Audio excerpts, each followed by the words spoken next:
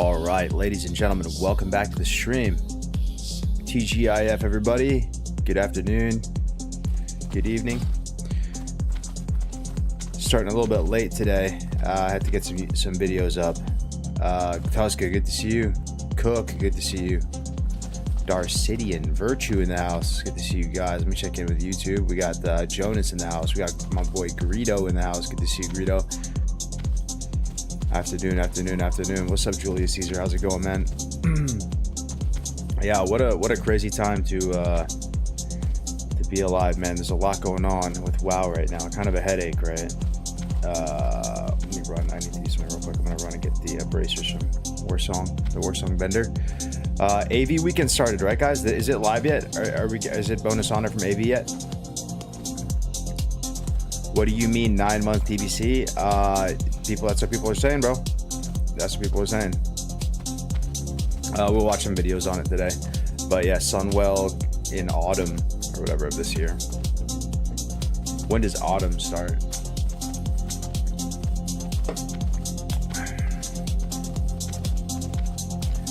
IMO, dude. TBC should be 1 year. It should be at least 1 year.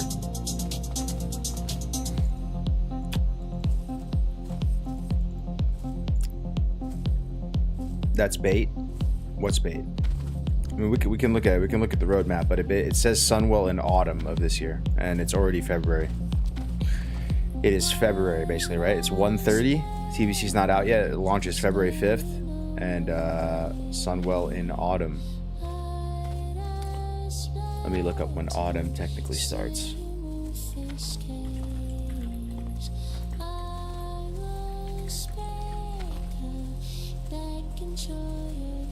So autumn technically starts September 22nd, but that'd be crazy, right? Like I don't think Sunwell's coming out in September, but it might come out in like October or something, bro. It might come out like mid-October.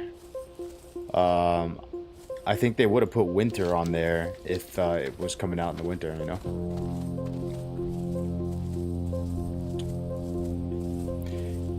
Is he rage baiting? You talking to me, Nico? Go look at it, bro. Go look at it and come back. It says autumn and Sunwell. I'm not rage baiting you at all. Yeah, and it's February, right?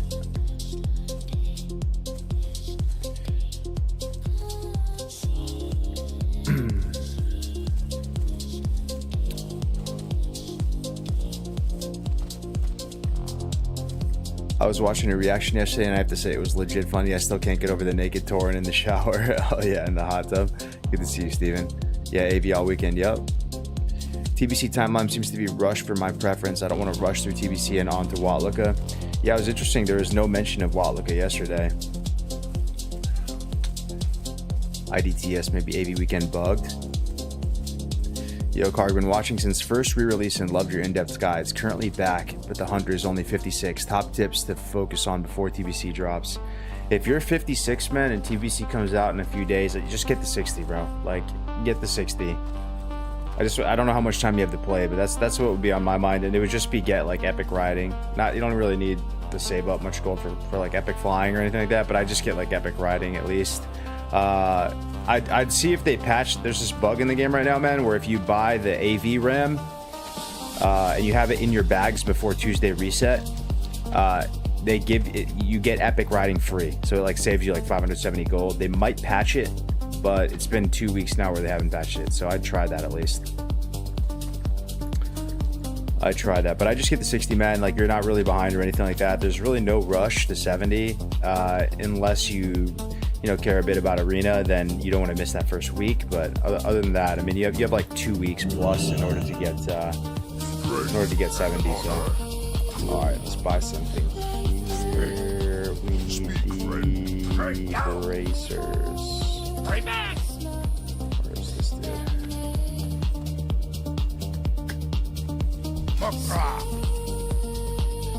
Maybe the ring too. I think we're gonna get Don Julio's though, actually.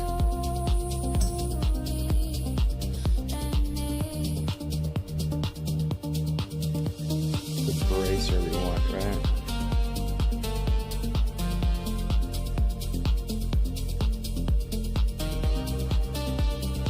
Bro, these are so insane.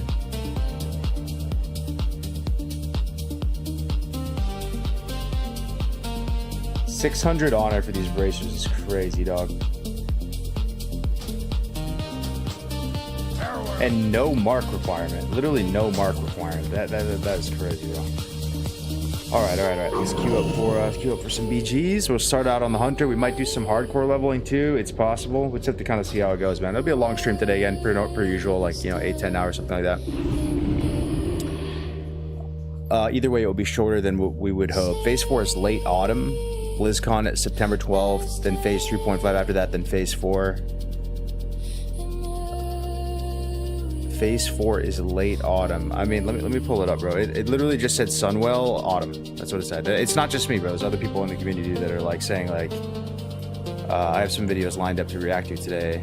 I watched a video by S-Fan on it. Let me see.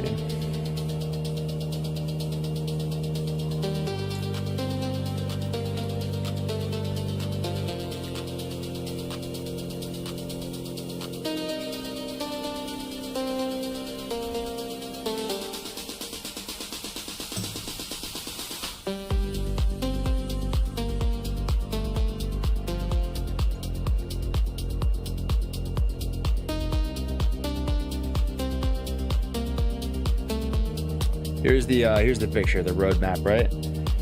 So launches, phase 2 in the spring, phase 3 in the summer, autumn, phase 3.5. This is like a mini phase. This isn't really like a phase, right? This is just ZA comes out. It's like the catch-up gear, right? So phase 4 autumn. This is not like winter, right? So when does autumn end is my thing. When does autumn end? I don't think autumn goes into the next year. Surely. There's no way autumn goes to January. So does it end in December? Right? And it's already February. So I'm not exactly Neil deGrasse Tyson here, but do the math. Yo, what up, Flowbird? Thank you so much. Kicking the stream off with a Prime. Thank you, brother. 4 months of support. Thank you very much, man. Getting us off on a good start here with the Twitch Prime. Thank you, man. What does it matter? Yo, what's your vibe, Nico? Like, what are you trying to do, bro? Like, look at this. Like, I never ban people. I'm not trying to ban you, but just like you're coming in here all like fucking grumpy, dog. When was the last time you played the game without having a lead gen or e-com site running at the same time? A lead gen or e-com site? I've been an entrepreneur my whole life, dog. I've always had multiple businesses. That's always how I've been. That's my only mode. I don't see anything wrong with that. I don't know what you're getting at, but yeah, making money is not a bad thing, especially when it's regarding stuff that you like and with people that you like. TBC doesn't end when phase 4 launch. We have 3 months with phase 4 also. I mean, it's can we agree it's a bit up in the air, right? But this being autumn, like, it's already February, right? TBC is going to launch in February 5th. So if autumn ends December, then it's starting from a little bit into February and potentially wrapping up by the end of the year.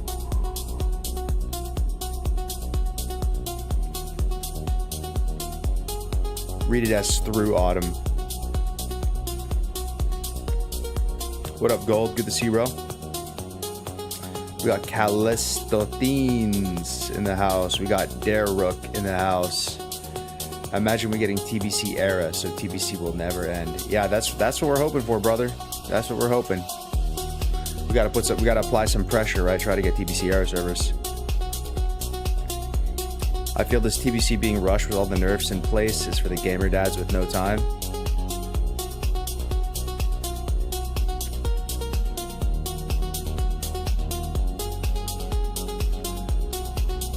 I have noticed that over the years, I've noticed that people, I have never felt this way, but a good amount of people don't think TBC is like an actual expansion, which is crazy to me. But you might have heard these types of like thoughts before, where they feel like TBC is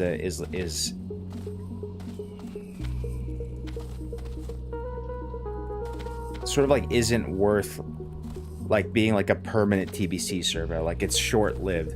I think in part because actual real TBC was very short, right? I think real TBC back in the day was like less than 2 years. But for a lot of people, man, TBC is home, bro. Put something in the chat if TBC actually is your home. You know, for me, Vanilla's home, but I love TBC as well, right? TBC is so fun. So hopefully we can change that and like make people realize, hey, TBC is like a home as well. It's not just like a phase. It's actually a really good like standalone version of the game. That's what I'd be pushing for, right? And hopefully we can get like TBC era servers. That'd be sick.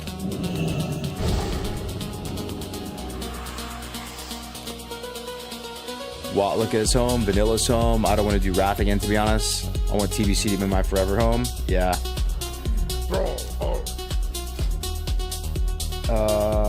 Yeah, we're doing AV, right?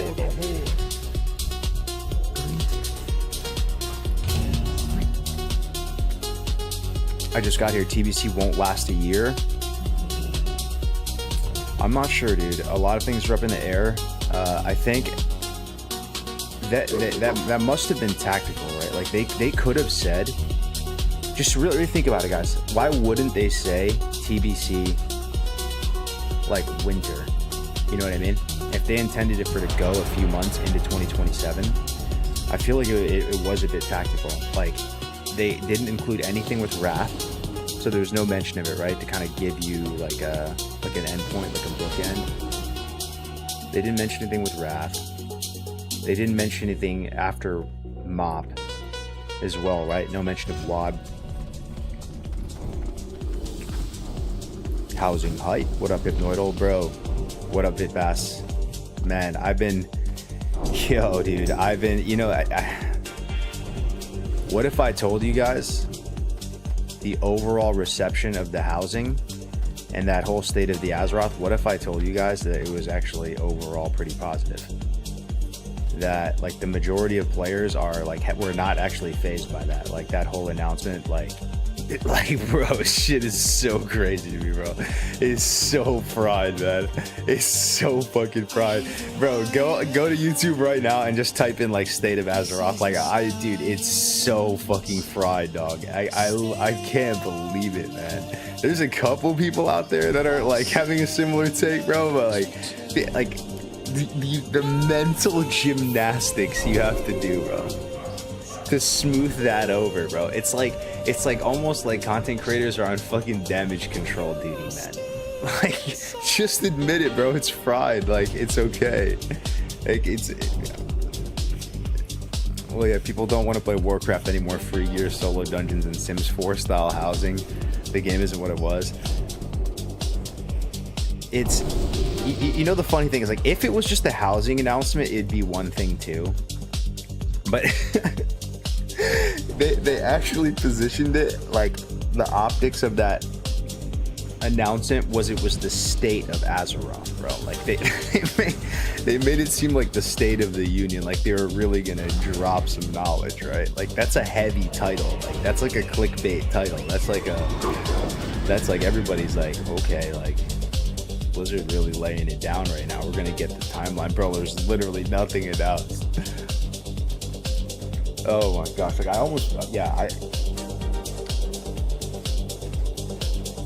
I kind of get it. I did a little bit of research last night because I was genuinely curious, like who is it that's like into this stuff, right? Like what is the demographic? There is kind of like a casual, you know, the people who like collect Funko Pops, you know, those Funko Pop things, bro, or they go to like fucking like EB Games and buy like the plushies and like the, like it's kind of like I can't really, it's there's some like thread here, bro. Like I'm seeing it actually. I'm seeing there are YouTube channels and stuff that exist just for collectibles and stuff, bro. Okay, like, this I've never like looked into it so much, but I was starting to figure it out yesterday. Some of these shorts and stuff people are putting out, like there's guides, bro. There's literally guides like how to acquire the Dark Portal collectible item for your house. This is how you do it. How to collect the Rufus pet in 2026. Yeah, I mean, it's whatever,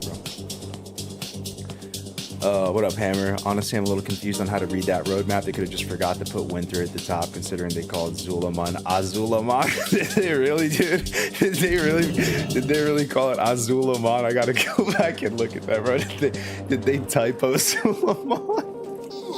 I gotta see that, dude. Word of Dollhouse. Blizz might delete bad comments. It's not Blizz. It's actually not just Blizzard, though, dude. There's, like I said, dude, there's YouTube channels dedicated to this stuff. New raid Azulaman. Oh gosh. Videos I've seen on my algos about people creating hidden FAP rooms in their house. Not even kidding. My prediction, though, guys, we have to be honest here. Player housing is gonna be a fucking hit. It's gonna be. I can see it already, though, bro. Like, I'm not an idiot. Like, I see it, dude. It's going to be a bop. Like, people, like, for a few of us, it's like we're scratching our heads, you know. But basically, people are just gonna like be getting like creative with their houses and like giving each other tours and all. And that it is what it is, bro. Like, that's kind of its own separate beast. Like, if people enjoy that, and it is what it is. It's probably, you know, my problem is probably not even with player housing so much. Like, I get it if they want to add that to the game, like as a feature. Like, I actually kind of like understand a bit of like why someone would want to do that, you know. It's the more like, what's the biggest issue you have with Blizzard right now, guys? If you had one, like, let me ask you right now, what's the main thing that kind of just like it's fucking hilarious? Like, it's let me see what you guys have to say, bro. TBC is home and I want a TBC era server. We'll play Watlika, but I don't want the servers to ever progress farther than that. You maining Hunter? I'm not gonna main Hunter, but I'm gonna play it, yeah. I play retail and I'm even like mad about the state of, and the classic tease was lame.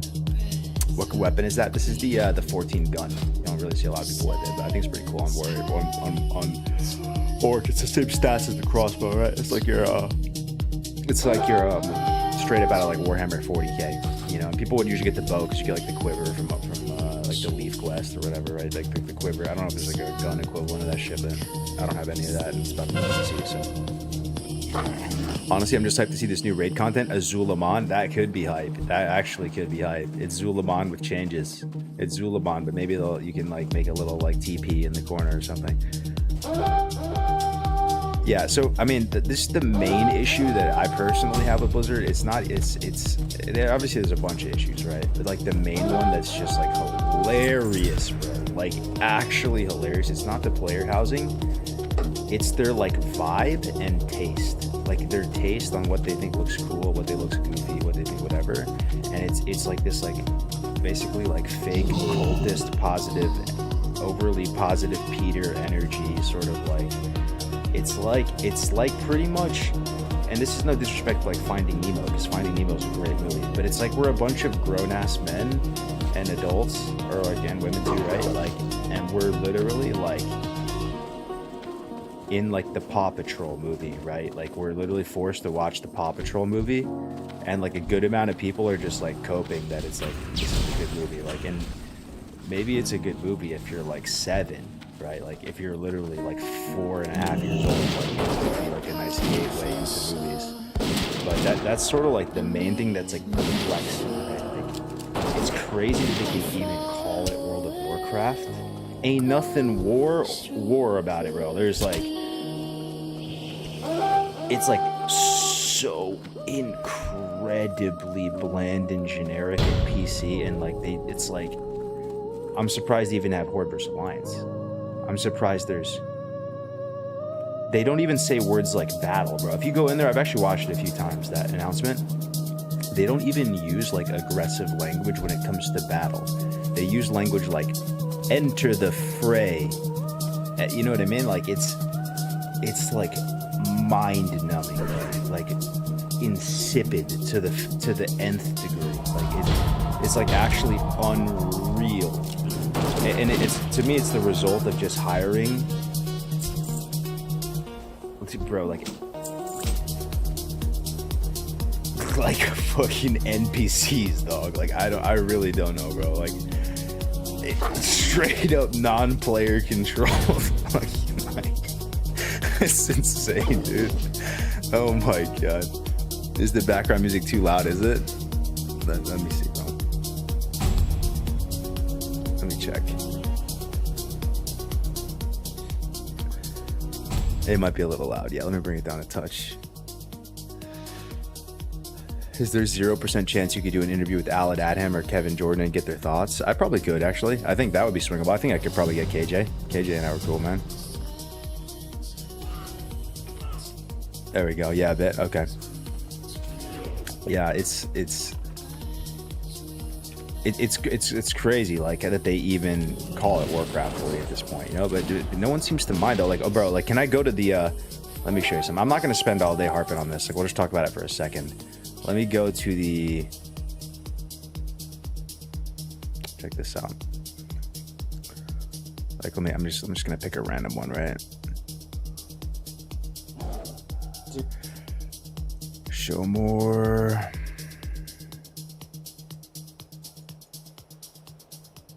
I mean, you never know. It could be rigged too. Like,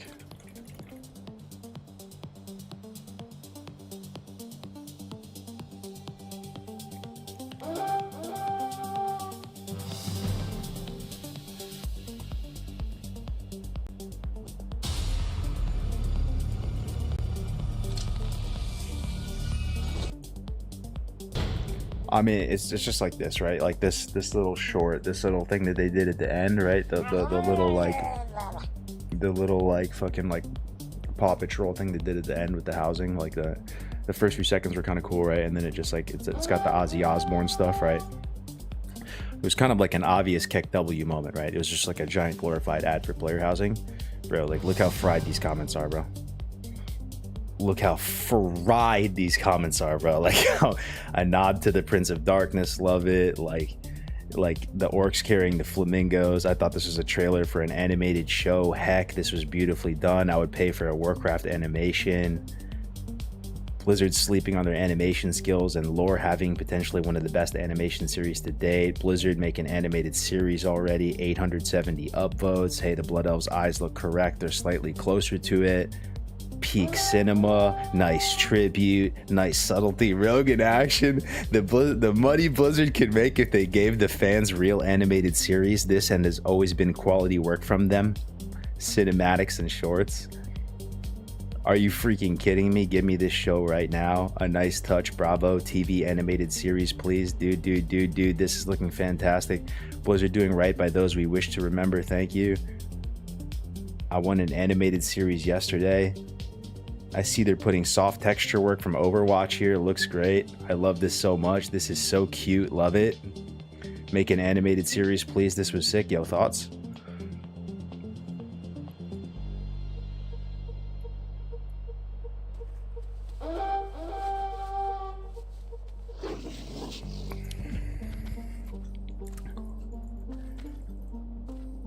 Weird cooked, yeah. I mean, like, I'm not trying to say Blizzard. It's honestly just funny, dude. It's not something I'm mad about. It's just it's funny, but it's the other side of it is it's perplexing. It's perplexing that, like, hey guys, guess what? We're actually not the main characters in the story, guys. We're actually just NPCs as well. Like, it seems so obvious to us, but like we're actually in the minority. Like, bro, like we're actually the fried ones here. This is actually cool, guys. We just didn't get the memo, guys. Guys, we just didn't get the memo. That's actually lit. We should actually be stoked for that, guys.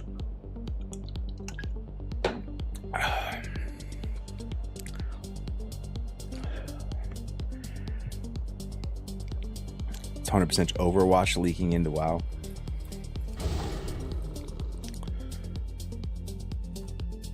It's AI comments. I mean, I see it, dude. Like, I'm not trying to put anyone on blast, bro, but like I see it too. Like, I'm trying to navigate it as well, right? Like, I'll read you some of these comments, right? Like,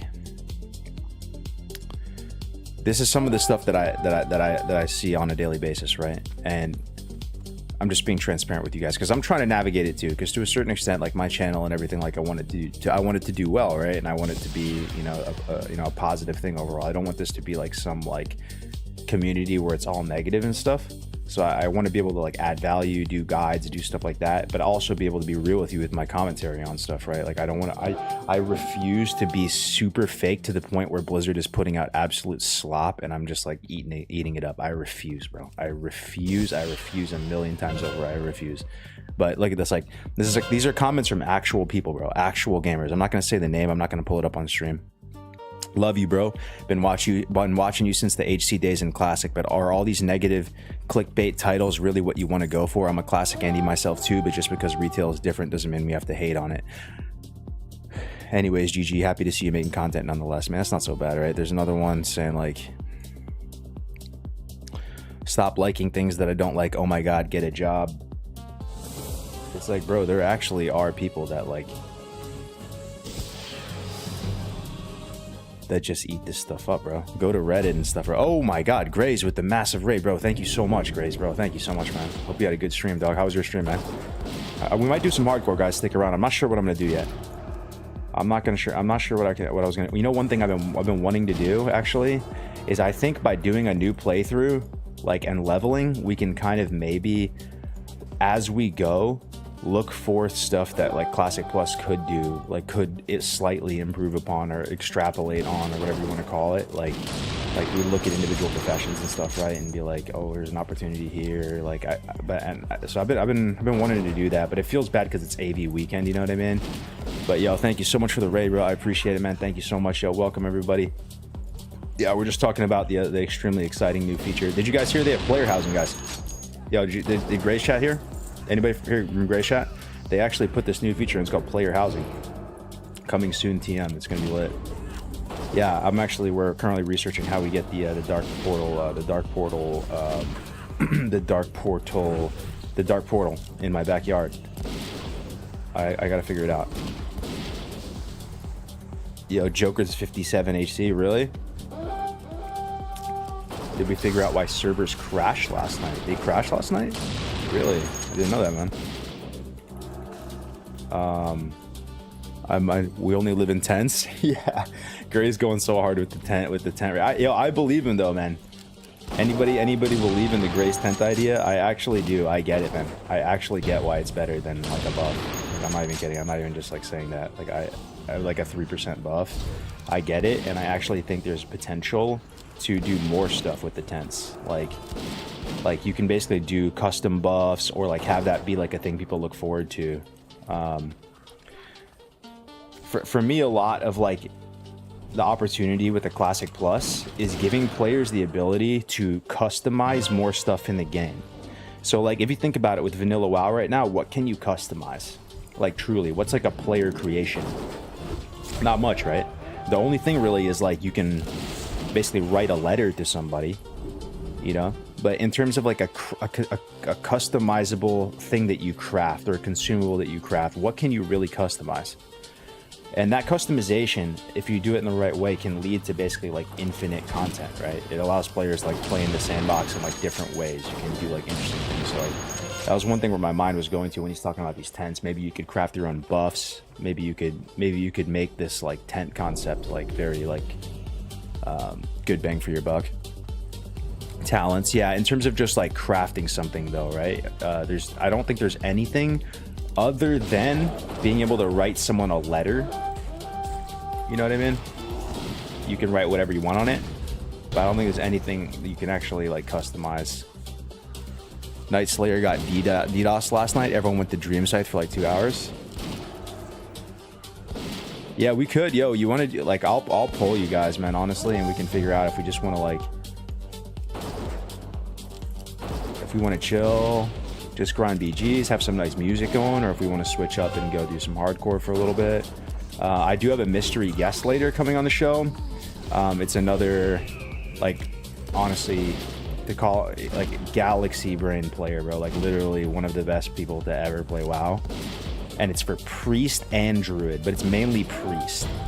So I feel like the Priest content's going to be sick. And he's coming on the show, and we're going to talk for 90 minutes and answer all your guys' questions, and it's going to be absolutely lit. Similar to the one we did with Skryna.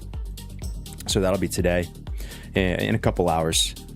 But yeah, thank you so much for joining the stream. Grace, thank you for the raid, brother. I love you, man. I actually really, I think you're hitting your stride, bro. Like you're literally becoming like the David Goggins of Classic WoW. I think the antics, the screaming, getting fired up, I like it, bro. It's refreshing. I've been telling people, bro, like literally, like the way you make it as a content creator, man, is you basically have no take, but like fucking psyop everyone into thinking that you have a take on stuff. Like you actually are saying nothing and having no stance, but you still are able to make it seem like you have like some like edgy take, and the people are like privy to some like, you know, edgy sort of like cutting edge conversation. But bro, like it's been a tale as old as time since 2019. The most successful creators are just like, that's the formula, bro. You just have to be a good boy. Hell yeah, dude. So what's up about the 9-month thing? A lot of people are talking about that, man. Some people came in here all fired up when I first started the stream, thinking that's not true. If you look at it, though, I'll pull it up for you guys. You can let me know your thoughts. Grace Community, too. He might have gone over this stuff already. State of Azeroth, timeline. God, that was such a good State of Azeroth, right? So good. So good, bro. Okay, here we go. This is that roadmap. It's that roadmap. Oh, this is that roadmap. Did you guys see the new Netflix show they're launching too? See their new Netflix show, their new HDTV show, interior design show. Yeah, we were just going over these comments, bro. Like, I thought it was gonna be everybody that was like interpreting this in a similar way. It was like Ebonheart and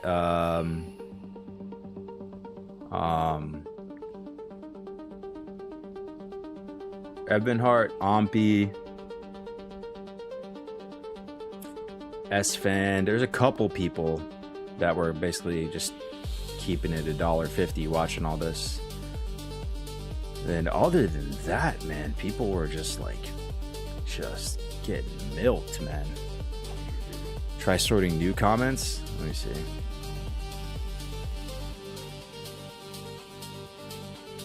So lame and cringe. WoW has lost its identity. That's why the classic community keeps on growing. Oh yeah, maybe they are deleting comments. That was just a few minutes ago. Man, what I would do for WoW to actually look like this. Like, under my breath, I kind of have to admit, for what that is, they did kind of an insanely good job with that player housing. Like, yeah, it looks kind of crazy, bro. Like, yeah, they good job, I guess. It's like the main issue though. Oh shit, did it crash for a second? Could you hear me that whole time though? Or was it, did you not hear me that whole time? Should I repeat what I just said? Could you hear me that whole time, boys?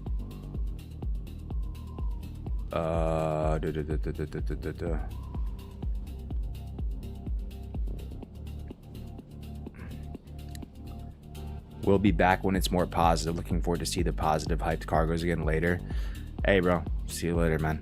See you later. Like I said, I'm not claiming like I know like I'm right with everything. Like I'm not claiming like I have all the answers, but there are some things that I do feel pretty solid about. Like, you know, pertaining to like, you know, wanting trilogy servers and thinking that pretty much like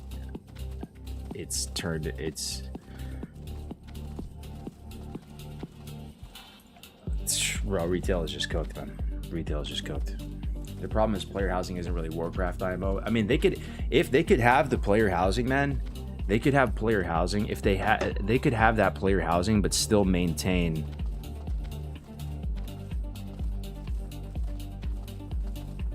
like a better vibe, you know? Yo, Cargos, did you ever get a chance to watch the Faye video? I did watch it a little bit. Yeah, man, I watched it off stream. I think I'm a little late to it. Like, that stuff doesn't pertain as much. I feel like people heard those takes already, but it was a good video. Yeah, I watched it. Retail isn't cooked for the people who play it, though. We're just not retail gamers, so it's cooked for us. Yeah, I feel you, man. I do feel you. I do feel you on that. it's just really a case study, because this has happened to me before. It's happened to you guys before, where you've had these like IPs that you've invested in, right? It could be Halo, it could be name another one that it happened to you, where like, you know, you invested in, it was a you know, substantial part of your of your life, and then it just kind of falls apart, right? Or like gets watered down or whatever. I mean, to be honest, like, I think what would make retail more appealing to the classic player base is to be honest, if they just like built an entirely fresh new team, like a fresh new team, different vibe, have a little edge again, have a little Warcraft spirit again, bro. Like just, but it'll never happen, you know. So, I mean, you know, the Diablo though, like Diablo was actually pretty dark and edgy, a little bit. I mean, a lot more so than the WoW team, you know. Like even the D4 game and some of the trailers they came out with were pretty sick. Like that, Diablo still, you know, Diablo still's got it. It still has it to a certain extent, right? Cargos, we need why. Cargos is thinking to reroll Alliance. D4 cinematics. D3 was rough. We need player housing with old assets and Classic Plus. They wanted player housing in vanilla. I heard that abrupt. Yeah, I mean, I interviewed Kevin Jordan, right? And he told me that Portal and Stormwind was actually supposed to lead towards player housing initially. Frat boy culture is what made WoW. Those days are over. I don't know, but frat boy culture is cringe too, bro. Like I said, like I think I give off that vibe of being kind of like frat bro culture. I wish I wasn't so much that way, to be honest, because like I think things can be like, what's the spectrum? Like there's like ultimate like soy over here, and then there's ultimate like toxic masculinity over here. It's kind of like a spectrum, you know what I mean? That might not be the perfect labels, and they're both like kind of equally bad in a way, right? Like it's yeah, right now at Blizzard though, bro, like that is like unbelievable, dude. Like that's it's literally, and I'm not being hyperbolic, it's at the same level of edge as Paw Patrol.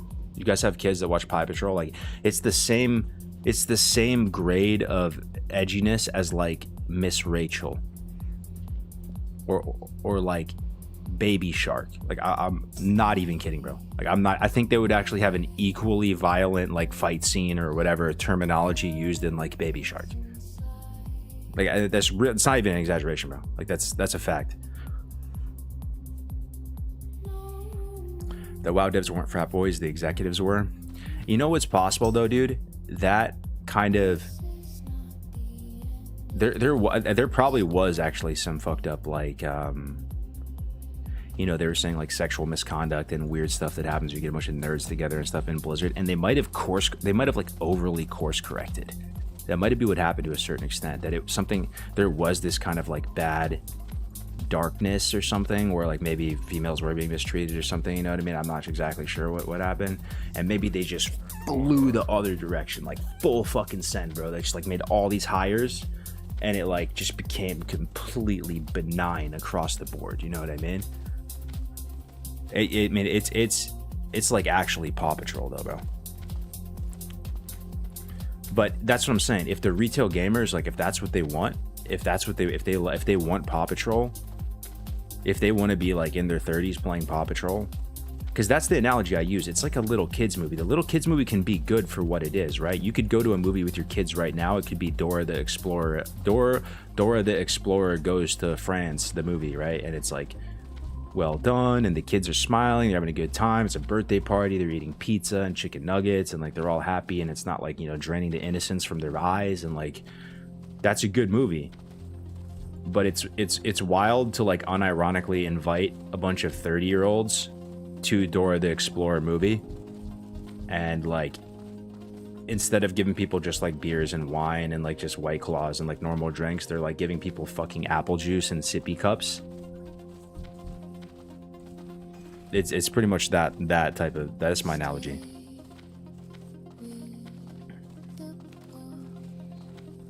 It's more Marvel than a kids show. I don't know though, dude. I think Marvel actually has more edge and like, I genuinely, bro, like, I'm not trying to be hyperbolic here. They don't even say like battle or combat. They say like fray. If you go back and you listen to the terms, the words, the actual words they chose, because it's all very much premeditated, right? When you look at these things, they're like, we want Azeroth to be a cozy, safe place when you come home for a few minutes and you get to relax and unwind and cozy up by our humble world, where you can come and make a humble character and you can interact with the community and do all like, and that's like fine, bro, if it's like Animal Crossing or something, or if that's the vibe from the game fundamentally, right? But you know, you look at the OG cinematics, the OG vibe, like Alliance versus Horde, you know, that was part of the mystique, the magic of the game initially, right? People actually hated the Horde if you were Alliance back in the day. People actually hated the Horde, they hated the Alliance, you know? And it was kind of actually good in a way, right? Like it would like dehumanize the other faction. And obviously it's not good to dehumanize people, but when you're playing WoW, it's almost kind of good in a way if you're playing some immersive MMORPG where it's like their dehumanizers is crazy, like how could that undead rogue gank me like 20 times in STV? Where's his humanity? Why does he not merciful, right? But you're like immersed, you're locked in, right? And then like you log out of the game and you're good, right? Everybody's just human again and all that. Like it's Azeroth being cozy, that says a lot about the designer's vision for the game. That's what I'm saying, bro. That's what I'm saying. Like, I did a little bit of research yesterday trying to understand it, and I don't actually think it's kids. This is the kind of weird thing. I actually think their demographic is adults, but it's adults who are really into collectibles, bro. I'm not even kidding you, bro. Like, I swear that's what it is. It's like people that collect like Funko Pops, and like I used to collect stuff too, man. I did too. Like I'm a bit of a collector too when it comes to like certain things like nostalgic gaming memorabilia and stuff. Like, you know, I used to tinker with old Xboxes and fix Xboxes, and like I had a bunch of different versions of them. You know, so like I get the appeal of collecting, you know, but like all collecting isn't the same too, right? Like I don't know, just for me, like I would collect like old versions of the games that I liked. You know, I'd have like physical copies of them, or I'd have, you know, old consoles and I try to put them in immaculate condition and like so I could just like replay some of my old games. Like I would have like GameCube games, stuff that basically would get lost to time unless I saved it, right? Like there's a lot of GameCube games that I like, N64 games. It's part of like our heritage, our legacy of gamers, like celebrating this whole, all these consoles that were so like cool, man, and so like impactful. So it's so, and even like Magic the Gathering, I don't know, it could be hypocritical. I'm open to the idea that it's hypocritical, but it to me it's like different when you collect a Labubu or a Funko Pop or like a battle pet or whatever they call it, like fucking Rufus, you know, that shit is just like, but yeah. Is that your knee? Oh yeah, it is my knee. I'm just sitting weird, just in gamer shrimp posture, my bad. Magic the Gathering sold out super hard in recent years. Yeah, I feel you, bro. With the world, yeah, bro. It's another one, man. It's another one, dude. Like the Magic. Well, it happened to all of our IPs, guys. It happened to Magic too. You're right. You're actually right. The universes beyond. That's not to say that all the universes beyond are bad, but who here actually plays Magic the Gathering and follows that? I've seen that guy, you know, the professor in Magic the Gathering. I forgot what his channel's name, but I've watched his videos for like over the years, right? And even some of like the OG like Magic like investors and stuff, bro, I actually watch them go through the same mental gymnastics the WoW vanilla community goes through, trying to preserve their love for the game. Like preserve that, like kind of like justify like why they're still into it, right? Because a lot of that happened to Magic too, bro. This dilution of like the world and stuff, you know. Yeah, there's unironically like Spider-Man Magic now, bro. Right? There's SpongeBob Magic. That's actually a real thing. I'm not even kidding you. There was actually a SpongeBob SquarePants Magic set. I swear on my life, that's actually not a meme. That happened. I didn't even collect it or anything, but you know, then there's somewhat good ones too, like the Final Fantasy one. People got into that. I got really into the Lord of the Rings one. I spent way too much money on that. I probably spent like 20 grand on that. It was so stupid. I mean, I enjoyed it while I was there. I bought all the fucking Nazgul and all like the collector boxes and all that shit, bro. It was kind of a waste, but it was also kind of cool. I was just so excited to see Magic, like Lord of the Rings. I love Lord of the Rings. SpongeBob Magic set sounds OP. I like Final Fantasy. The SpongeBob counter spell goes hard as fuck. What's up, Winky? Do you have a collection of useful add-ons and what to use in TBC pre-patch? I do, RxN. I just posted a video on my YouTube channel today, right before I went live on add-ons. Give me 1 second. Let me AFK for 1 second.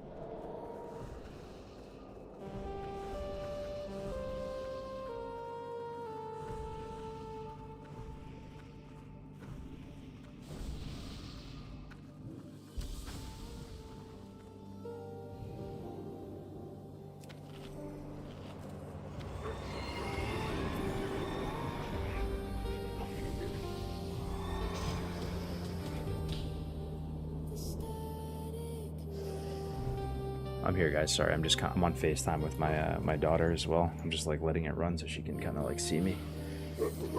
It's kind of awkward, but it is what it is. She's just like coloring home from school, you know.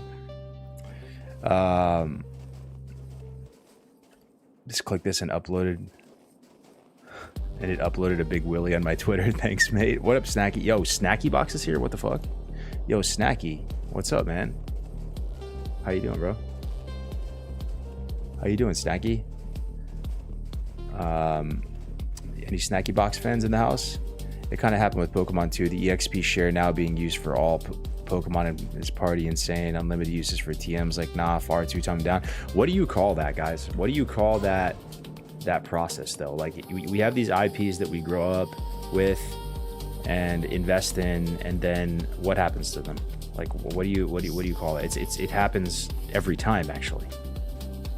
Like, did Lord of the Rings sell out, guys, or is it still good? I think it's kind of sold out a little bit too, bro, to be honest. Like, they did those kind of like woke Lord of the Rings ones that were like, all right, bro, like those shows.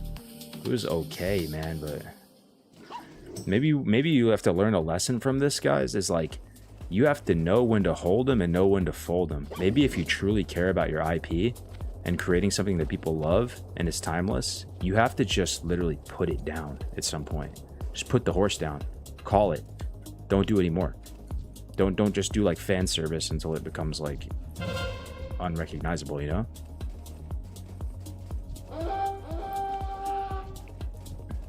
Retailification, corporate greed.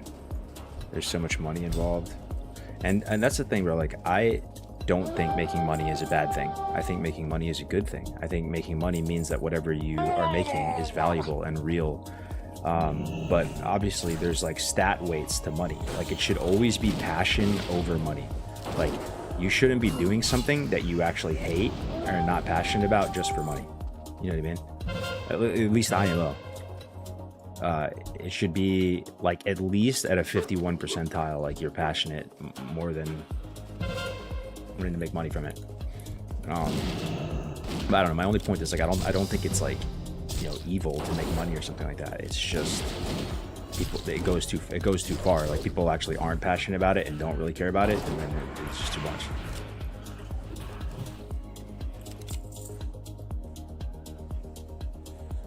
Yo, Snacky Box with the Prime. Let's go, man. One creator to another, bro. Blessing me with the Prime. Thank you, dog. I appreciate it, man. I hope all is well with you, man. I've just been getting back to it. I'm like 6 weeks. This is my 6th week back in the game, boys. 6 weeks back. Make the IP open source. Capitalism, expanding to all audiences to make more money. Yeah, we're doing all right, man. We're doing all right, Snacky. I had a hard year, bro. I had a hard year, brother. I had a hard year, man. But the silver lining is I'm back, and I got another degen arc in me, another Cargo's arc in me, in a strange twist of fate. What class do you enjoy the most right now? The class I enjoy the most right now,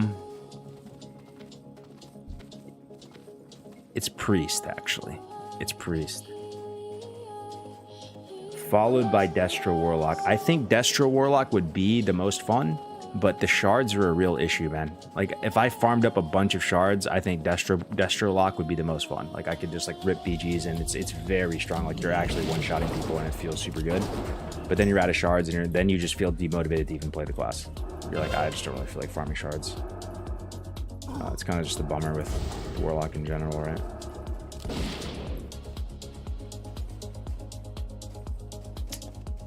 Instead of just staying stubbed to retail and wine, just play other games with passion. Well, that's the thing, bro. Like, you don't have to play retail though. You can play classic, right? So like everything that I've been saying for a while is like, I just want the original trilogy preserved because they're pretty solid. I like that the original trilogy has nothing to do with modern Blizzard, and I want to keep it that way ideally, right? That we can go back and play vanilla TBC and Wrath unscathed, unactivisioned, you know,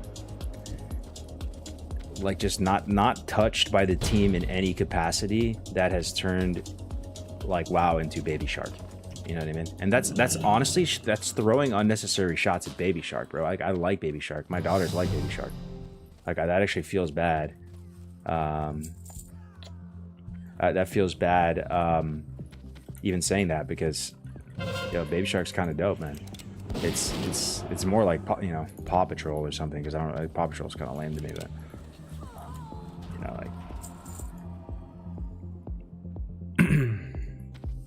nice to see you, man. Haven't played in a while. What's up, Axter? What up, Hitchcock? How's MM Hunter feeling? I think MM Hunter is feeling better than BM. BM, I felt like when I didn't have my big red button, you couldn't really even feel your damage connecting. And part of it's a gear issue, though. Like, I'm not like fully geared or anything by any means, but as Marks, you see that, right? Like, you can actually feel, you can feel your damage, like just your right clicks, your auto shot. It is quite strong. The problem with Marks, man, is you don't really have any defensive cooldowns, and you just die. You literally just fall over. It's so bursty right now. Someone goes on you, like, that's the thing I like about Priest, is Priest seems to be like a class that can deal with the burst pretty well. Rogue opens on you, Warrior opens on you, like, you can deal with it for a second. Like, you're still probably gonna die, but just playing a healer in general, I feel like that's so refreshing for me, being able to replenish mana and health and heal others. It's a very empowering feeling, actually, because in TBC, it'll be more so like this. At 70, you can heal through damage. You guys understand that? Like, you kind of need a Mortal Strike to kill somebody. But the game is set up in a way, and I think it's good that it's set up in this way, that like, if you don't have a Mortal Strike, like, you're able to heal through the damage as long as you have mana. It only becomes really unhealable when you have like Wound Poison or like Mortal Strike on. So like in a BG, I don't know, like, you're able to, like, your healing is so powerful. You are so powerful as a healer. And I don't know if you guys have played healer in other expansions, like in Watlock and beyond. Are healers at the same power level in those expansions? Does that continue to be the case? Because in TBC, they make all these healing gears too. The healing gear gives spell power in TBC. Not as much, but still a good chunk, right? And healers still have a lot of offensive tools, like druids have dots and bleeds and yeah. Pixar Blue Abyss survive Marks. I put in your Discord is best for BG's telling you. Hell yeah, good to see you, Exos. Yeah, I know you've been playing a ton of BGs. Yo, thank you very much, everyone watching, though, guys. I really appreciate your time here. Thank you so much. I know we may not see eye to eye on everything, but that's okay, you know, and I think that's more entertaining that way, that we can have our takes and have our opinions. I'm not going to ban any one of you guys for having a different opinion than me. I would never do that, dude. I don't really want to be in an echo chamber where if everything I said, everyone's like, yeah, you're right, Cargos. Like, that sounds like dystopia. So, you know, like, I'm just a dude who loves the game at the end of the day. Well, just loves certain versions of the game, right? I'm kind of just like a vanilla WoW, TBC, Wrath type of guy, and that's about it, you know. So, of course, I'm going to throw my hat in the ring for that stuff. And I'm just being honest, and I feel like the honesty actually, I hope it's refreshing to some people, because in this era we're living in, where everything is like kind of like AI, and the formula for success is to just be like extremely like risk averse, fence sitter, sort of like just like don't piss anyone off, cast the widest net possible, convert, you know, sort of like just treat everything like a conversion funnel, like a, you know, like a sales funnel, and like just cast the widest net, don't piss anyone off, and just have it, you know, just convert down. I feel like there actually kind of needs to be more voices, because I honestly feel, I hope that like I can make some of you guys who might be feeling some frustration or feeling whatever, like feel like a bit more heard, right?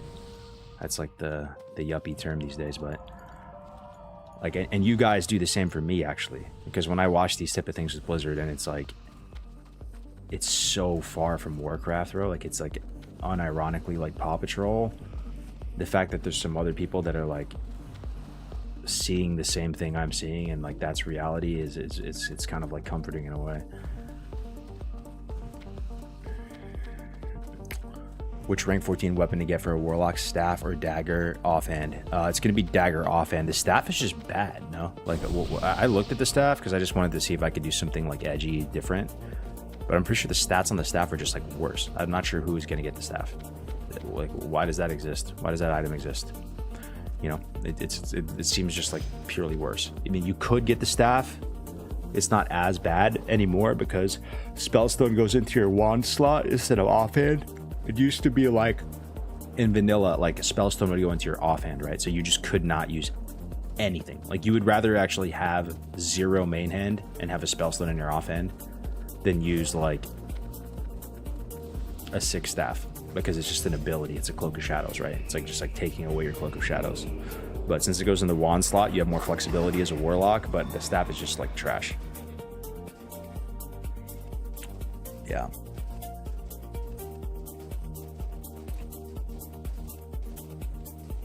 I took the staff, but isn't the stats worse, is what I'm saying, Hobble? Like, if you look at the stats side by side, I think it's, I don't know if there's any advantage to the staff. I mean, it's not a big deal. If you got the staff, bro, we're not talking like some huge amount of stats. It's just, you can kind of just get the staff to look cool. It's not like the end of the world, right? But worse than it.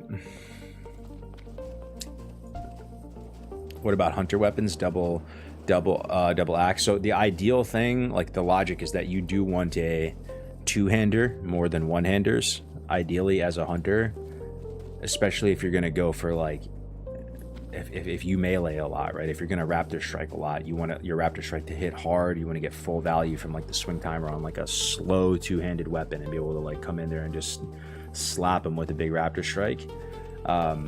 But a lot of times you don't have access to that 2-hander, and those 2-handers don't have like the good stats for hunters, you know? So like you'd have to get like a PvE 2-handed weapon, like even like a Zinrock or something, like the AQ40 Barb, something like that.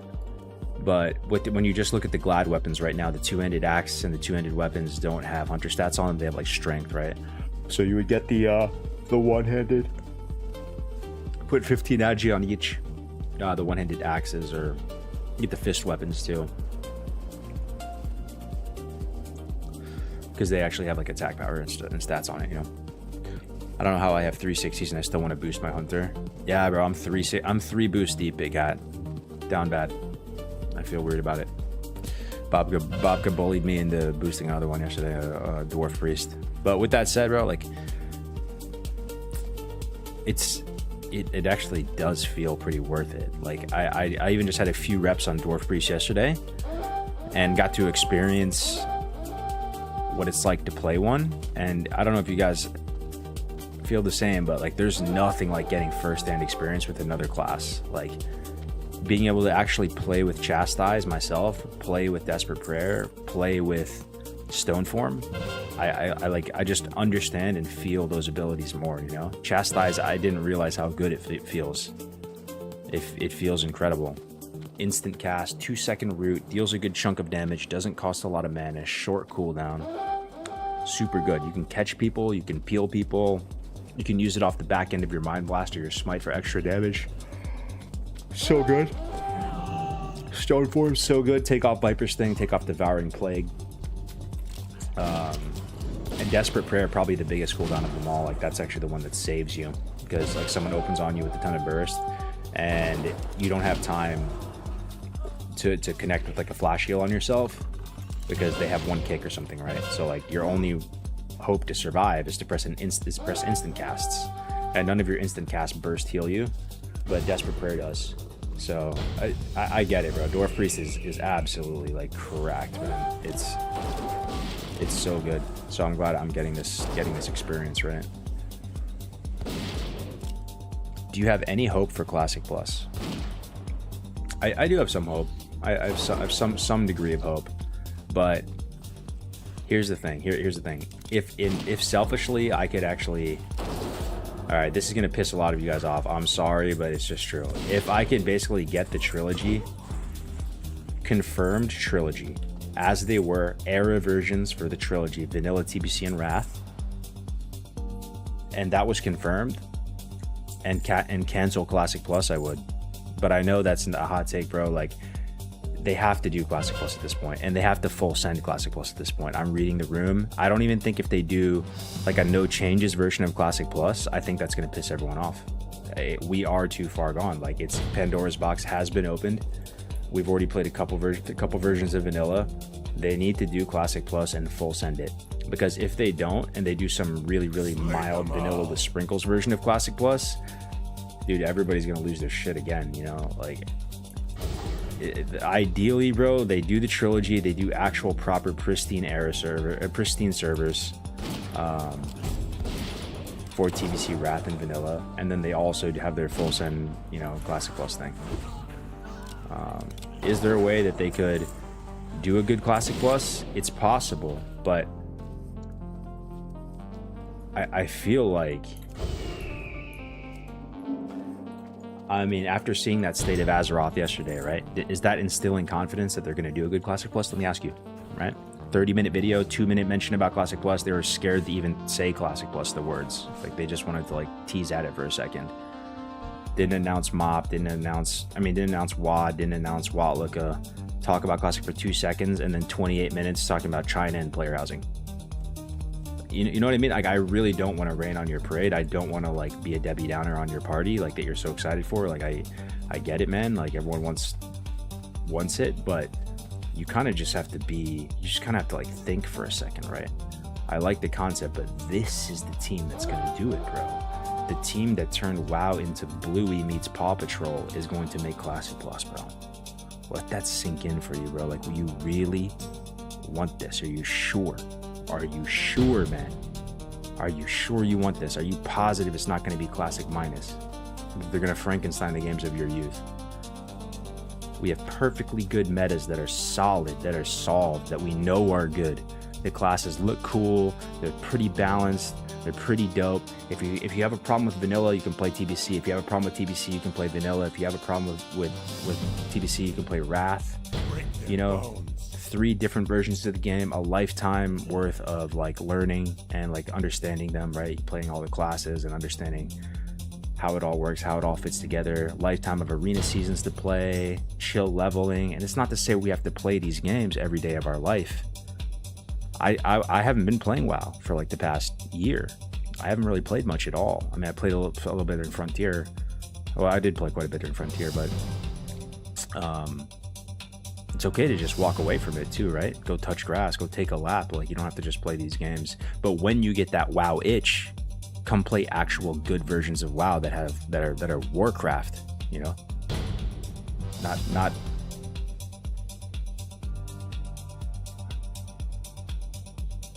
I'm still struggling to articulate. Every day I struggle to articulate like why. Because it's not good to be a hater. It's not, bro. It's not healthy for yourself. It's not good to be a hater.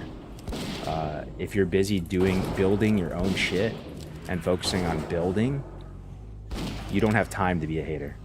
You don't really give a fuck because you're busy building what you're trying to build and doing what you're trying to do.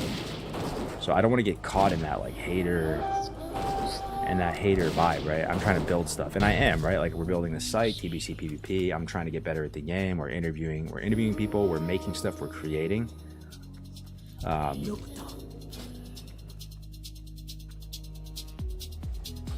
Damn, Horde's winning a good amount today. That's good. Good stuff. Yeah, we're trying to get the Raptor on this guy. That's really like the main thing I want now at this point. Let's get up to 30 AV marks. I want to try to get some Warsong marks and get the Raptor, bro. The retail hater is back.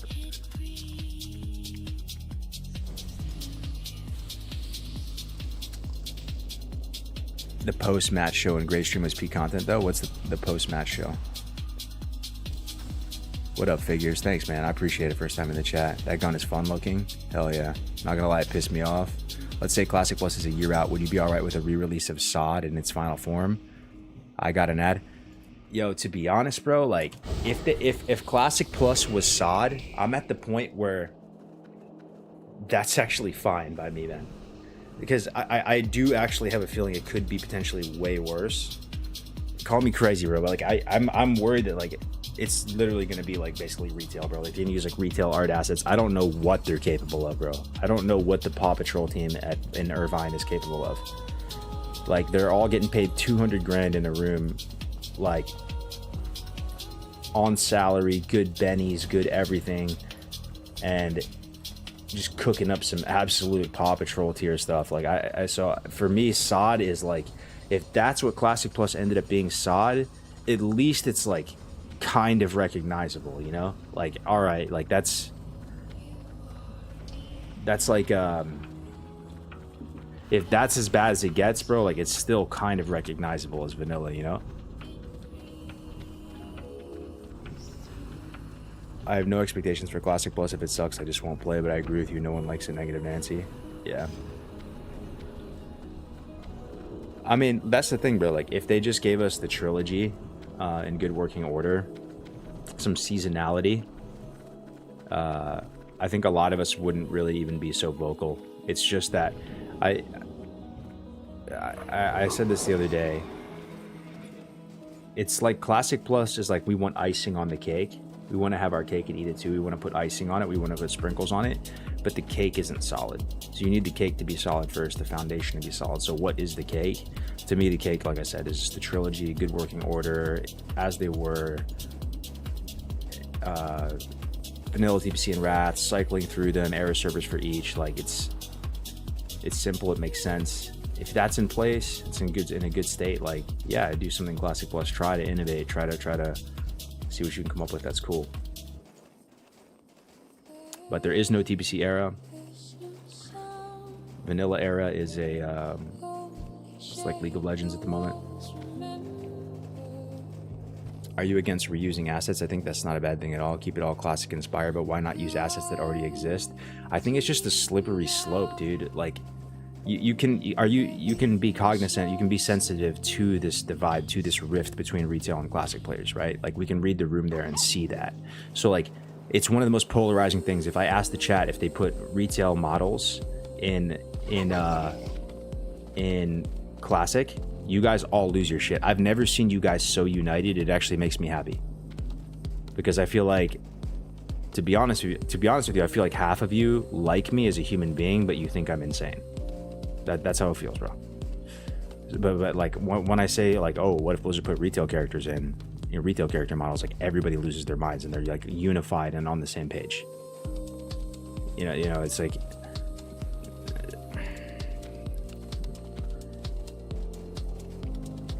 so like that's the sensitivity on it, right? We're using assets, I think, like conceptually is not a problem, but imagine they make retail and it feels a lot like they make Classic Plus, but it feels a lot like retail. Like already the client is, you know, they put a lot of quality of life stuff in here and features, edit mode, that it's already kind of pretty far from that original like classic like UI. And you know, imagine they start using retail art assets.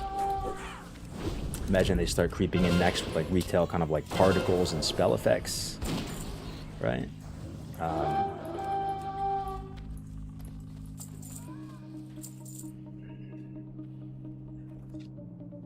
There's only one way of doing Classic Plus: add quality of life, expand on the OG world with quests and raids and zone. That's it. Don't touch anything else. You know what it is though, activators? People want talent changes. They want class overhauls. They do. They do. They do. They do. They do. They do. They do. They want that. They want that. They want that. I understand kind of a little bit, sort of, why they want that. People get so tilted by the idea that you have to stack brown class in vanilla, when you don't even actually have to stack brown class in vanilla, bro. Like, it's, you can, sure, if you're doing a fucking speed run. Like, there's like barely anyone doing that anymore. Like, if you're trying to do some speed and do like cross guild collab and get a bunch of like rank 14 warriors together and do a speed run, like that's, I think people overestimate how many people are actually doing that. It's like a couple guilds. Like, you know, you can just clear the content with whatever, like, but it's the most efficient. But yeah, people like, they really don't like the brown class meta. It's,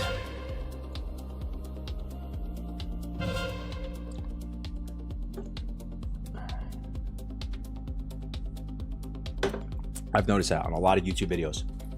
It's one of the first things people say, right? When they talk about vanilla, one of the first things that comes to their mind.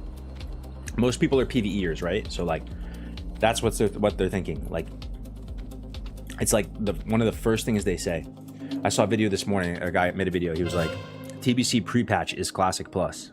It's the blueprint for Classic Plus. And he was like, I love TBC pre-patch. It's awesome. It's great to see more diverse class compositions, and we're not just stacking brown classes, you know. But honestly, man, like, just unlimited debuff slots feels so good. That's a big W. They did that in SOM, and like that already opens things up a lot. You know, people can play their class, they can push their buttons. And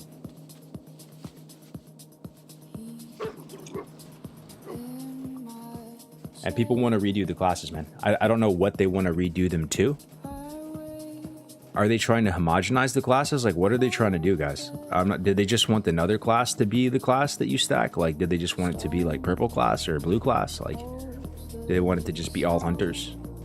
Like, people are gonna min-max, bro. People are gonna find the best class. They're gonna find the best spec. They're gonna find the thing that's simming the highest. Like, that's just how it is. Like, you want every class to be homogenized. You want every class to be doing an identical DPS or in the same tax bracket of DPS. Like, is that what it is? You know what I mean? I have played so much vanilla WoW, so take this for what it's worth. Like, I promise you, I don't say this lightly. I promise you, this is an extremely well thought thing, but I believe 112 is an extremely balanced version of the game.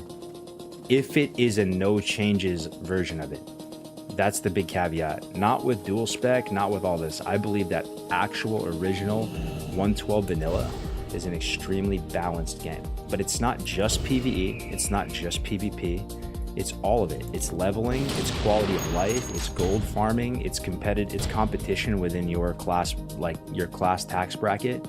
It's all things considered, man. It's the entirety of the experience, 1 to 60, fresh server to old server, PvP, PvE, open world, dueling, rank 14, ranking to 10, ranking to 9, ranking to 8, ranking to 11, ranking to 13. They all are, it's all different factors to consider, right? There's, and that's not something you hear from like almost anyone, dude. I don't hear it much, at least. People going to bat, people coming to the defense of 112. And unironically saying, no, that's actually a good version of the game. It's actually pretty balanced and it's pretty good. All the classes are good. pretty much all the specs are good in 112 too. It's just how you define a spec. What is a spec to you? Do you need the capstone talent to be required a spec? Is that what makes something a spec? But every single class and spec in the game in 112, there is some niche like use for it, bro. There is something that it actually does better than the other classes and specs. You know, everything from Boomkin to like Ret Pally to like, you know, it's everything from Boomkin to Ret Pally to Ellie Shaman to whatever, right? And obviously I could like look at 112 and find some cracks in the armor, right? Find some things that I do think, like, if they were different for whatever reason, would probably meaningfully improve the game. Like the two things that stand out is just taunt for Shaman and Paladin. Just a real basic ass taunt. Probably would improve the game, right? And just allow people to do more in the sandbox, in the theme park, whatever you want to call it. They see the game as just raiding, but they want all classes to be equalized for raids. That's what I'm saying, Mock. And that's also what I'm saying about dual spec. Like, I genuinely believe this, bro. Like, I like dual spec in a way. It's convenient. It makes the game more playable and more fun. But it also does take something away from the game. And it doesn't take something away from the game for those of us who have played it forever. You know, if you actually are here and you played vanilla like 10 times over, then it probably doesn't take anything away from you because you get it. But there are always new people playing vanilla and like trying it out for the first time and getting into it, right? And people that don't have that many reps into it. And like adding dual spec to the game, it does actually rip the fabric of the game apart. Fundamentally, you're now the main character as opposed to just a character in the world. The world should always be the main character. And now you're the main character. You can just press a button and just change the world around you and just turn into something else, like instantaneously. That's kind of like a nerdy RP like thing, but it's also mainly like on a balance level though. Like rogues are like the strongest PvP class in the game, right? Like a subtlety rogue, fully kitted out, sub rogue, open world, whatever. Like it's the strongest class in the game. They can just milk out cooldowns forever, go re-stealth a million times. It's the strongest class in the game. But how is that balanced? How does the balance come into play? It's because if you're a sub rogue, you're cooked. You can't PvE. You have to like gear differently. You have to play differently. You can't press hemo in raids. That's the trade-off, dude. You're gonna be a sub rogue, and that's your identity. You're gonna become like the Giga Chad of PvP, and you're gonna like be a terror, ganking lobies and doing whatever you're trying to do. Be a menace in BGs and pre-mades or whatever. That's your specialization. Well, what's the trade-off? It's going to be really hard to find a raid slot, dude. And if you're going to find a raid slot, you have to spend 50 gold to respec. You know, the actual good rogue PvE spec is combat, or I guess you can go like dark mantle daggers and stuff, right? I don't know the most about rogues, but there's a trade-off, right? So being able to press one button and be this insane PvP beast, and every single rogue in the world being able to do that is a big difference to how like an actual like vanilla plays. And like I said, this is the balance that people, it's like they just don't know the game. That's really what it comes down to, bro. Like I'm sorry. Like I'll admit when I feel like I'm on the fence about stuff and I don't really know what I'm talking about it. Like I'll ask you guys a lot, but that's one thing I feel strongly about too. You know, like Hunter, like it's one of the things, like, yeah, people say Hunter's not the best DPS in raids or whatever, right? But there's so much quality of life with Hunter. The idea that your PvE spec is like pretty solid in PvP, and like your farming spec, your PvP spec, your PvE spec, it's not all that different. You can play one spec and do everything you need to do in the game. That's part of balance.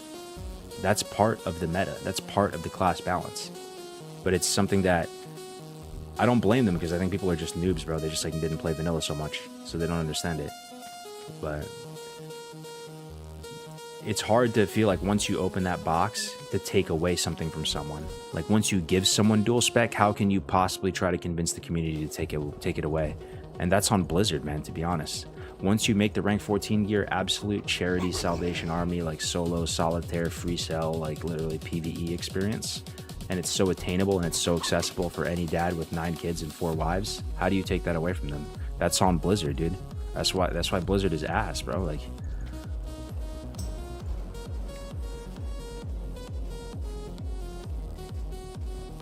I think that the trade-off you're describing shines light on black sheep specs that people want to play but can't because they won't get raid guild invites. Druids have no upside in relation to specking. Balance, including farming, PvP, leveling, raiding, was exactly how Kevin Jordan discussed the balance of vanilla. Yo, what up, Andy? How does it balance instead to pay 100 gold a week to go in and out of your raid spec like we all did for many years? I promise you, bro, it's a formula that works, and it wasn't premeditated. Kevin Jordan, John Stats, all the boys, they didn't have some grandiose vision for vanilla. I know because I interviewed them and I asked them myself. They basically said, yeah, world buffs weren't intended for raiding. This wasn't intended for that. This, if I had more time, I probably would have fixed this. I probably would have fixed that. I probably would have changed this. It wasn't premeditated. It kind of just shook out the way it shook out. It was kind of RNG. But it did shake out in a really good way, you know? Like, there's a reason why people still want to play Vanilla WoW 20 years later. It's not just nostalgia. It's in part nostalgia, but it's also because it's a really good game. It's like the closest thing that actually felt like kind of like a society, a world, narrative, drama, and you're not just like kind of like tapped out getting summoned everywhere and not really like if I wanted to play an RPG, it's vanilla all day. I don't always want to play an RPG though, bro. I don't really want to play an RPG this time around. That's why I'm playing TBC. I want to play Arena. I want to play kind of like an esport, you know, for lack of a better term, right? I want to play that. If I want to play an RPG, there's only one option. It's vanilla. What are you going to play, retail, bro? Are we going to play an RPG and go in someone's house? You're going to go to someone's house in Moonguard and jerk them off, bro? That's the retail. I mean, no disrespect. I'm just saying, like, is that the RPG? Like the actual role-playing game where you're like immersed and you're feeling Warcraft, Alliance vs. Horde. You care about the guilds. You care about the community. You care about gold. Gold feels real. Gold feels meaningful. Gold actually has value in your mind. It's a 112 server, 1x, Blizz-like values, actual GMs, bots getting banned. You know, that's as close as it gets, man. I just want to say that some specs and even talent trees for some classes are unusable. Tell me right now. I've done this. I've done this though, like 20 times over. So some of you who have followed me for a while, be like, oh, here Cargoes again. But like, here Cargoes goes again. But if you genuinely believe that a class is bad in vanilla, tell it. Put it in the chat right now. It's not even going to be me. It's going to be 20 people that are going to instantly be able to answer you. Like, I'm sorry, my friend. You're just kind of new to the game. We'll help you understand the game. We'll help you like kind of get like realize like, okay, maybe you're right. Class balance isn't just PvP. It's not just PvE. It's all of it. It's leveling speed. It's quality of life. It's gold farming.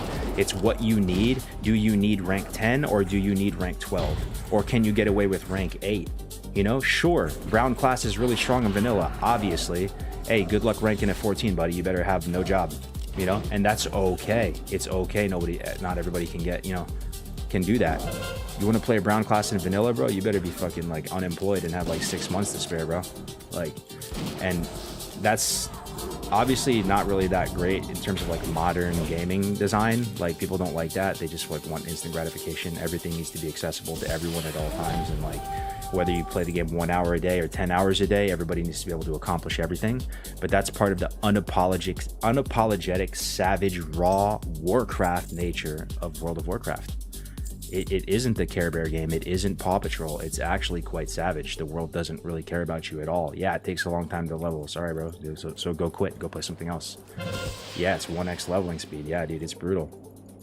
Yeah, you have to walk 10 minutes when you die in Stranglethorn Vale midway. Yeah, there's no northern STV flight path. Sorry, bro. Get fucked. Get fucked. Sorry. See you later. Go play something else. That's part of it, though, right? So it's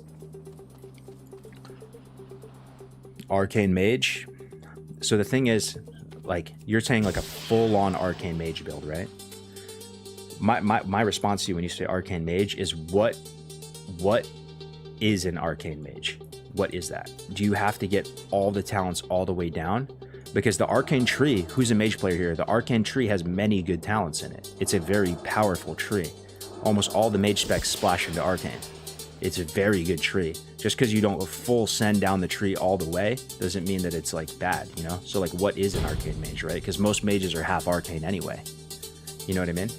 But the nature of vanilla is like, I guarantee you, if you put Ompi and you give him the unique challenge of like, bro, you have to like literally like play the game well, and your challenge is to choose only arcane talents, and that's it, you have to play the game and min-max it to the best you can, just only arcane talents, he'll find a way to play really well and to perform. You know, that's the nature of vanilla, that it's not templated. It's all about buffs, consumes, whatever it is. Like, you can collect stuff and become as strong as you want. You can literally like become as powerful as you want, if you want to just collect every buff and get everything. So like, this is what worries me, right, about like Classic Quest, because it's a bunch of people that don't necessarily even really know or understand the fabric of vanilla, the formula.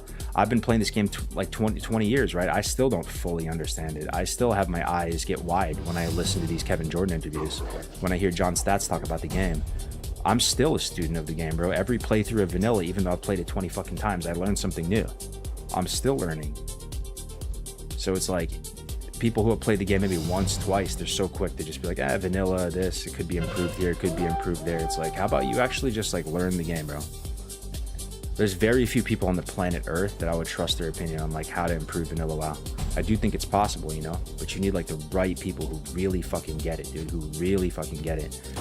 But obviously the response that people are gonna say is, bro, it's just a game. Like, shut up, it's just a game, who cares? And I feel you, it is just a game. You can just go outside, make a bag, play pickleball, play, lift some weights, go on a date, touch grass. You know, it's not that serious.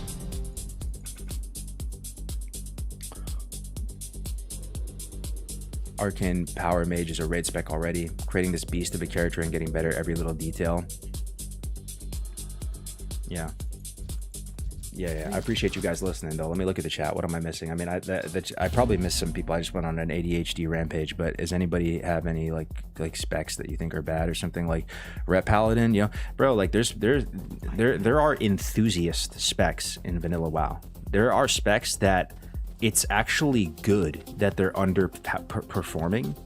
In a PvE standpoint, it's like literally a good thing, because then you get enthusiasts who want to play that and prove that spec.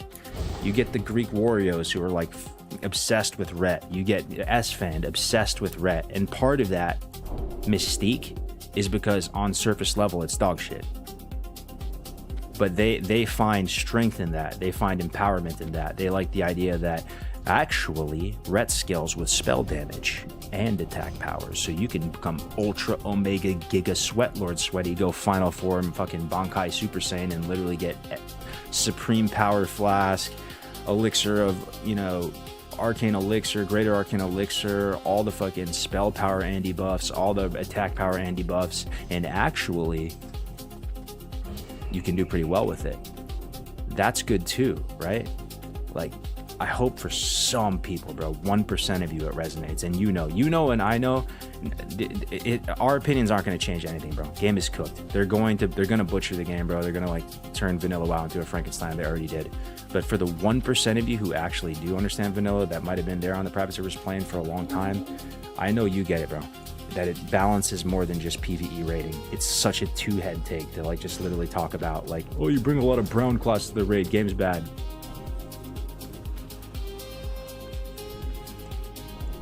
I bet half those people never actually played Warrior in vanilla, you know, and actually went through that process.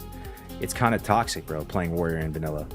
It's not all rainbows and butterflies. Yeah, you're that dude. If you can get there, if you can sweat, if you rank to 14, if you're a Gen 1 ranker, you're a stud, you're a Chad, you're a varsity athlete, bro. You're literally D1, getting recruited to the best guild, and yeah, you're the tank and you're the top DPS, and it's sick, but it's expensive, man. You're like a Lamborghini, you're like a Ferrari. You need to go farm sharpening stones, you need to get buffs, you need to be in the most competitive tax bracket. You have no inventory space because like literally all of your bags are filled with gear and consumables. It's not easy mode, dude, to be a warrior. Like even just the stress, the pressure of having to rank to 14. In a realistic real world vanilla server, the expectation isn't to rank to 14, by the way. That is for very few people can rank to 14. That's how it should be. Getting 12 is really the expectation on a real vanilla server, bro. With good guilds and people locked in and playing and not RMTing and not whatever, it's 12. And 12 is already an accomplishment. sweating to 12 is already kind of a big deal. That's so you can get your like blue set, right? Your blue set and your epic set, like two piece bonus, right? 14 is D-gen, you know, and I know Blizzard opened Pandora's box, and now everybody has the 14 weapons, everybody and their mom, and people are achieving their lifelong dream of seeing the Grand Marshal sword on their hip. But like I said, bro, Blizzard's trolling. I'm that guy built for 14. That's what I'm saying. So how do you feel about it? That everybody can get it, just like. But that's the thing with Hunter, right? That's the thing with other classes. Like, you can, other classes don't require 14. They don't require 12. Other classes are chill, man, and that's part of the balance. Do you understand? Like Hunter, I love Hunter because you can casually play vanilla and be pretty solid. It's the one class that you have to sweat the least to do the most. Does that make sense? So dual spec changes the fabric, it changes the equation, it changes the formula. But because with Hunter, you level fast, you get the 60, you want to bust out a fresh server with your boys, like you don't have so much time, you're like, yeah, I'll just go Hunter. That's part of it, right? Obviously you can't go Warrior, you don't have that much time. But you're like, you know what? I don't have that much time to play, but the boys want to run fresh. All right, let me do a Hunter real quick. You know, let me level up to 60 real quick. Pretty fast, get to 60, do Dire Maul Tribute, get like 6 pieces of gear, get pretty much all your pre-bis by yourself, solo farm SGC like a Giga Chad, you show up the raid, you didn't have to, you're just like a beast, right? Like you do all of that, right? And then, you know, your path towards getting weapons is pretty chill, right? You get your like your Bloodseeker and AV if that's out. If it's not out, you know, you have your, you can go just like use the strat bow and then go into Raktalar, then you get your Adjuthul, the Hunter core. The Hunter core is really chill, you know, people are easy, bro. It's not super competitive like Warriors. The Warriors are constantly hyper competitive, hyper fixated on weapons. There's a big line for weapons. They all are like stressing about who's getting Ring of Acura, who's getting Onslaught Girdle, who's getting this, who's getting that. Like, it's not super fun actually to be a warrior. It's kind of toxic, bro. When you top DPS as a warrior, are the other warriors messaging you and saying, congrats, man, nice parts, bro, good job, dude, great job, happy for you, dude? Not really, man.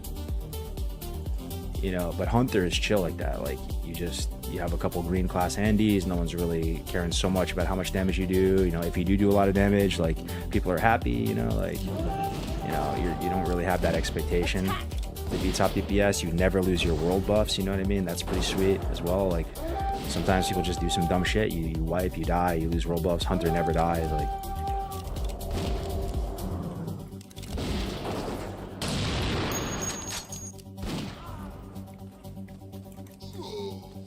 competition to become the quarterback one.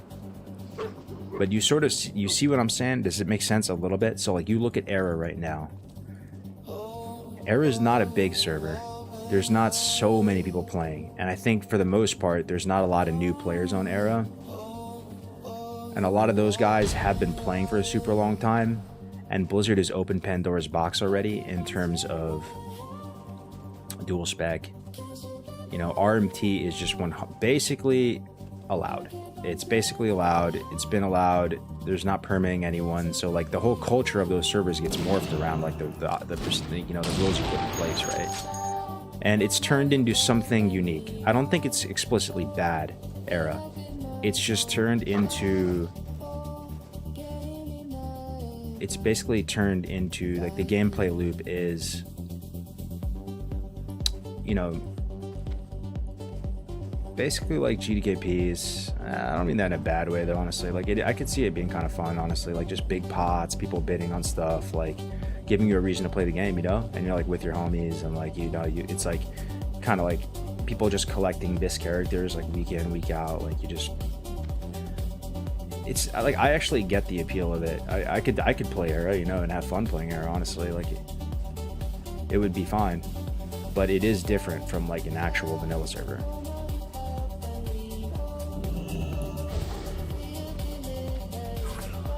And yeah.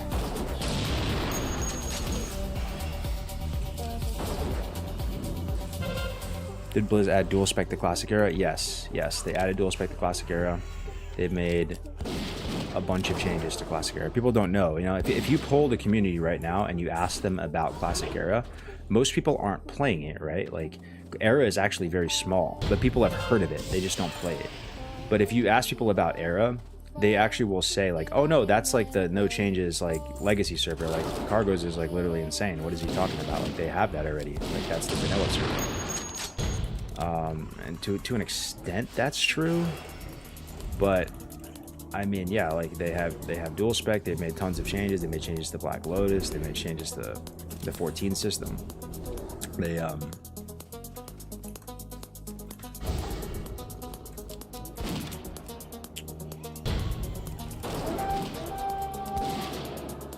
they renamed a lot of the abilities. That one's just so weird, though. That one's just so weird. It's not that I hate it, like that they changed Enslaved Demon to Subjugate Demon. It's not that I hate it. It's just so perplexing that they found time to do that. It's so perplexing to me that you can still safe spot in Warsong Gulch and drag the game on forever if you're like a big ego FC druid. You can safe spot forever with no recourse. That's a thing in Warsong Gulch in 2026. But they renamed Enslaved Demon to Subjugate Demon. Like,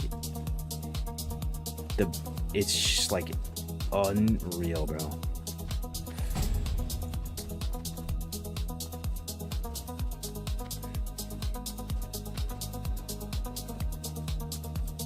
I want to see more lock cargos. Yeah, we can hop on that. I need to get the Alliance lock going. I'll hop on the Alliance lock. How fast can you get the rank 14 in Era? Thing is, I've ranked in Era as well. Not the 14, but I've ranked it was like 10 or 11 or something, right? It might have even been 12. It still is a grind. It's a grind. It's not free, actually. But I do think you could bot it. I genuinely think you could bot it.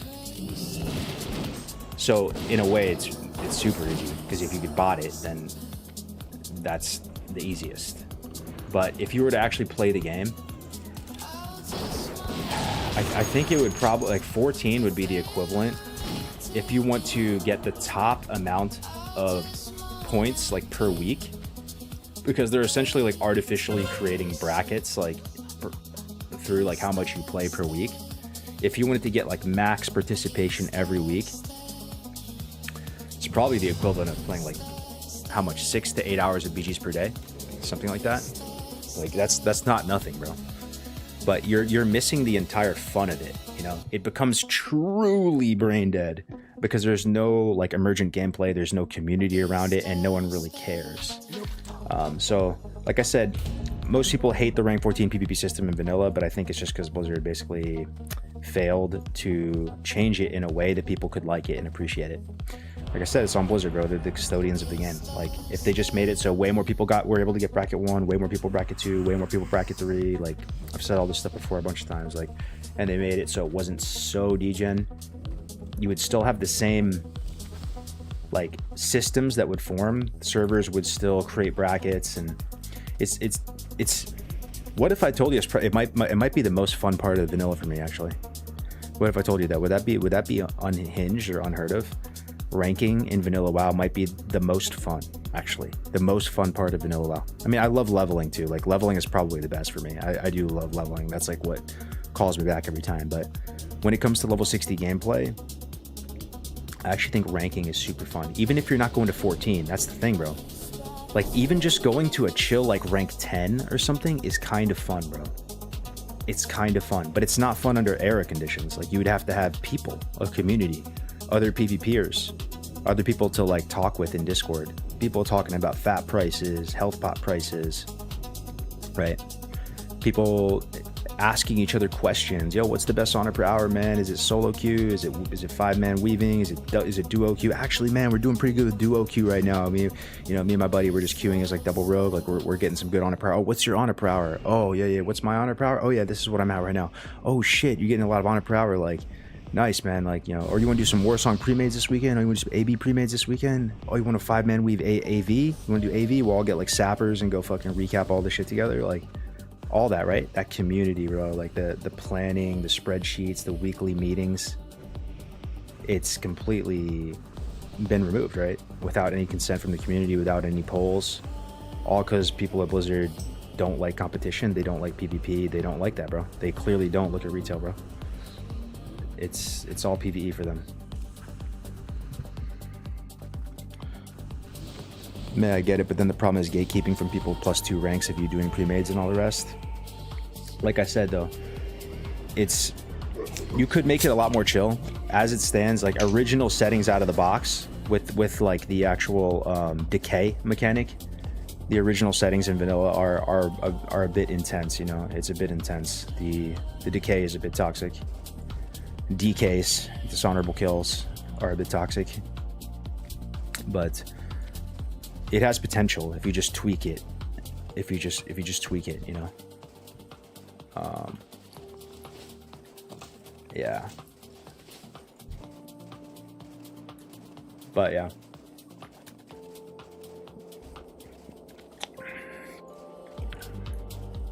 People who want to be the best while being dog shit. But yeah, like I've said it a billion times, like I would just encourage you to think of like the 14 system in vanilla to be more of a political system rather than a skill expression system. That's what TBC's for, man. And that's why if we had the trilogy, man, you could have different things you could do. You want to play vanilla WoW? Yo, what's the best RPG? If you want to play an RPG and it's WoW, what version are you choosing, guys? You can choose from any version of the game. Have you RP'd a second since vanilla WoW ended? Maybe you have, bro. But the one where it actually feels like an RPG is vanilla by far. I don't like, think about it, where you actually are invested in the other guilds. You're invested in like kind of the culture of the server, who's getting what item.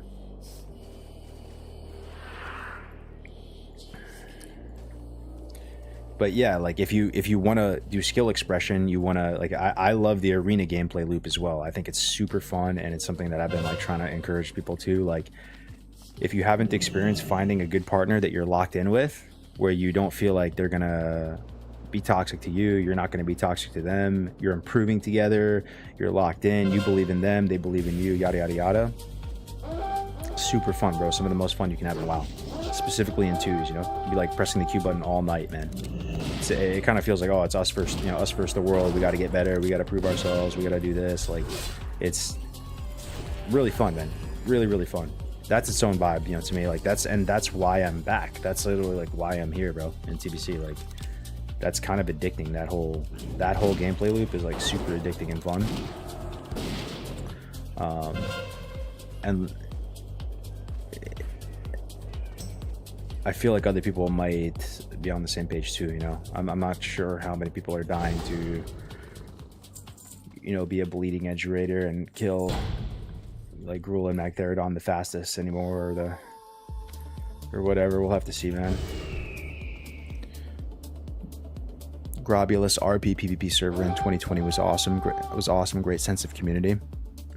But so I did a bit of research last night too, in terms of content creation with retail versus classic. I wasn't sure, so I don't want to like put my foot in my mouth, but I actually think viewership and content creation is bigger for classic than retail. I was thinking that, but like I was thinking to myself that maybe my algorithm is fried, right? Like it's tailored to me because this is what I watch. So of course, like I log into Twitch, Graze for Days is like the first fucking stream, right? Obviously, like every time. Then it's like Babka and then whatever. So like I just don't know. But it classic, even though it's small compared to retail, because there are way more retail players, classic is actually bigger in terms of content, like on Twitch, on everything. Like, why is that, you know? And a lot of it, bro, is actually vanilla. You know what I mean? OnlyFans is basically vanilla WoW. The sauerkraut shit, that's vanilla WoW. It's people leveling, dude. It's like vanilla WoW was the closest it felt to an RPG, let alone like everything like balance and min-max aside, right?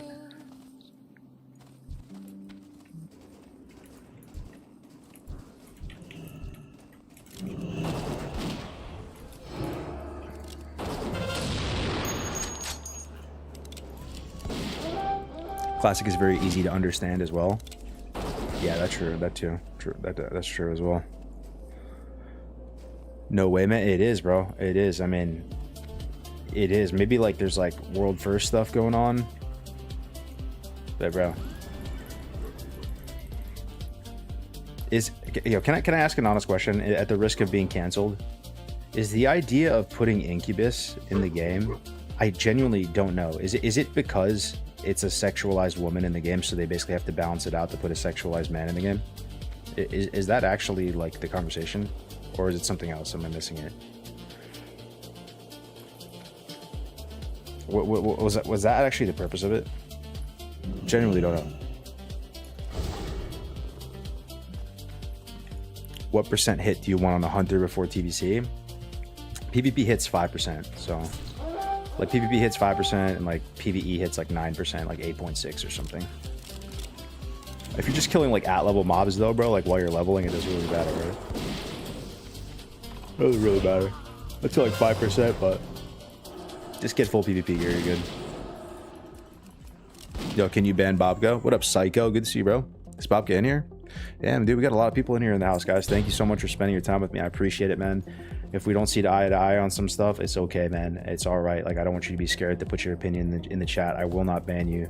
I don't think you'll find anyone anywhere who said Cargo's banned me in his chat for saying something. I genuinely don't. I only do that if you're just like doing racist stuff or doing something crazy, you know? So don't be scared, bro. If you have a different opinion or whatever, like, put it in and talk about it. I don't have all the answers by any means. It's just, I don't know a lot of things, but there are some things I do feel strongly about just because, you know, like I just feel that, yeah, just, you know, I've played this game a lot.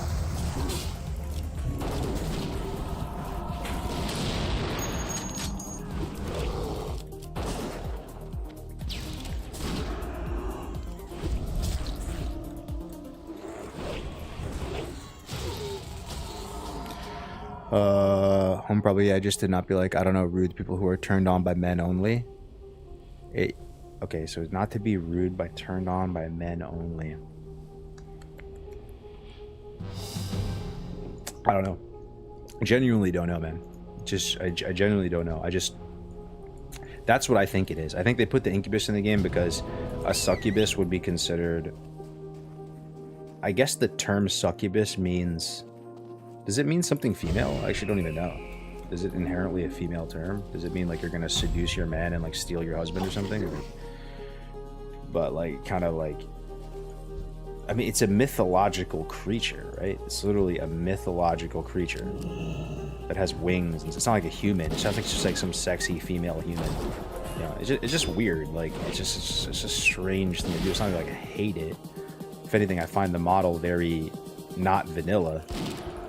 It feels like it's straight out of retail.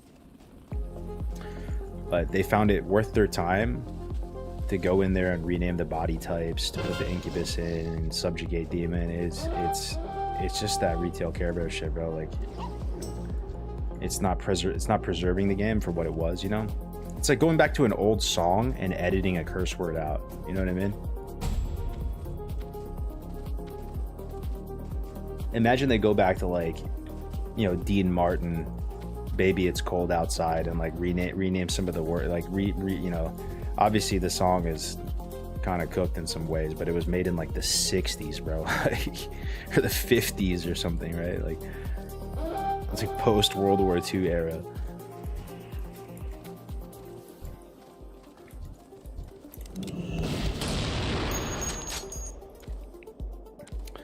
They made the Incubus after they got known to be pretty weird office culture, if I remember correctly. That's what we were talking about earlier, bro. That I think like there is, what would you call the spectrum, guys? Like there's toxic sort of like frat boy culture where it's too much locker room talk, and then there's the other side of it too. Like I don't know what that spectrum of humanity is called, but it's, and I do find it really gross when us as guys are like, you know, talking that way about women and stuff, bro. It actually feel really fucking uncomfortable when people take that shit too far. But like, yeah, the current Blizzard vibe is just like it's just a meme, dude. It's just a meme. Oh man. Incubus came after all the Blizzard internal drama. It makes no sense. Like, the succubus wasn't originally added as eye candy. It's an established demon archetype. That's what I mean. Like, it's actually a mythological demon. It's not just like a slutty girl named Succubus or something, you know? So, I don't see why anyone has an issue with Incubus. Like, am I using one? Fuck no. But I also don't have an issue with body type. I think a lot of people are on the same page that, like, it's just a change. It's not even, it's just a change for no reason. It's like a meaningless change. It's not even like preserving the game. It's just a change that was made for like a political reason, for some unknown reason. I'm not sure. You know, you can still safe spot in Warsong Gulch and drag out the game till Kingdom Come forever if you're a big ego flag carrier druid. But like, you know, it's you see on TBC, bro, like they didn't have the body type change, the body type 1, body type 2 in TBC. Like for like 1 day. For 1 day, it was back to male female. 1 day. Top of the list, bro. The bug list, the change list, bro. Give it maximum priority. Johnson, red alert. Sound the alarms. Pull the fire alarm at Blizzard HQ. I need all hands on deck, Johnson, all hands on deck. We need to execute a emergency sprint, 24-hour sprint. Johnson, my God. It says male and female in the game. Johnson, drop the ball.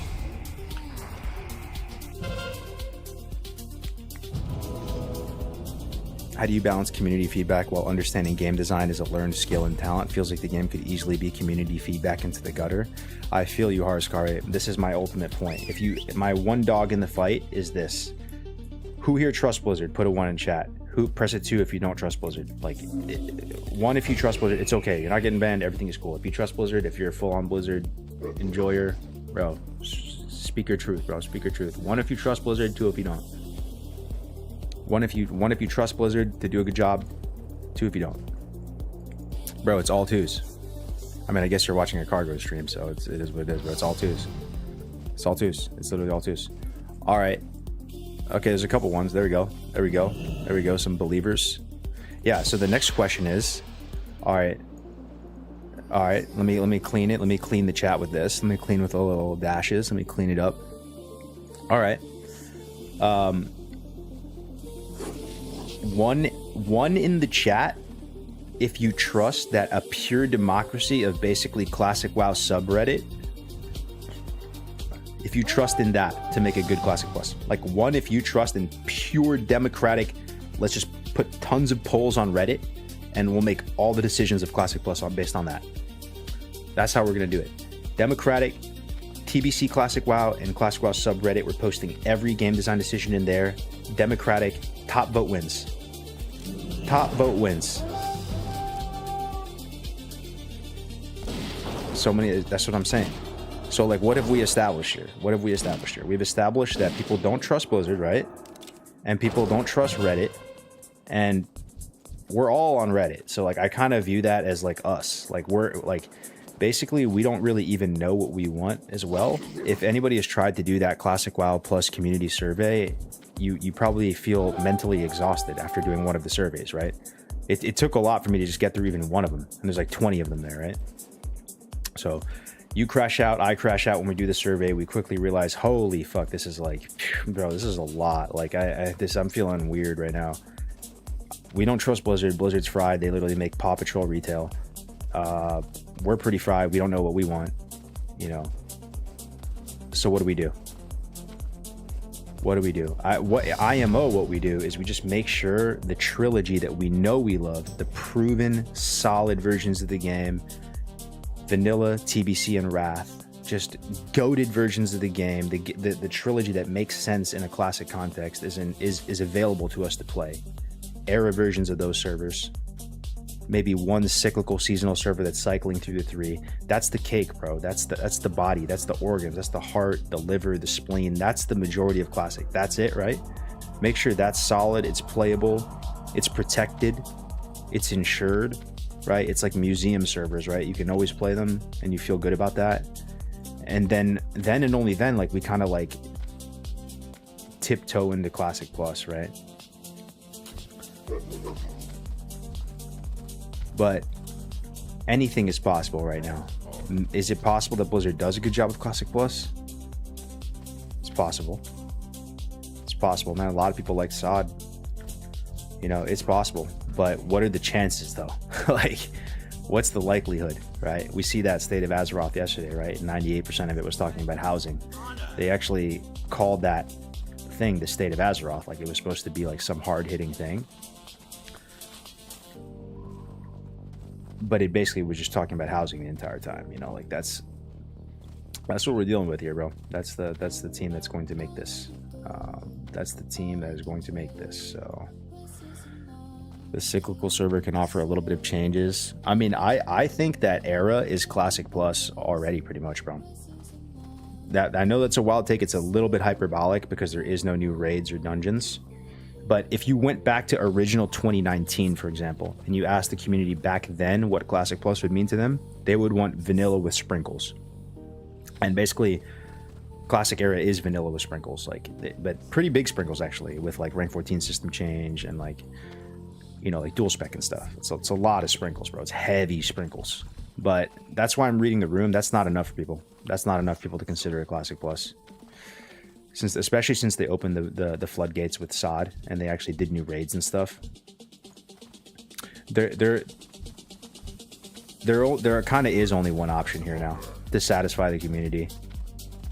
It's for them to full send Classic Plus, and that's what they will do, man. They're gonna full send it, bro. They're gonna announce it at BlizzCon and they're gonna full send. Because the thing is, if they did like the right thing, it's too late to do the right thing. We already opened Pandora's box. RMT Pandora's box is open with the boosting, with the gold buying, with all this, right? That's already out there. People already got a taste of what it's like to get like SOD raids.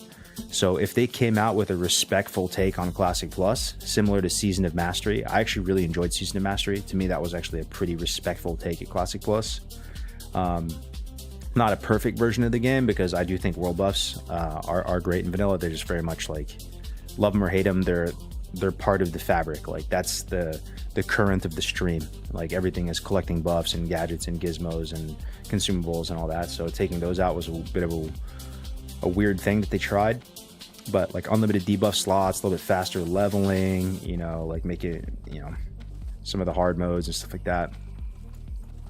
But if they made a respectful take on Classic Plus that was very light changes and respectful to the source material, people would actually be really mad about it, I think. Because I'm not sure what people want to see. I think what people want to see, man,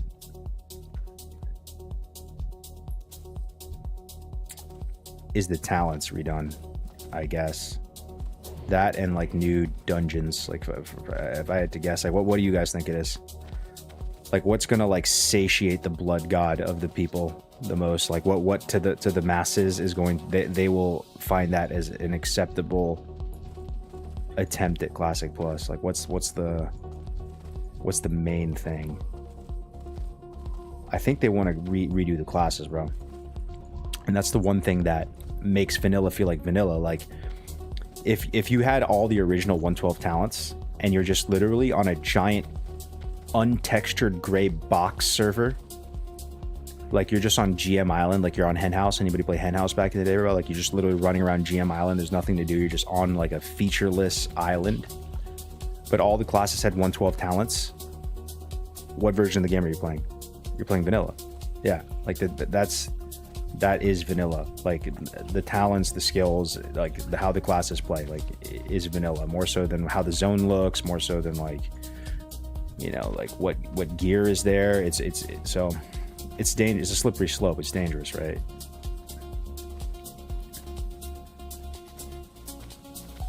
Dungeons and abilities, new content. I just view it like, what if vanilla devs kept adding patches instead of expansions? Well, that's if I had to do a Classic Plus myself and I could selfishly do it myself, that is what I would do, bro, is I would go back.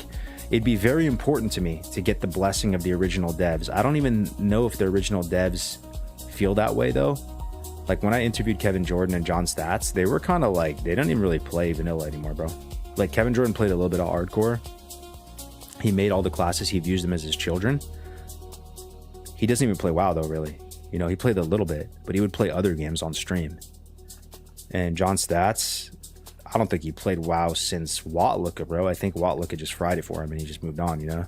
And a lot of people who worked on Vanilla WoW, they moved on. But for some reason, that would be meaningful to me to like go back and like get some of those original pillars, like get their blessing on like the whole vibe to rebuild trust with the community would be like, guys, they would show some humility. They would take a step back from all that corpo talk and feeling like they know what's best and everything is a success. Like, do you think Blizzard would even admit a failure at this point? If they had something that was like statistically a failure, you think they would actually be like, yeah, guys, that was a big flop, or like that was a failure? Hell no, bro. They'd just be like, due to the massive success of our project, we've decided to shift gears. Like, it would be something like that, right? But the way I think you would do it is you look for like a source of like objective truth, because everybody has their own opinions on stuff, right? So what is the objective truth would be like, because everyone has opinions and it's impossible to please everybody, what we're going to do is go back to the original plan, like the original game plan. We're going to go study John Stats' WoW Diary. We're going to go talk to KJ. We're going to talk to Mark Kern. We're going to talk to all the people that were there at the start, figure out what like they would have done if they had more time, what dungeons didn't make the cut, and we're just going to try to finish Vanilla WoW. And that would be their vibe, right? I swear, dude, that's like how you get more people like united under one banner, because then it's not just one person's opinion or whatever. It's going back to the people who actually deserve the credit for this game, the people who made the game, because I genuinely believe that modern day Blizzard is getting carried by how good these versions of the game were. I don't think they really made any brilliant genius 5-head moves to improve the game. If anything, I think they've slightly fucked the game up a little bit at every turn, right? Everything from layers from the very start, you know, to the basically going back to 2019, like not making enough servers. Instead of opting for dynamic spawns and just like cranking up dynamics, so like the zones feel crazy like populated and stuff, they went for this layers approach, right? And I really think the reason why they did that is they just invented that technology and they were just so hyped to use it that they didn't think of any other way. They didn't actually think of like, they just felt like they had to use it because they invented this new technology, you know. But you know, and I know, and after 6 years of playing this game, pretty sure we're all on the same page that layers are ass for many reasons. Where I could sit here for 2 hours and talk about it. You know, it just, you're no longer like immersed. The game doesn't make sense, right? I see someone in STV, he's not really in STV. I'm not sure if he's in STV. With no layers and you're playing on my server, I'm here in Orgrimmar, I go watch your stream and you're in STV, I feel physically connected to you in STV. I could walk to you and go to STV and find you. Not good for stream sniping, that's for sure, but it is what it is. But you know, now we can agree to disagree if you just have a problem with a certain group of people. The layers was a solution to servers dying as well. My thing is though, like, it would have been better to just merge the servers. But if you remember back to 2019, here's the thing. Some of you guys were here for every single time. Like, we are like losers, bro. Like, we've been here for every single tiny pebble of an announcement of Classic since the start. So I remember some of those early blue posts that they were saying, and I remember what the Blizzard vibe was back then.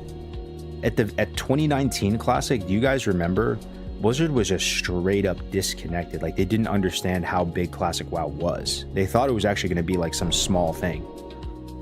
Like, they actually had no idea that Classic was going to be huge. I promise you, bro. Like, they didn't give it any priority. It was like deep down on the launcher. You had to like scroll down on this little menu thing to even find it. You literally had to like, there was like no prioritization in terms of like UI, UX, like being able to log in cleanly. And pretty much they were very against the idea at the start of like merging servers. Like, they thought that was the end of the world. So they would much rather opt for this layering system. But in reality, and they also at the very start of things, they didn't understand the concept of fresh. So Blizzard has actually learned that over time, and that now they've almost done maybe a little bit too many freshes. But it was another thing too, like, we had this sort of like private server like culture being okay with running it back, being okay with looking forward to the next fresh server, and all these sort of like cultural tenets that they were like completely disconnected to at the start. But they've learned a lot of that stuff over time, you know. Merge would have been way better. Yeah, I get you just kind of wanted to end the conversation. Let me see, did I miss something? Yeah, you know, it would be cool though, actually, for me to sit down with someone who's really into retail, and for me to and for them to explain that version of the game to me, and to many of us, to see why they play. Maybe there's stuff that we don't understand. You know, like just think about it this way: like, until you play a class, until you walk a mile in a class's shoes, you don't really fully understand it. Like, your perception of another class you don't play, like priest or mage or rogue, is incorrect until you play it yourself. You know, then you really kind of first-hand experience, get to feel what it's like, and you understand it like more deeply. So, you know, I'd be curious, like how the modern retail player plays the game, how different it is, you know, what they actually do. But there are certain things about retail that I've always found very strange. Like, why don't retail players like fresh?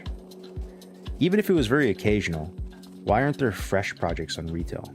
You would think there would at least be like some, dude. Like, you can level up in that game. I feel like if we played retail as classic players, that'd be like the first fucking thing that we do. We'd be like, okay, like we're playing retail now, let's just try some kind of like retail fresh. Let's see how it goes. Like, everybody start, we'll do OnlyFangs in retail. We'll pick some server. Let's go to, you know, we'll go to Moonguard and we'll all roll fresh together. Like,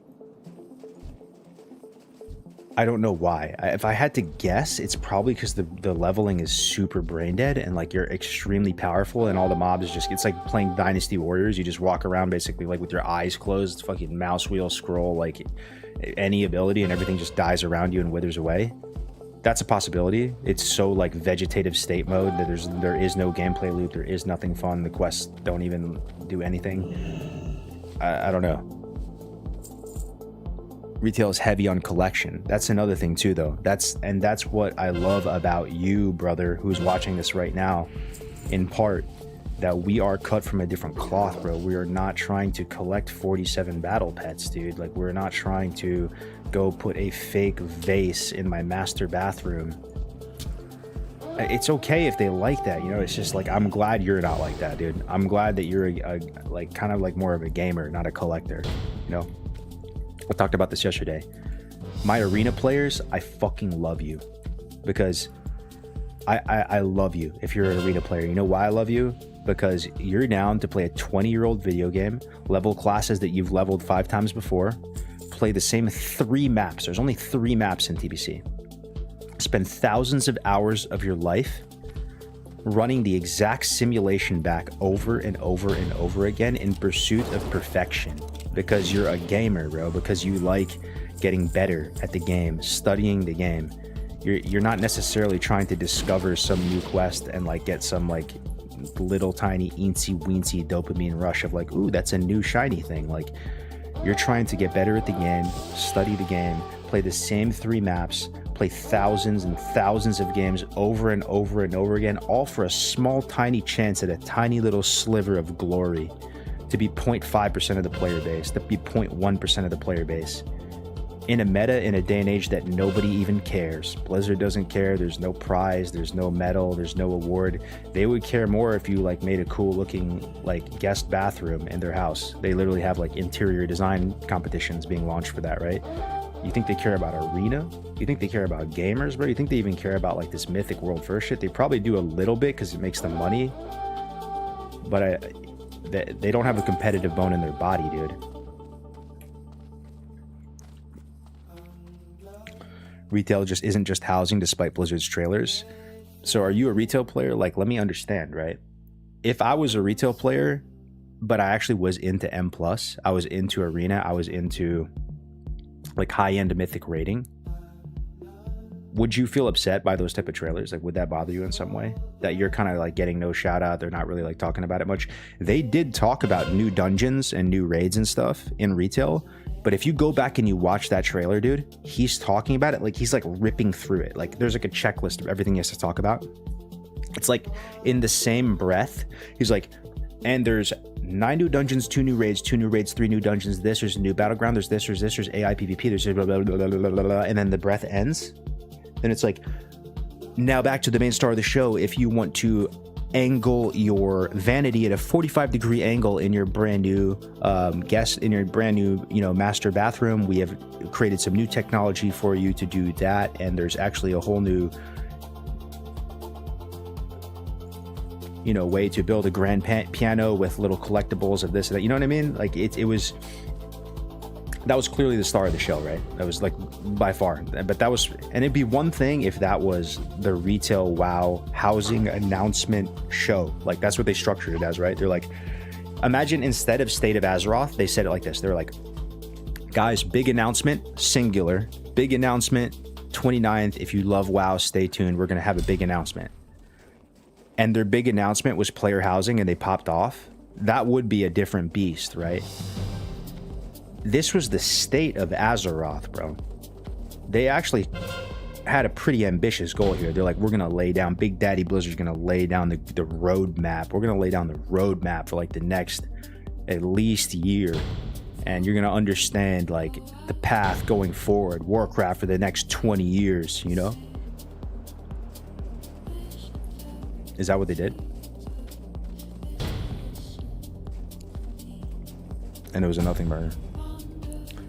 If you look up small WoW content creators and streamers on Twitch and YouTube, you'll get a good vibe of what retail player demographic. I did yesterday, Dilgo. I did, bro. It's no disrespect, but it was, like I said, man, it's just different now, man. If you're an arena player and that's your plan for TBC, I love you, dog. If you're a rival, if you're a duelist, if you're hard stuck 1500, I love that you still have that instinct in you to actually play the game, bro. To want to be good at the game, to improve, to like take the meta seriously, you know, to like try to partner up with another gamer and play the game and do something competitive and have fun, you know, like, and I hope that we can make it a success this year, right? Like this is our, you know, what would get the most views right now? You know what I mean? Like if what content would get the most views so like I've been having like some of the best rank 1 players come on and talk about their skill set with Arena and talk about their experience with the game and like really like share like huge insights, right, on like Arena and their expertise and all that. But it's so niche, man. No one really cares, right? Like it is a lot more casual now, you know? It is more a lot. It is different now. Just general commentary is going to do a lot better, you know? I think that's probably what it is with retail too, man. It's like their best players, the people left doing Arena and retail, are not making the money. They're probably the cheapest players they have. They just pay the $15 and that's it. Same thing with the Mythic Raiders. The people spending, dude, the people swiping is probably the collectors, right? That's where, I don't know what percent, but maybe like the lion's share of money comes from.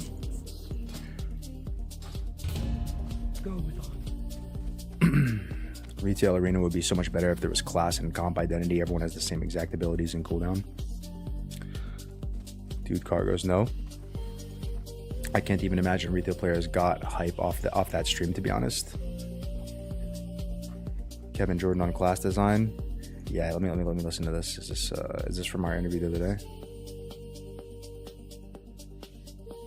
Ooh, what is this, dude? What is this? I've never seen this. Makes the class more. Oh my god, what is this, bro? What is this? Interesting and more compelling. I have strengths and I have weaknesses. And it's funny too, because a common trap for game designers is, okay, we're going to expand, we're going to improve the class. What are we going to do? What does the community want us to do? Well, community wants us to take the class and fix all his weaknesses, right? That's a trap, because then it pushes everyone towards the middle, right? And then you end up, like you guys are saying, towards BFA, right? That's bad game design. Good game design is make his strengths even stronger, leave his weaknesses. Yeah, I could watch that whole thing. Whatever that is, that whole stream, I could watch that whole stream. Like, yeah, dude. Yeah, man. No, thanks for sharing that. Yeah.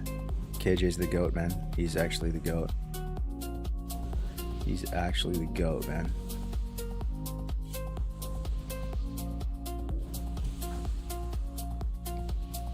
Warlock's still good for TBC, PvP. Yeah, Warlocks are great. Yeah, Warlocks are great in PvP, man. They're very good. Very good. Retail players don't care about the trailer. They're all addicted to M+, collectibles, rewards, basically a dopamine machine. Yeah, I mean, so is this accurate though, right, guys? Is it a tiny percentage of people in retail that are doing, like, you know, they're like pushing the envelope, like playing Arena or M+ and retail raids, or is it more than that? Like, because that's not what the trailer made it feel like. Made it feel like that was like the whole focus of it, bro. They like barely talked about anything like substantial.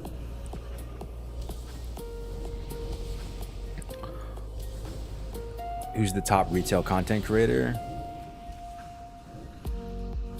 Yeah, you'd have to tell me that. Tell me, big dog. Let me see.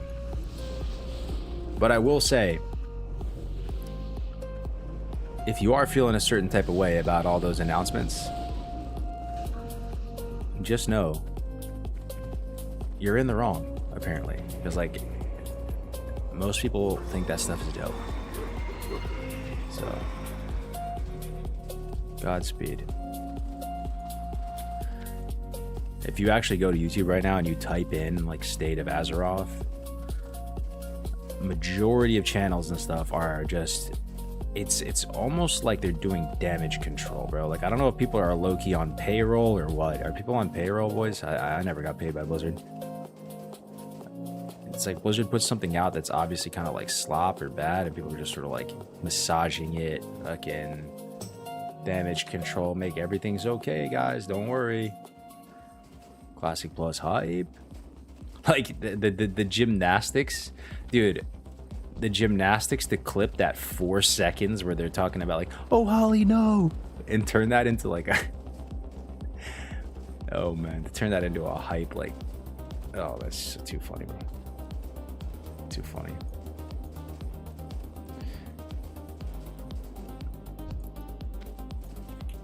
Retail is just mainly focusing on the whales these days. Game hasn't been good in ages, but lately it's utter trash. It's a completely fresh WoW player. I'm just looking forward to grinding stuff, dungeons and raiding, etc. It's like what you were saying, toxic positivity cult. They want to stay in Blizzard's good graces so they'll never be negative. Yeah, and that's like, do you believe, let me ask you, chat, right now, in the concept of a Blizzard shill? This is a concept I've heard before by many creators, and I don't want to just fully subscribe to it. I didn't fully subscribe to it for a while. I didn't actually know what that meant. I genuinely did not. Like, I thought it was kind of like some... I didn't actually believe that that was a thing for a while, for years. But I think what it is like basically whatever they put out, like, no, it's almost like no matter what, you think it's dope no matter what, and you basically just say like, yes, that's awesome no matter what, you know, like just pretty no, like literally no matter what they do, dude, it could just be the worst thing ever, and it's still like you're hyped about it. You're like, Blizzard can do no wrong in your eyes type of thing, right? There actually is a lot of people like that, bro. I think it just stems from not wanting to lose, like to not feeling like they're losing the thing that they like, right? It's probably just like you don't want to feel like you're losing, like your investment of time wasn't a waste.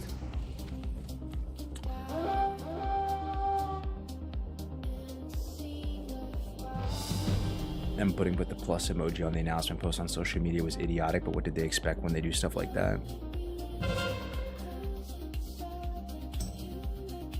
Yeah, M plus is super popular. What, you leveling first to 70? And will you even have time to play all those characters? I'm gonna level my Horde Warlock first.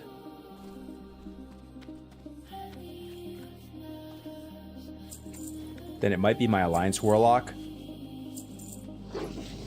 Or could be a Priest. I could go Priest second, man. Honestly. What do you guys think the amount of hours it's going to take per level? If you had to average it all out, like 60 to 70. I know all levels aren't created equal, like 69 to 70 might take longer from 60 to 61 or something, but like just like roughly, like napkin math. Are we talking like 3 hours a level? If you're like spamming dungeons or something, right? I need to kind of like figure out how much time this is going to take. 4 hours. The State of Azeroth naming was bad though. Should have been Midnight Upcoming Features. Yeah, no, agree. I'm glad we can agree on that, Abrupt. I know you have a slightly different perspective on this, but State of Azeroth was wild, dude. That for them to call it that was wild. That's what makes it like a South Park episode, to be honest, bro. Like State of Azeroth, but 27 minutes was talking about like one feature. Crazy. Probably 20 hours, 3.5 hours of levels is about where it was 59 to 60. Okay, so let's say it's 4 hours a level.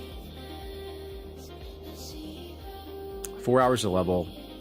We'll be 61. It'll take us maybe an hour to turn all the prequests in. We'll get 61, right? So we're doing 9 levels. Let's say it's 4 hours each. So 36 hours, 9, 18, 27, 36. 36 hours to 70. How does that sound? That's a long haul, bro. If you're gonna do it in one shot, in one session, that's too much. You basically can't. It's a lot. That's a lot, man. That is a lot. That's a lot of leveling. Yeah.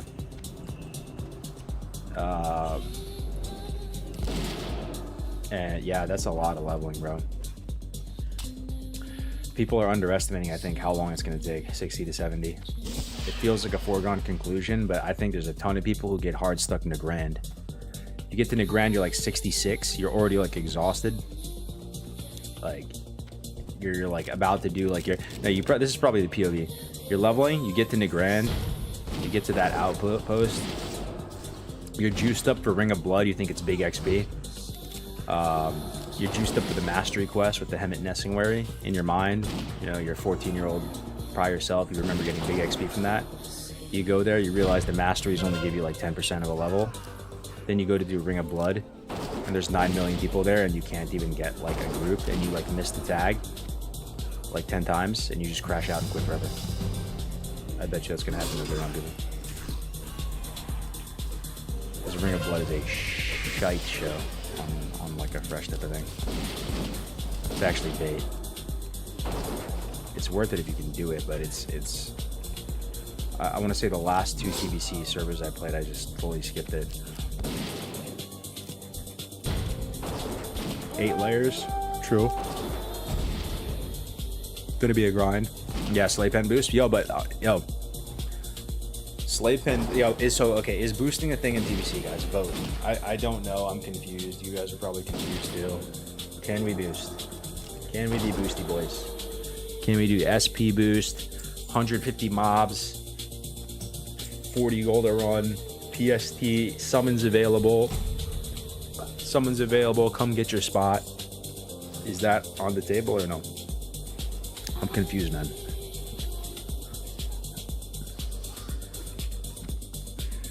People can boost, just not advertise it.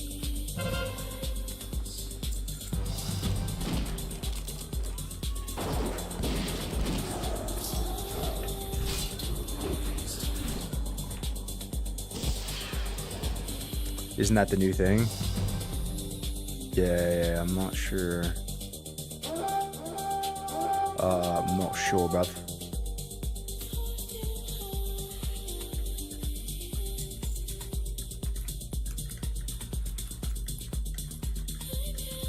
Yeah, so we actually have, guys, a big surprise today.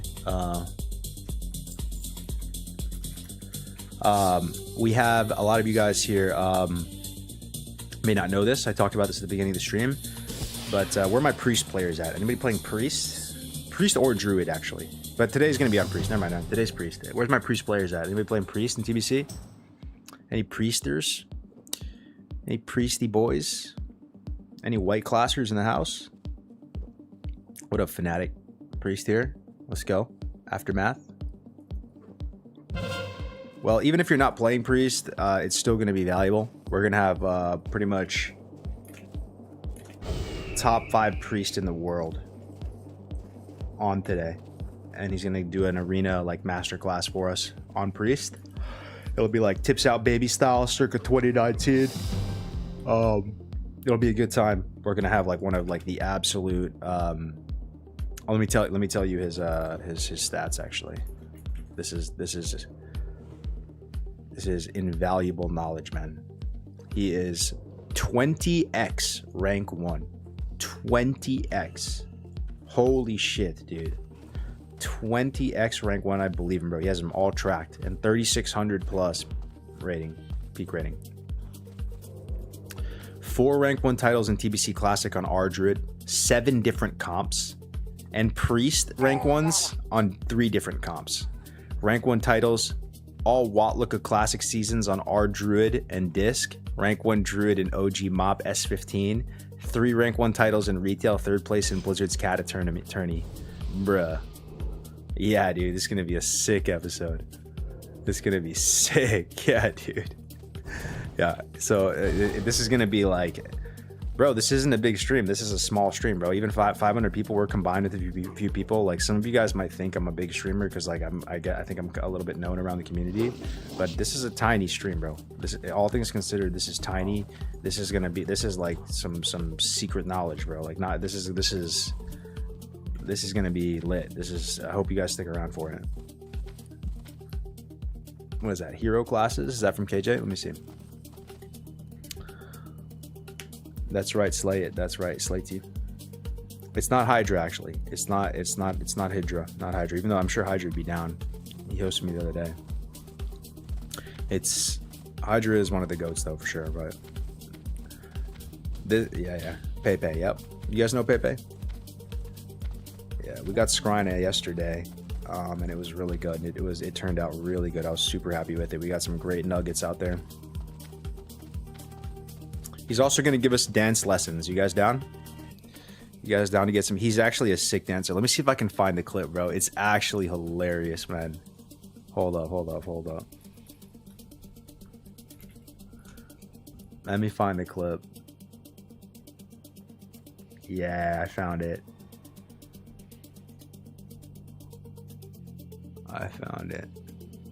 I want to be like this, dude, when I'm playing arena. This is the vibe. Let me see if it works.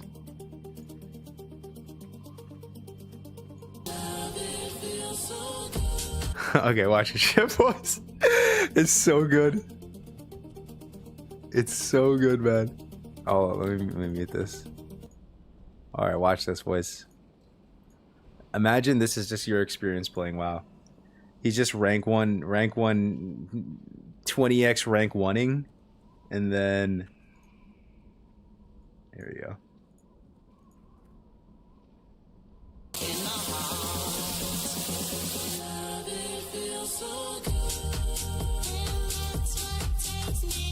Just in the pre-game screen, dude.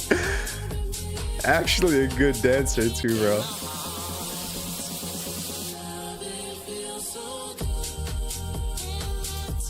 He actually has a few, yo. Let me show you play a couple of these. Hold on. He's gonna be our guest. He's live right now, actually. Hey, Pepe. Where is another one? Yeah, this one. Look, literally mid game, bro. Griefs his teammate because the music was too. Oh no, hold on. Is it this one? Hold on.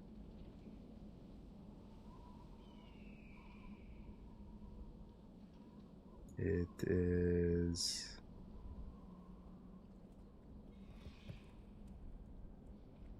this one.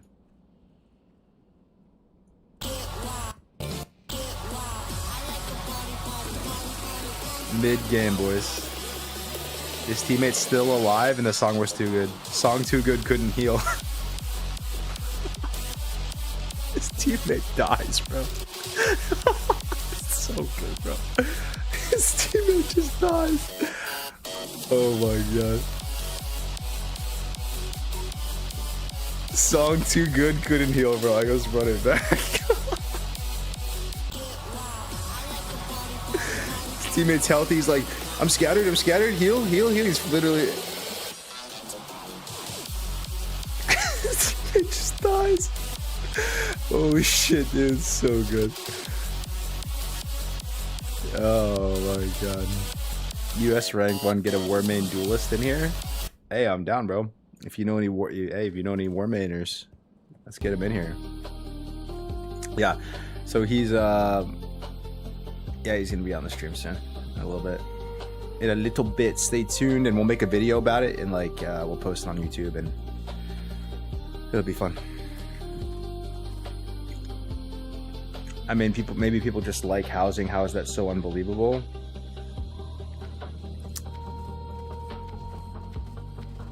Yeah, like, is player housing offensive to us as classic players? Let me ask you.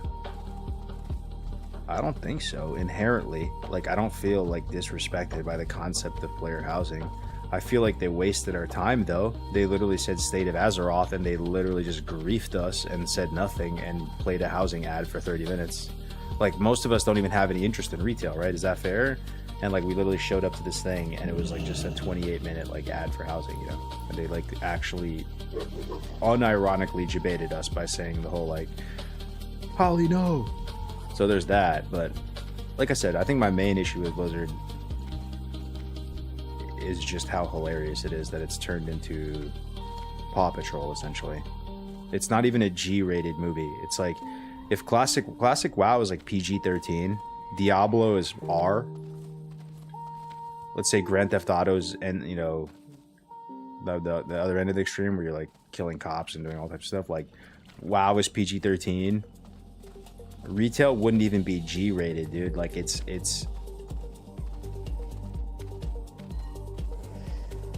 like The Wiggles or something. Like, it's like Miss Rachel. Like, I can't think of anything else to explain it. Like, there is no edge at all, to the point that they're not even using terms like battle or combat. They're using terms like that are way softer, like jump into the fray. Our humble, cozy universe. Come unwind after a hard day in your cozy little cottage. That's the entire vibe of the whole thing, really. It's just not Warcraft, right? It'd be one thing if the game was Animal Crossing, right? If it was something like that, but E for everyone, naked torrent bubble bath.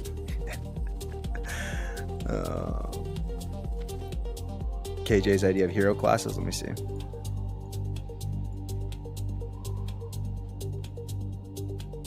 Let me see. It's so funny. Kevin Jordan made this game, dude. He's never playing WoW. He's playing other games like Final Fantasy 14, you know?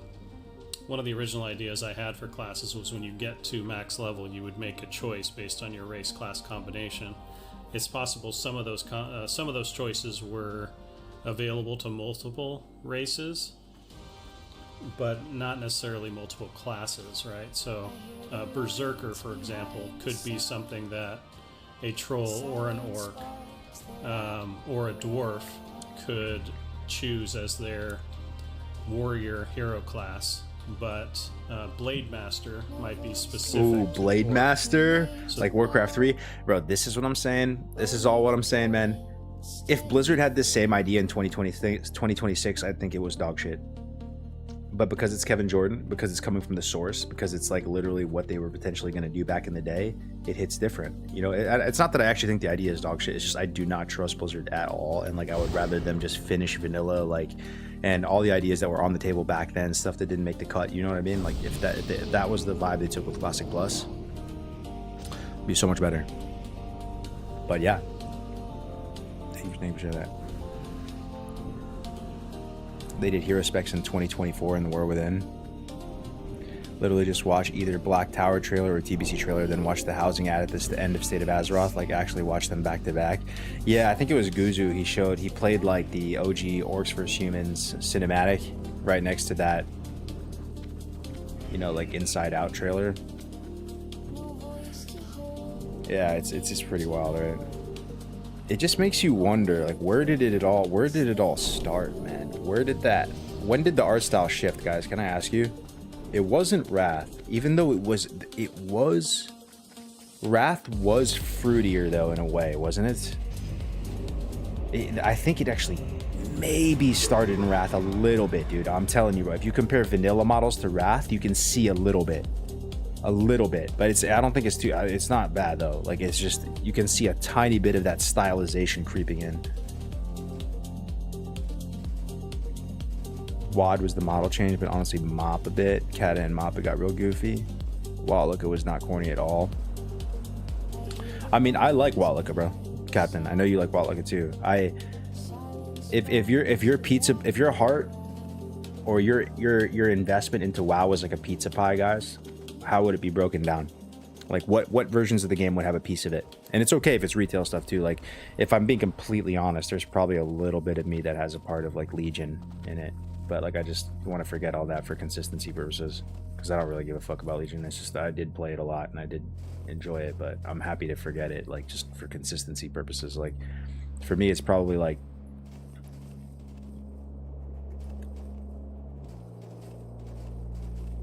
70% vanilla WoW, 25% TBC, 5% Wrath, and that's it. Like that's who I am. That's my like WoW identity in terms of like the versions of the games I enjoy, you know? 75% vanilla, 20% TBC, 5 Wrath. Something like that. A little sprinkle, a 1%er of Legion in there. Oh, 1% Legion.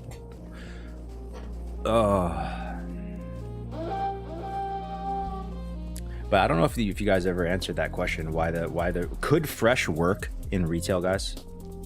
What would make it not work? Like if there was a new retail server with no collectibles, nothing account wide, no motorcycles at level 1, no heirlooms, but it was in a retail environment, level 1 fresh, why would that not work?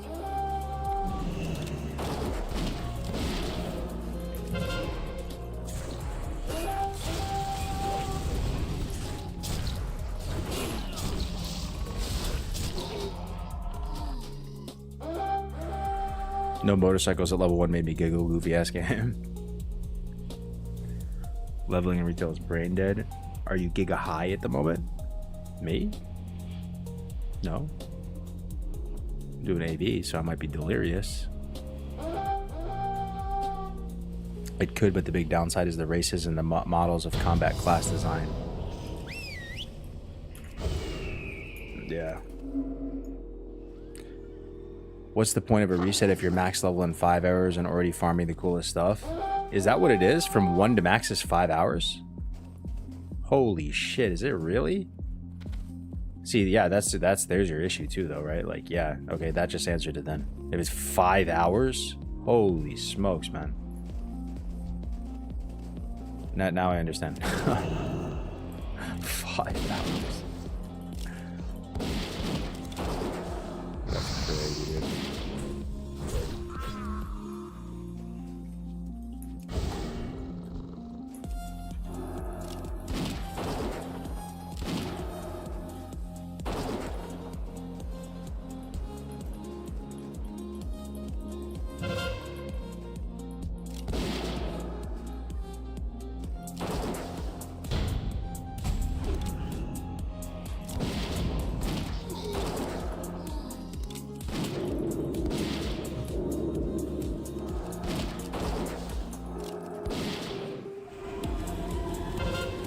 Oh my gosh, Shadow Priest pumps. Holy shit. my god, he got me. Retail is an end game simulator, which is good if that's what you want. Yeah, they don't focus on leveling much anymore. TBC is kind of that. IMO close to, if it's time walking, you just grind Dungeon Finder for 5 hours and you max level. TBC and Watlook, I would say, are goated. Vanilla is still just a tiny bit too slow for me personally. Yeah, that's fair. You know, we did get to experience Wrath Fresh though. Wrath Fresh, anybody play that? Any Wrath Fresh players in the building? I actually did play Wrath Fresh. I was the first dwarf, the level 80 on Wrath Fresh. It's my biggest claim to fame, actually. It's my biggest claim to fame. First server, first dwarf, baby. It's kind of fun though, dude. Sky Fury was fun for like a little bit, and then it died. I'm not exactly sure why it died. Oh, I actually do remember. I do remember. It's because the players were so bad. That sounds like such a toxic reason for it to die, but it was true. I genuinely believe that is the case. It was like unprecedented levels of bad players. The game was unplayable because players were so bad. I'm so serious, dude. I never seen that in my life before. Like borderline like robots. That people wanted to transfer off because it was so bad. You could transfer to other servers and people, yeah, free transfers off. That's what it was, bro. The player quality was so terrible in Sky Fury that everyone transferred off.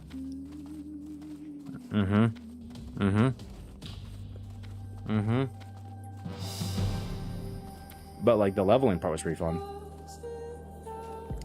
They closed the server and it died. Yeah, we still have yet to see a TBC Fresh though.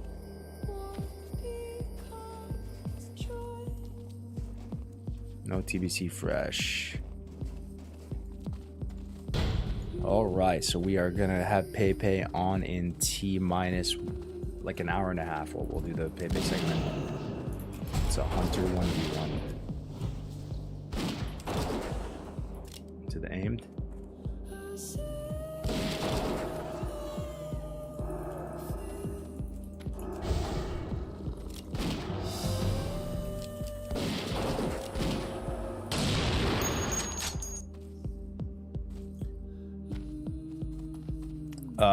It went, yeah. OP Priest. The newer graphics is fugly, too cheesy, and it feels like it's for children. It's always been a part of WoW IMO. It's just that it used to be a tiny speck of the whole thing. I quit and Watlook. It all felt too generic.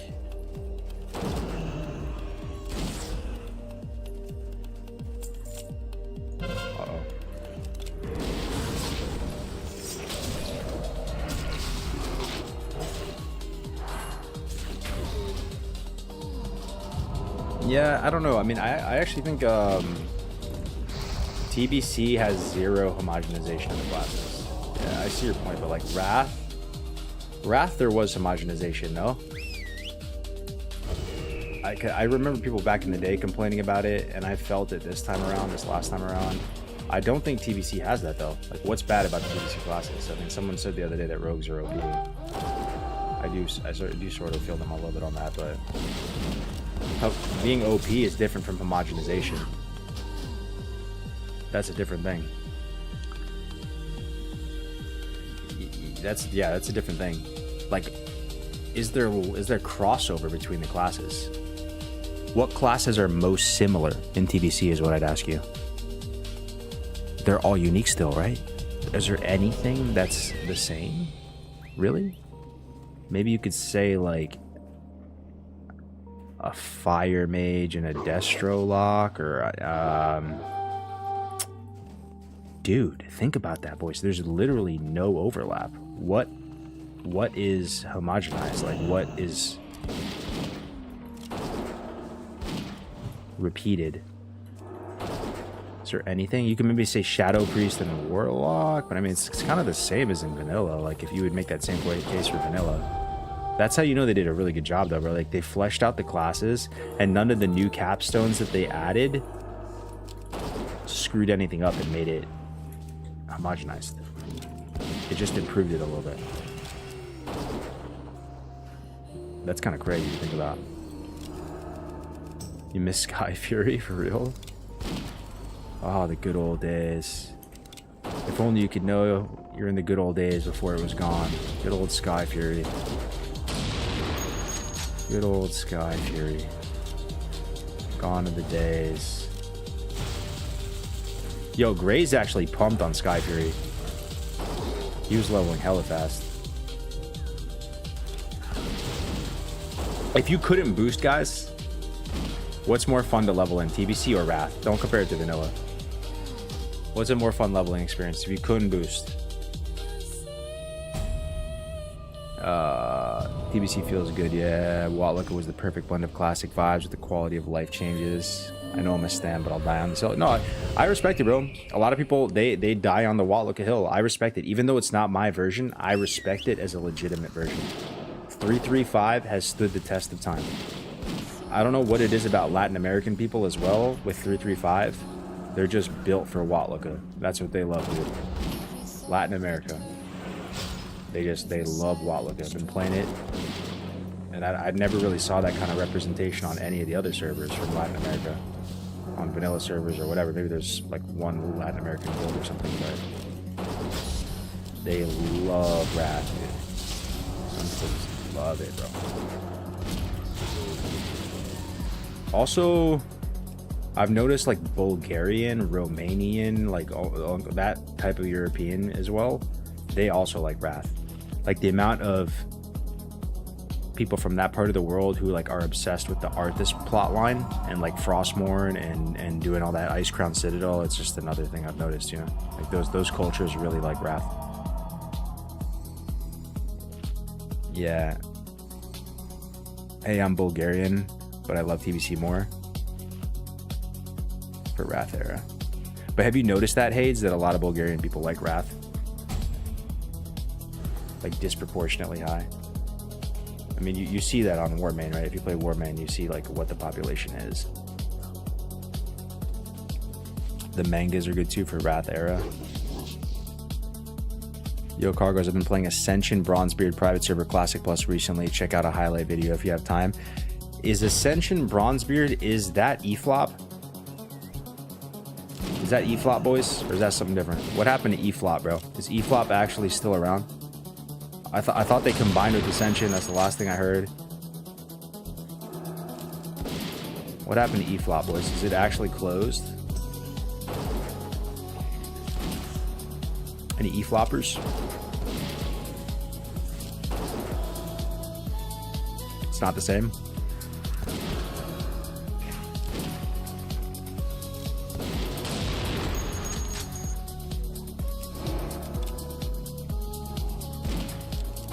I am Bulgarian for me, and Watlooker is the best. There it is. I told you I'm not making this shit up. It's true, bro.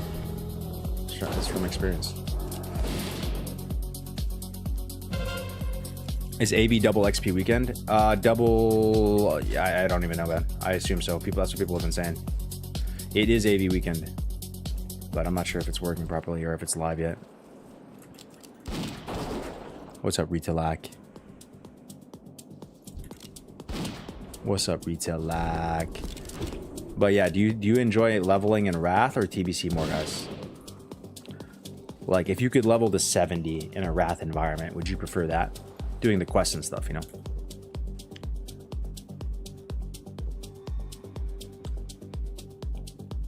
To be honest, bro, I love TBC, but I think I might actually level in Wrath. If I had to do the quest, it would feel more fresh to me. I think Wrath questing is kind of fun, but that's, you know, we're living in like boost meta, you know? But it's not to say TBC is bad, it's just, maybe I just did it more.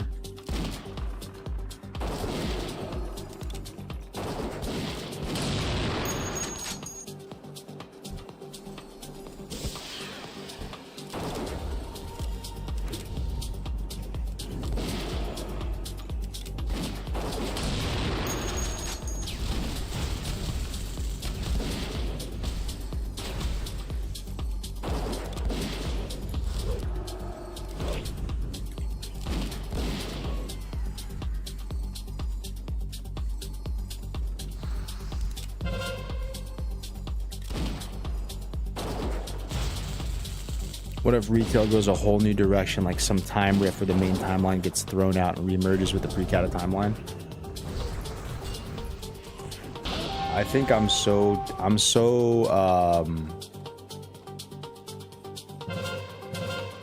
biased at this point, and some of you guys might be in the same boat, that pretty much no matter what retail does, we'll like never give it a chance. I'm just being honest. It would have to be something like they go live tomorrow and they're like, guys, we're going back to old character models, we're deleting all of the collectibles from the game. Or it would have to be something like, you know what, I know everyone has a lot of collectibles, but we're gonna nuke everything. We're nuking everything. We're going fresh, bro. We're going fresh. I know that's been the vibe for the last 10 years, but this new retail expansion, we're wiping it all clean. Sorry, we're allowed to do that. That's our TOS. We're resetting. We're returning to form. It's a hard decision. It's not a profitable decision, but that's what we're gonna do. If you don't like it, see you later. Godspeed. We had a good run. Sorry about that. I know you really wanted to keep your Rufus mount, your Habitat for Humanity mount, but Rufus pet rather. Yo, we got Hades with the Twitch Prime. Thank you so much, Hades. I appreciate it, man. Hades 21 hype. Thank you, man. I appreciate the support. My homies and I realized with Watlika Classic that was actually where retail started. I mean, I've said this a couple times on stream. Who here actually played Wrath back in the day, man? Probably most of us, right? I remember studying for the SATs, listening to Grizzly Hills music in my dorm. I was in high school at the time, went to a boarding school, and I remember what people were saying the day to day. I remember how I was feeling. I remember feeling the way I felt about the 58 boost, or like the first time around in TBC. This time around, I think I'm just fully fried. So like I've accepted the boost and embraced it, and I boosted 3 times. But even like 2021 boost with the Warp Stalker, that same feeling, people were feeling that back in the day during Wrath with DKs. That was the first time like we felt a boost, and like leveling. That was actually the first time leveling got devalued, come to think about it. Before Wrath Death Knight, leveling was still sacred. It was still sacred. It still meant something to level. Your character still had value, you know, it still felt real. But I remember back in the day, dude, like people were saying that in real Wrath. They were saying the same arguments we say towards retail right now. They were saying that at the time, saying the game's too far gone. Blizzard's homogenized everything. The arena community was pissed. The arena community did not like the Death Knight meta. This is Elitist Jerks was TBC, not Wrath, right? All the people who were like in Elitist Jerks at the tip of the spear, getting Gladiator, participating in all the BG groups and all that, they thought the Wrath PvP meta was trash, bro. They thought TBC was in a good spot, and then it went to shit. And if you remember early Wrath, it was a shit show.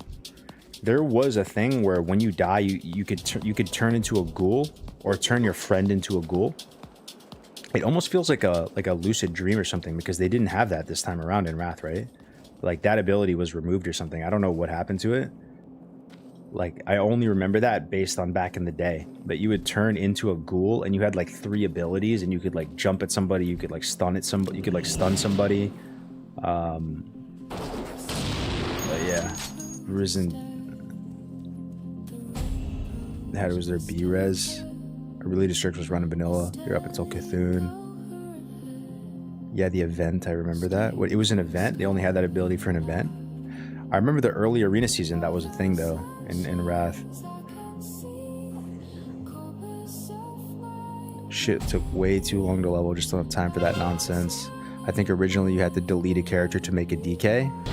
No shot. That's not true, right? No way. That would have been sick, though. Honestly, that's what they should have done, man. That's what they should have done, dude. That would be sick. That would be really cool. I wish they did that.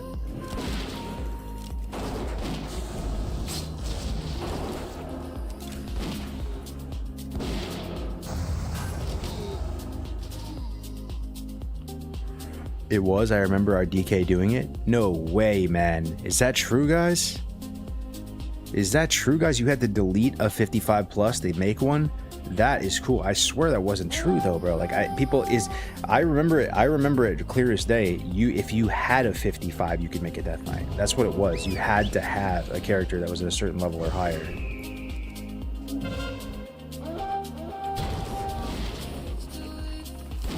never implemented that. Wouldn't that have been way better though, guys? Way better, dude. Because the thing is, was trash is everybody had a death knight, man. It was the same thing like when they put Demon Hunter in the game, right? Everybody had a death knight. It just made you like not want to play them. It made them just like feel cringe, and like leveling got devalued. Like at that point, people didn't really care about, you know, the authenticity of a character because you could just print the 55. Yeah, that would have been sick, man. That would have been sick, honestly. You have to delete a 55 in order to make a Death Knight. And it would have been cool, man. They could have had like a cool animation. Like, you delete your character. And then... yeah, like... you delete it, and then after you die... instead of release spirit, you know, maybe it said, I don't know. Coming Death Knight Zone. Is it just mirrored as AV Weekend feel like it's giving the same honor as always? Yeah, I'm not sure, dude. It doesn't feel so different right now. Maybe it didn't start yet. It is Friday. Yo, TGIF, everybody. Thank you very much for spending your time with me. I appreciate it so much, man. It's a privilege. It's an honor to be able to play my favorite game and have you guys here. If you're enjoying the stream, man, make sure you're like, you know, following or subscribe. I really appreciate you guys. I'm happy you're here spending time with me. Do my best to keep you guys entertained, you know, whether you're at work or whatever.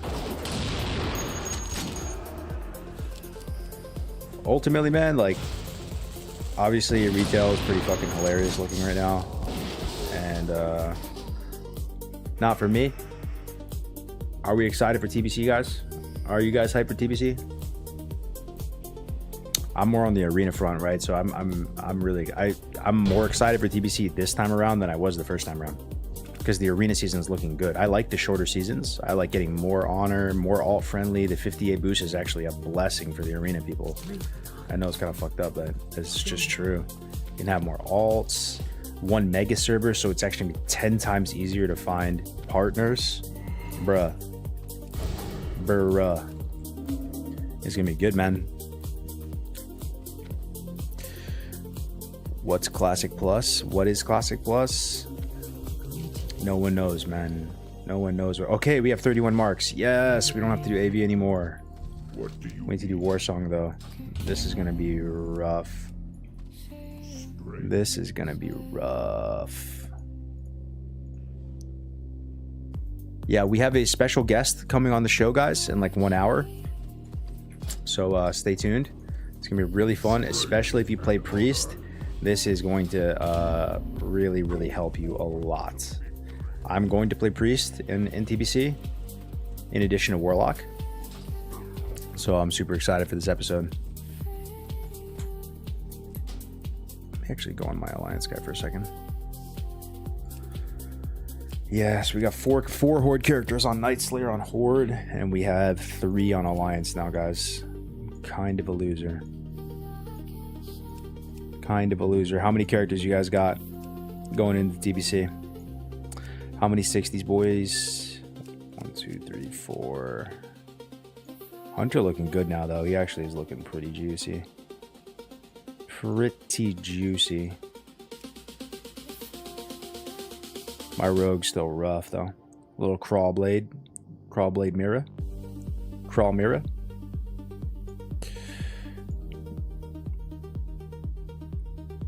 Three Horde, 1 Alliance. Not hype personally, just not that into the game anymore, but I did have fun in pre-patch at first, so you never know. PTR just kind of crushed my hype. Damn, John Rev. I'm getting a higher honor per hour for sure. It's not as big of a bonus as people were thinking. They were doing the math differently, I think. Did you play PTR? Yeah, I did, yeah. What was wrong with PTR, man? What was wrong with PTR? Let me log into my my other account real quick. Log into my Alliance. Log into my Alliance.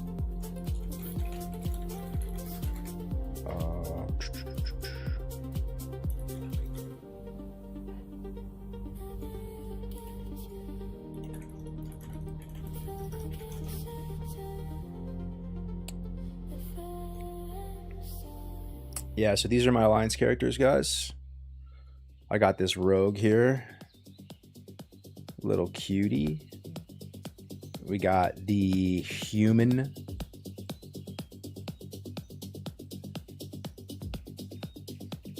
Yo, when you guys make body type 2 human female, do you make them look like your wife or your girlfriend? Be honest. Be honest. Be honest. Or your future girlfriend. Be honest. Be honest. Be honest, dude. Be honest. What up, Leffins? Dungees? Dude, go outside. What up, Natrix? Embarrassingly, yes. Hell yes. No? Mm-hmm. Mm-hmm. I make my orc lock look like my girlfriend. Hey, though, she's a little thicky then. You got a little thicky. All right, is this Monka? Okay, this might be Monka TOS. Like we're really walking a fine line here, guys. But what's this? Obviously, human female is the hottest female in this game because we're humans and we're attracted to human beings, of course. But if you had to go with a rank 2. If you had to go with a rank 2.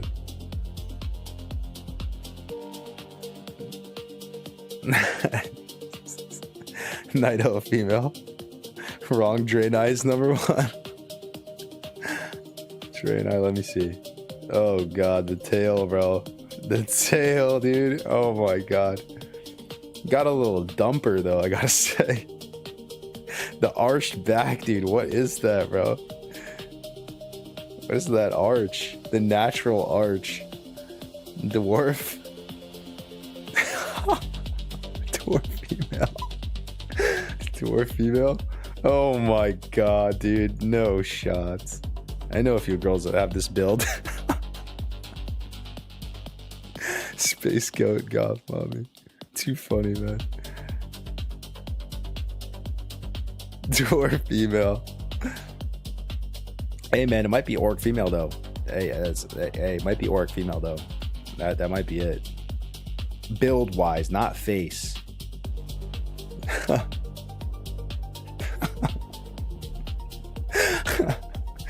Oh man. Yeah, this is my specimen of a priest here, boys. The tail can go Draenei places. is the hottest. The tail can go places. Ooh, the tail can go places. We got 2 quid in the chat. 2 sovereigns, 2 of the queen's currency. Chris, thank you, brother. Draenei is the hottest. The tail can go places. Thoughts? The tail can go places. I see where your head is at right now. Yeah, this is my stud of a priest. I made this yesterday. Bobby bullied me into boosting another one. So male dwarf looks great, actually. Is it a warning sign if someone says undead female? Winky would say undead female. You guys know Winky? Winky would say undead female. He goes for these type of girls in real life. This is like the undead female is an actual build of like kind of like alternative emo girls in real life. I have to see it again. And like some people will actually play undead female and you ask them why and they will like snap answer say, I play undead female because of the boob physics. I don't know if you have a friend in your friend group that is like that, but that's not a one-off. Like that's a thing, man. That is thing. Undead BT2. Oh man. This is my Dream Scythe character, guys. He's looking good, right? We're in good shape. We're on a roll. We got a lot arrested. I think we should make it to TBC in time. Thoughts? He's looking good. He's pretty decked out. And we're sitting pretty on Dream Scythe, so thinking about maining Dream Scythe for a female is the way to go. It's not a gnome. Start killing boars right now. You think I'll make it? Okay. What up, Farmy? Farmy Rob. Sus Bulge. F Bobka. What up, Psycho? No love for the troll body type too? Let me see, man. Let me see. It's been a while. Yeah. Not really, bro. That's a pretty standard issue. The orc, though. All right, we can play the game now.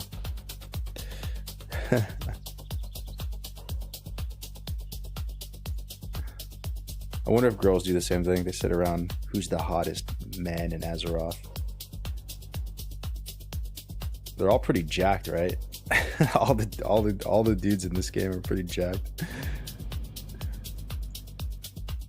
Thanks for the $2, Chris. I appreciate it, man. Appreciate it, brother. Has to be Varian. Varian. Oh. All right, yeah, this is our 58 priest. This whole weekend, boys, we'll be running. We'll be running Alliance premades. If any of you guys play Alliance on Night Stalker, we ran a bunch. Look, I played this for a couple hours yesterday on stream. Already got 10k honor on him. 132 gold. A good amount of marks. We got a trinket already. We're looking good. Stone form so good. So good. Ogres. Yeah. If you buying gear on this guy or straight natty into Outlands. I mean the stream actually hooked it up a bit yesterday. You guys blessed me up with some greens and some cheap BOE blues and stuff, and you gave me a couple hundred gold, which is sick actually. But yeah, I mean honestly, bro, like probably just natty. Just try to get as much honor as I can. The 59 bracket, by the way, guys, on Alliance Night Slayer was popping instantly, and we were full pre-made. Full pre-made. Anytime I see a male human, bro, why is this guy so bright? What is that? What is happening? Why does he have 7 Crusader enchants on his weapon? How is it so bright? I've never seen it so bright like that. Is it because everyone uses weapon chain? Dude, that is ridiculous brightness. What on earth am I looking at, bro? Oh, you're saying that's not Crusader? There's no shot he has Icy. Let me see. Holy fudge, he has Icy.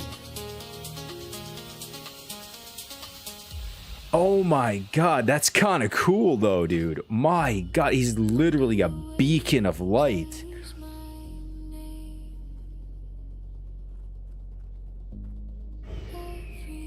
Bro, that's so bright, it's insane. Does sharpened weapon make it brighter too? Does that add like a little twinkle? Dude, this guy is like a freaking Dude, it looks weird. Look at the room. Look at the room. Everybody's just sitting there like regular armor on. This guy's like a strobe light, dude. It's kind of cool. Like, I can't even hate on it, dude. It looks insane. Grand Marshal Claymore Icy.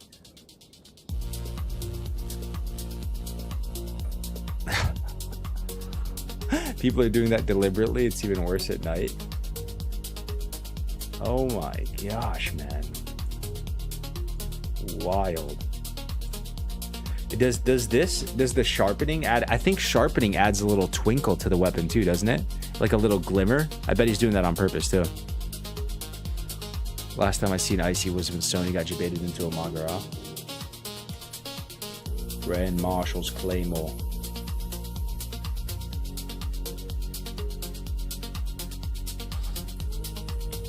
That's crazy, bro. That is crazy. That is crazy. Yeah, here's the Warlock, the Rogue. Man, it's kind of overwhelming thinking about all these characters we have to level, guys. 36 hours to 70 is what people are saying, right? 36 hours. I guess if you do 2 18s, you play 18 hours, you sleep. Obviously, that's degen. Then you do it again, you're done. 2 days. 2 days. It's probably the plan for me. That's probably what I'm gonna do. Try to get a cleave together with no hit Jerome. 18 sleep. Try to get like a decent sleep though, right? Like sleep like 6 hours or something. Eat some food. Conduct personal hygiene. Run it back. You can't do 18 hours, bud?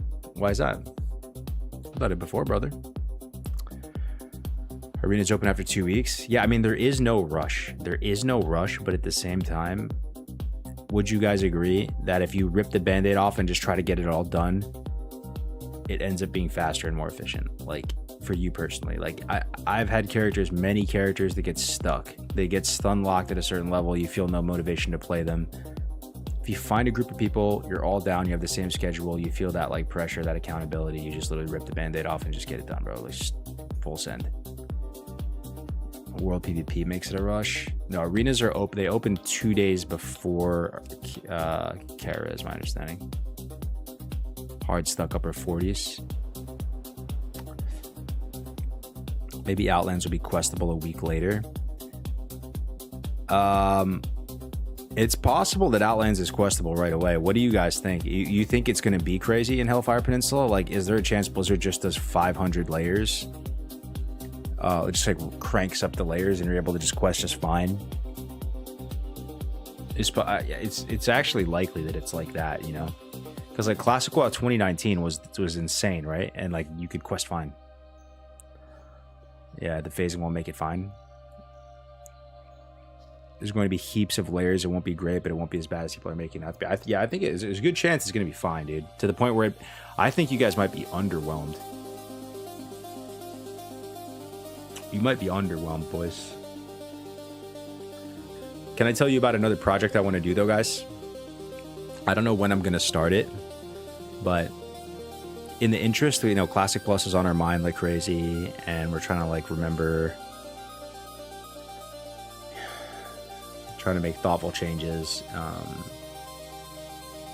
And I feel like leveling a character from scratch, like doing it hardcore, choosing the professions, going through the motions, having that on our mind, we can pretty much, as we go, look for potential optimizations for Classic Plus if people are going to really feel so motivated to do it, right? Like tasteful, respectful changes, and also do hardcore. And also, I want to level a troll warrior like that guy. What was that guy's name again? The world record guy. Let me see. Warrior speed run.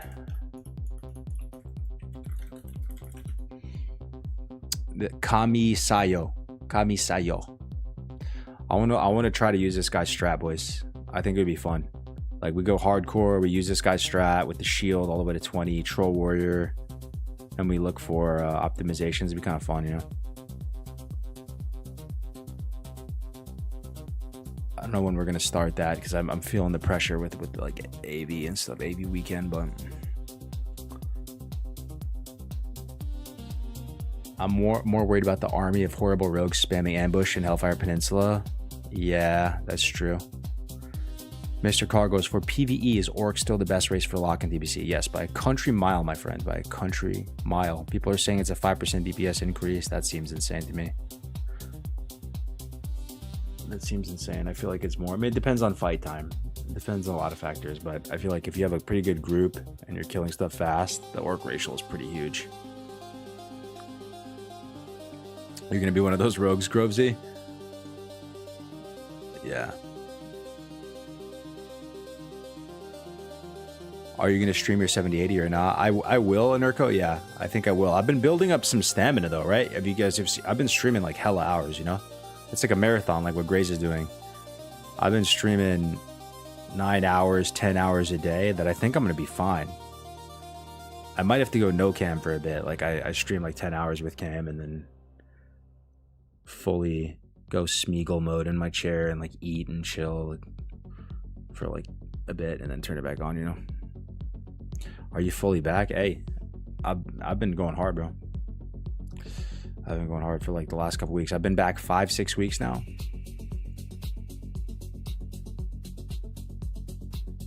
Yeah. So we're gonna start this project soon. Still smashing Jim and Pickle? Nope. I wish. I am fully atrophied out. I'm a hollow husk of what I once was. I used to have big pectoral muscles. Now I'm just skinny.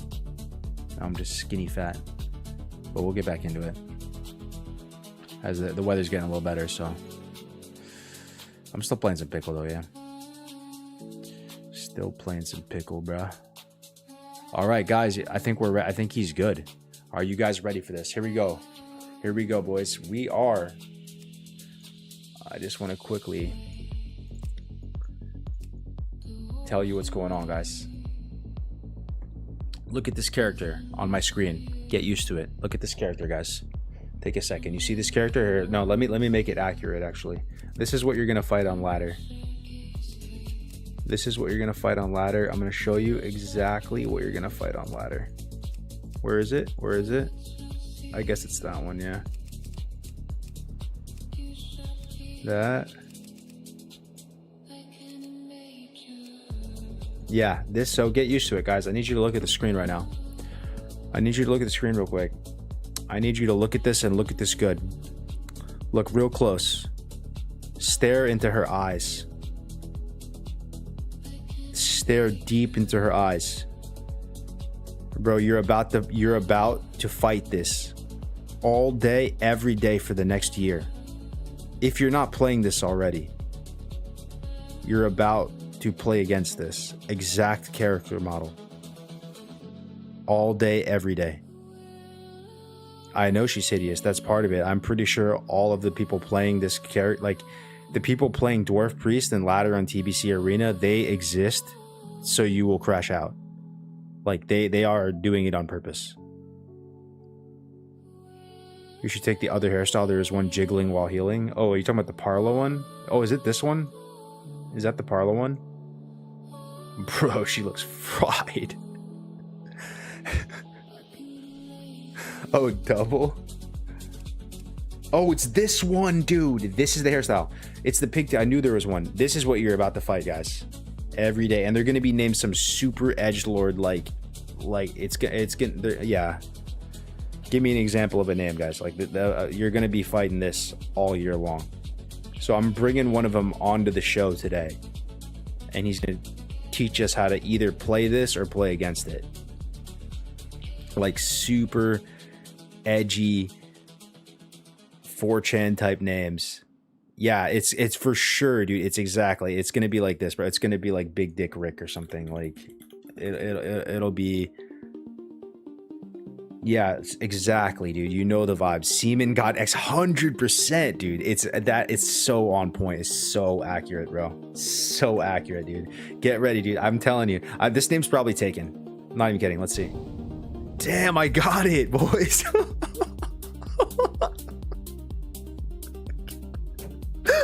Oh shit. Oh fucking god. Oh shit. Oh my god. Yo. What if I told you? What if I told you this is a rank 1 character, bro? I'm not even kidding, dude. I'm not even kidding. This is rank 1 potential, dude. I'm dead ass serious, dude. You might see this at the top of Ironforge Pro. You want to buy this? Anyone want to buy this name and buy this character? I got you. It's on Dreamsight. That's the only problem. On Night Slayer, no shot. I get this. On Night Slayer, this is taken already. This exact character exists already, okay? Boost that shit. Oh my god. Let me message Pepe.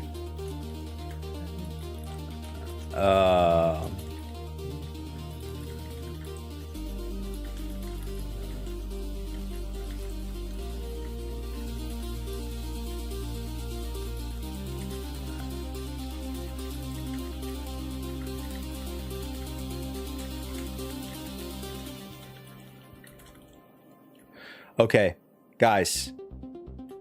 Okay, we're not about to play Seaman God X. Okay, we're not about to play Seaman God X, unfortunately. I'm sorry to let you guys down. Seaman God X.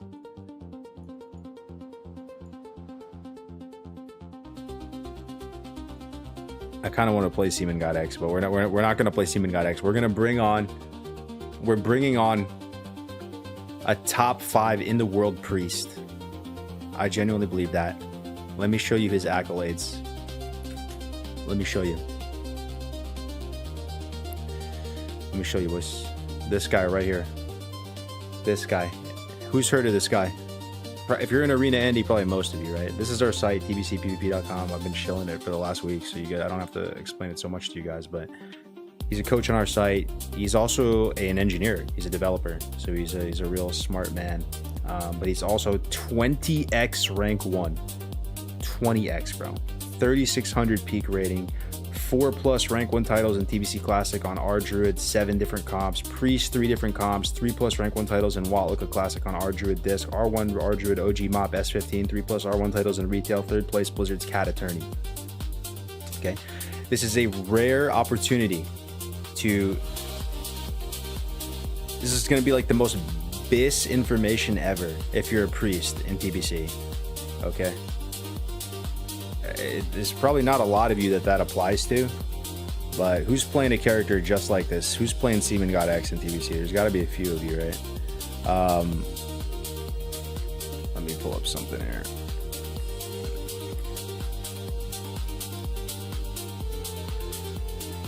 So he's going to be live as well. Let's see if we can find some good videos of him. We can play in the background as well. 2v2 is Soda Poppin', Warmane, undefeated TBC Arena with Peekaboo, DPR. Ooh. 15k views. Maybe this one. Maybe we play this one.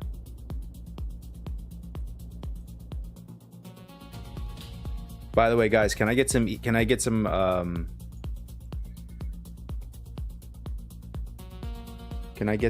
positive reinforcement in the chat? Can I get some hearts or something? I bought YouTube Premium. No more ads. No more ads. Big investment, I know. But no more ads, guys. Whenever I play YouTube videos on the stream. I'm Cum Lord X. Oh, got you. Okay. So I'm going to invite him to the call now. We're going to make a YouTube video together, boys. Some of you might have watched the Skrina one. You might have watched the Skrina one.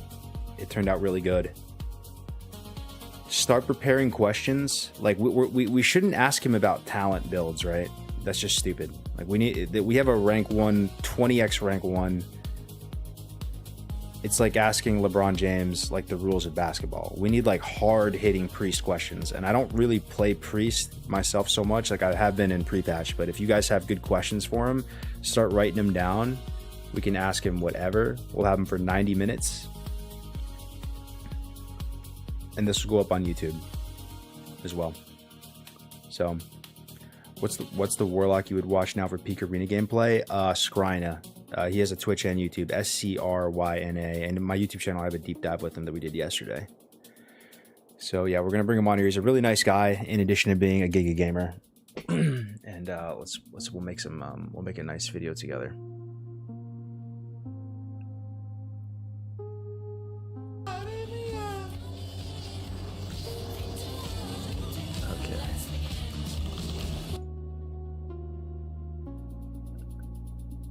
Turn this down a bit. Okay.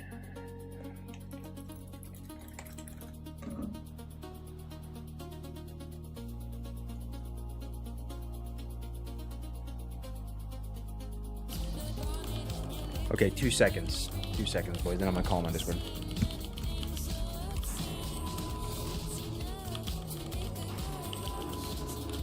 Yes, sir. We got it. We're fine.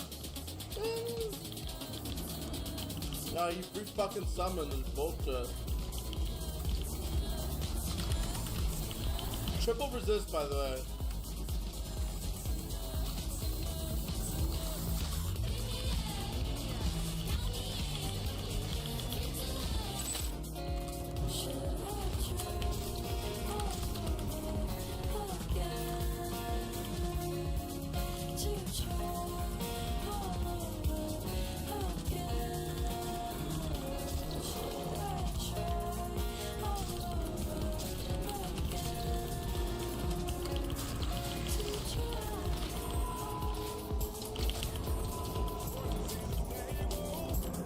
love the way you ride.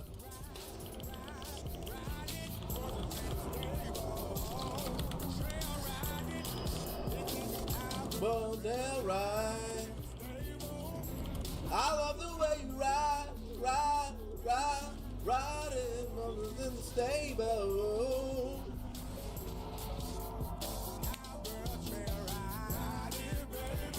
Yo, my bad. The audio was scuffed that whole time, huh? Cowgirl, still right. 20x rank 1, by the way. Okay. Oh yeah, he's actually doing the right strat. All right, let's I do need this, to throw boys. first. Kill Chucker for me?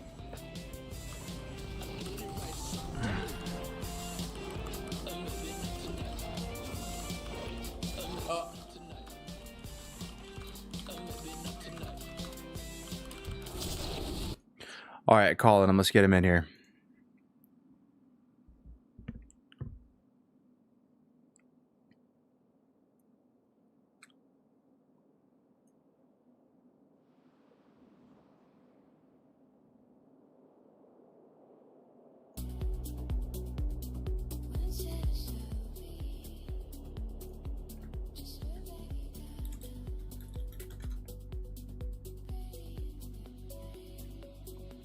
Damn, bro, that's an AI baddie right there.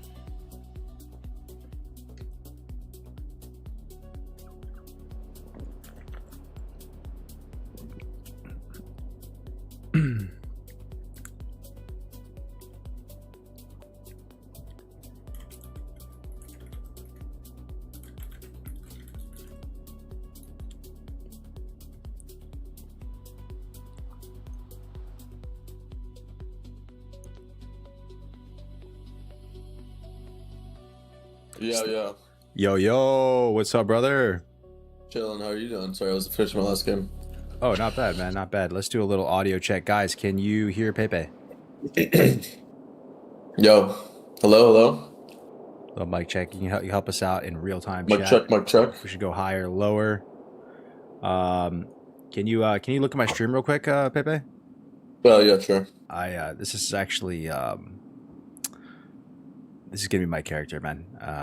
This is Demon God? Yeah, Seaman God X. We decided as a chat this is what we're going. This is what we're doing. Nice. You've inspired You us. You playing Alliance Sand Priest? I actually did boost an Alliance Priest yesterday. Or a Horde Priest, I mean. I have a Horde Priest, but Bobka bullied me into boosting a Dwarf yesterday, and I played a few hours on it, and bro, it actually was like such a noticeable difference. It was crazy, man. Like Nice. you have 3 more buttons to press. I didn't expect Chastise to feel so good. It's just so nice to press that button. So everybody, you guys can hear him okay? Sound levels are good. We're gonna make a YouTube video, guys. We'll have the chat up the whole time. Once we're good with audio levels, we'll just get started. I have it recording already, and I'll throw this up. I'll send you a little knock again. Oh, did it get disconnected? Oh yeah, there we go. It might have, yeah.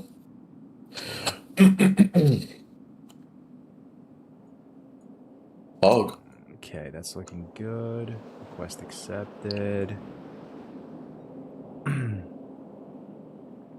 Pepe's coming through a little louder than me. Okay, cool. I'll turn him down just a bit then. Thank you. What's up, guys? Okay, let's put some WoW music on here. Let's do that.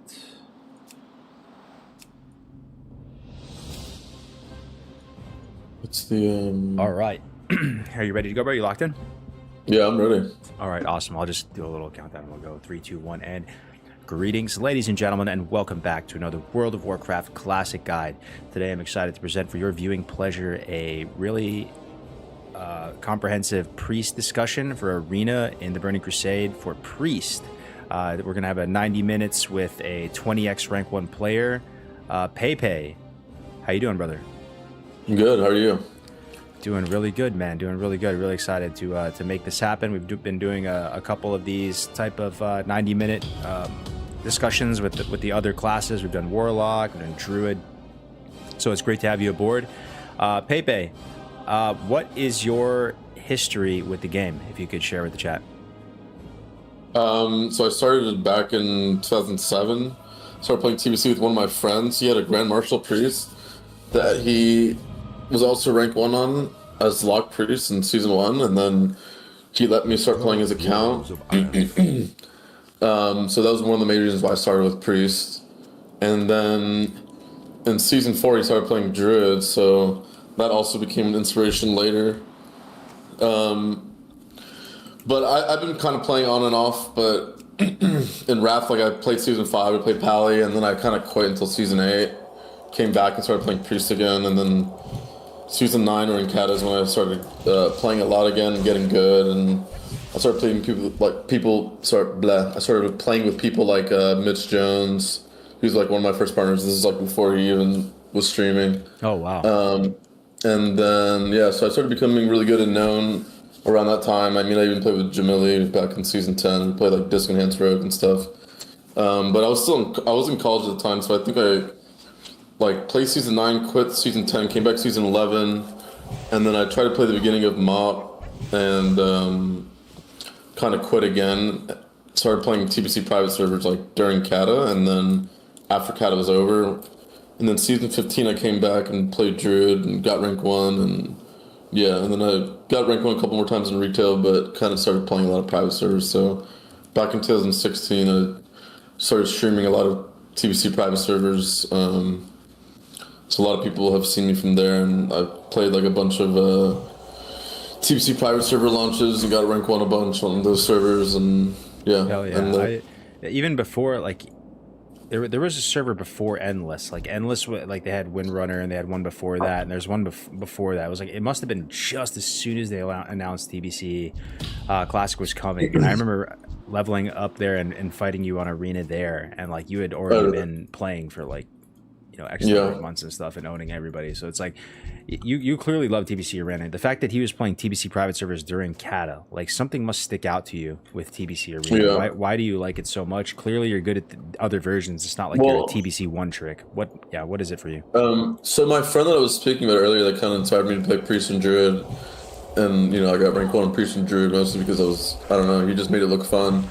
He was playing on a vanilla level 60 server called Phoenix.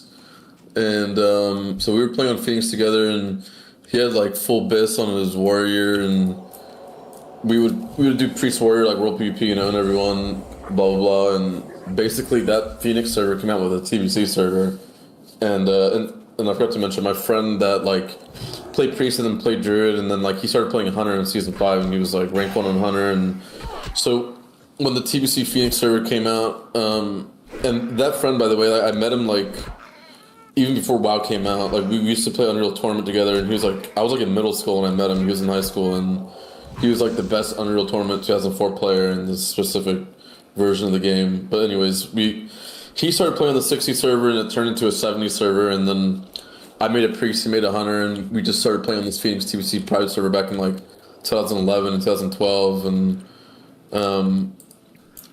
that's kind of how it started, like just playing with him. But then I like met this really good French player who played Rogue, and he used to play Mage with Kuna, which is like, I don't know, one of the best EU Rogues back in the day. But he was playing Rogue this time around, and he kind of taught me how to get good at the game again, and that's kind of how it started. Yeah, but what about TBC out of them that sticks out to you, or do you like all the versions the same? Maybe it just can be out of convenience that you play TBC. Like, it seemed like that's how it was with just being after Phoenix. It just ended up being TBC, but I guess I started playing TBC, all the private servers, and I tried to play Wrath, and it just wasn't as fun, I guess, to me.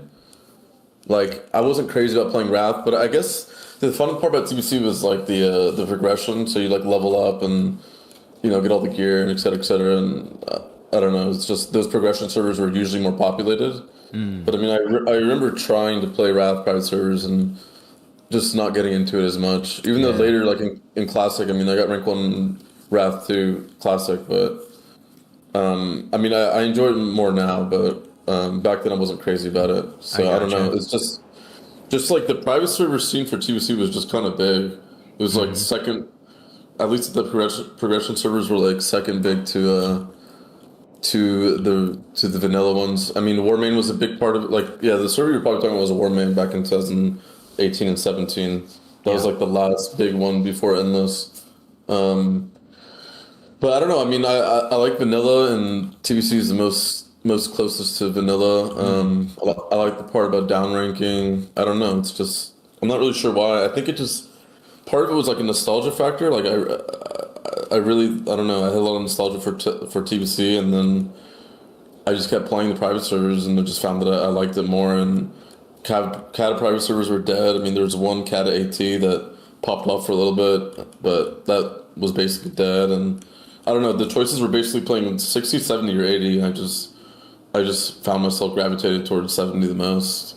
Yeah. And do you enjoy retail PvP at all, or has it died for you? It's mostly died, I guess. Yeah.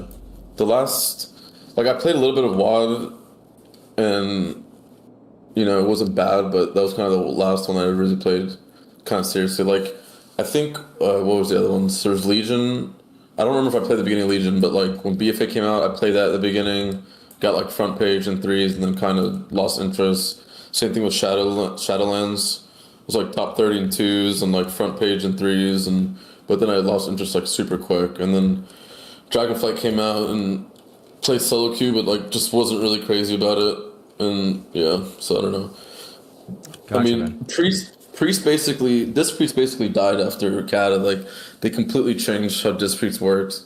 You had to play Holy, and Disc Priest was just never the same again. And Druid, on the other hand, was like peak fun in MOP, and then after that, like I think it was after Dragonflight, it just has been kind of the same ever since. So it just I don't know, the design of the classes that I played just were never there for me.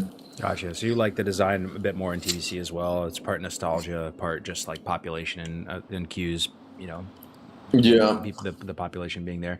That's fantastic, man. Thank you for sharing that. I guess moving into the next thing is I feel like, especially if you're new to Arena and TBC, or if this is your second time around, like people should, I want people to have like a good like framework for the game. Like how should they interpret the game? How do you interpret the game? When you look at the TBC meta, what does that rank one framework look like?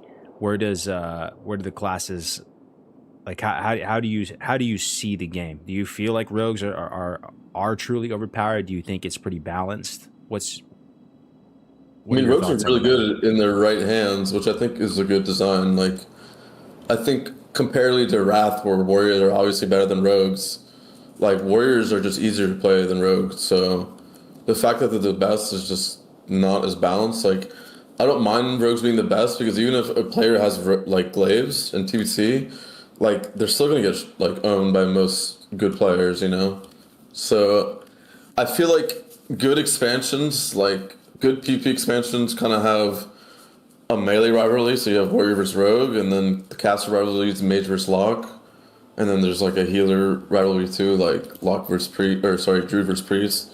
And then like I kind of like that balance. Like they're obviously, I don't know. I mean, warrior druid is completely good comp. Like even one of the best druids on NA believes that like Alliance warrior druid is just counters rogue mage, and even though that's like not a common what's it called, like it's not a common thought amongst the community, right? So right. I mean, I think it's pretty I think it's balanced for the most part. Yeah, I mean, warriors, like you can play double healer warrior, you can play WLD into RMP, and you can beat both those comps. So yeah, it's good to get your take on it, because that I do share similar feelings where I think there's a lot of RNG in TBC, and that kind of feels like a bummer sometimes. But if you look at some of these tier lists people are coming out with, I mean, everyone has their tier list under the sun, right? Like, there's a lot of comps you can play, man. Rank 1, Glad level, 100%. It feels like there's like dozens of comps, and there doesn't seem to be a class that really is in a bad spot in TBC.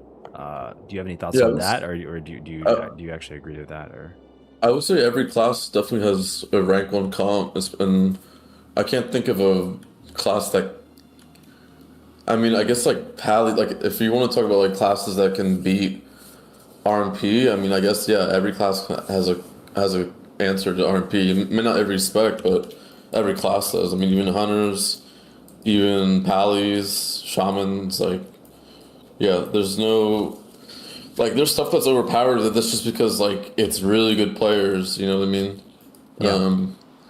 So I feel like the resist thing is also good, I think in later expansions when there's no resist, the game becomes very like scripted, and you can kind of do the same strat versus a team every time, right? You never have to think on your feet. I mean, TBC, when it comes to like matchups in TBC, is kind of more so matters about how you do in a series more so than just one game. Like a one-off game doesn't really matter. It really, like, if you really want to get a good sense of who's the better team, is like you got to play like 5 or 10 games or something, because you know there's going to be RNG in every game, and you got to think on your feet and improvise and strategize. You know, So you don't actually mind the RNG too much. You think it just makes it more interesting, almost like how Hearthstone has different, you know, RNG mechanics and stuff like that.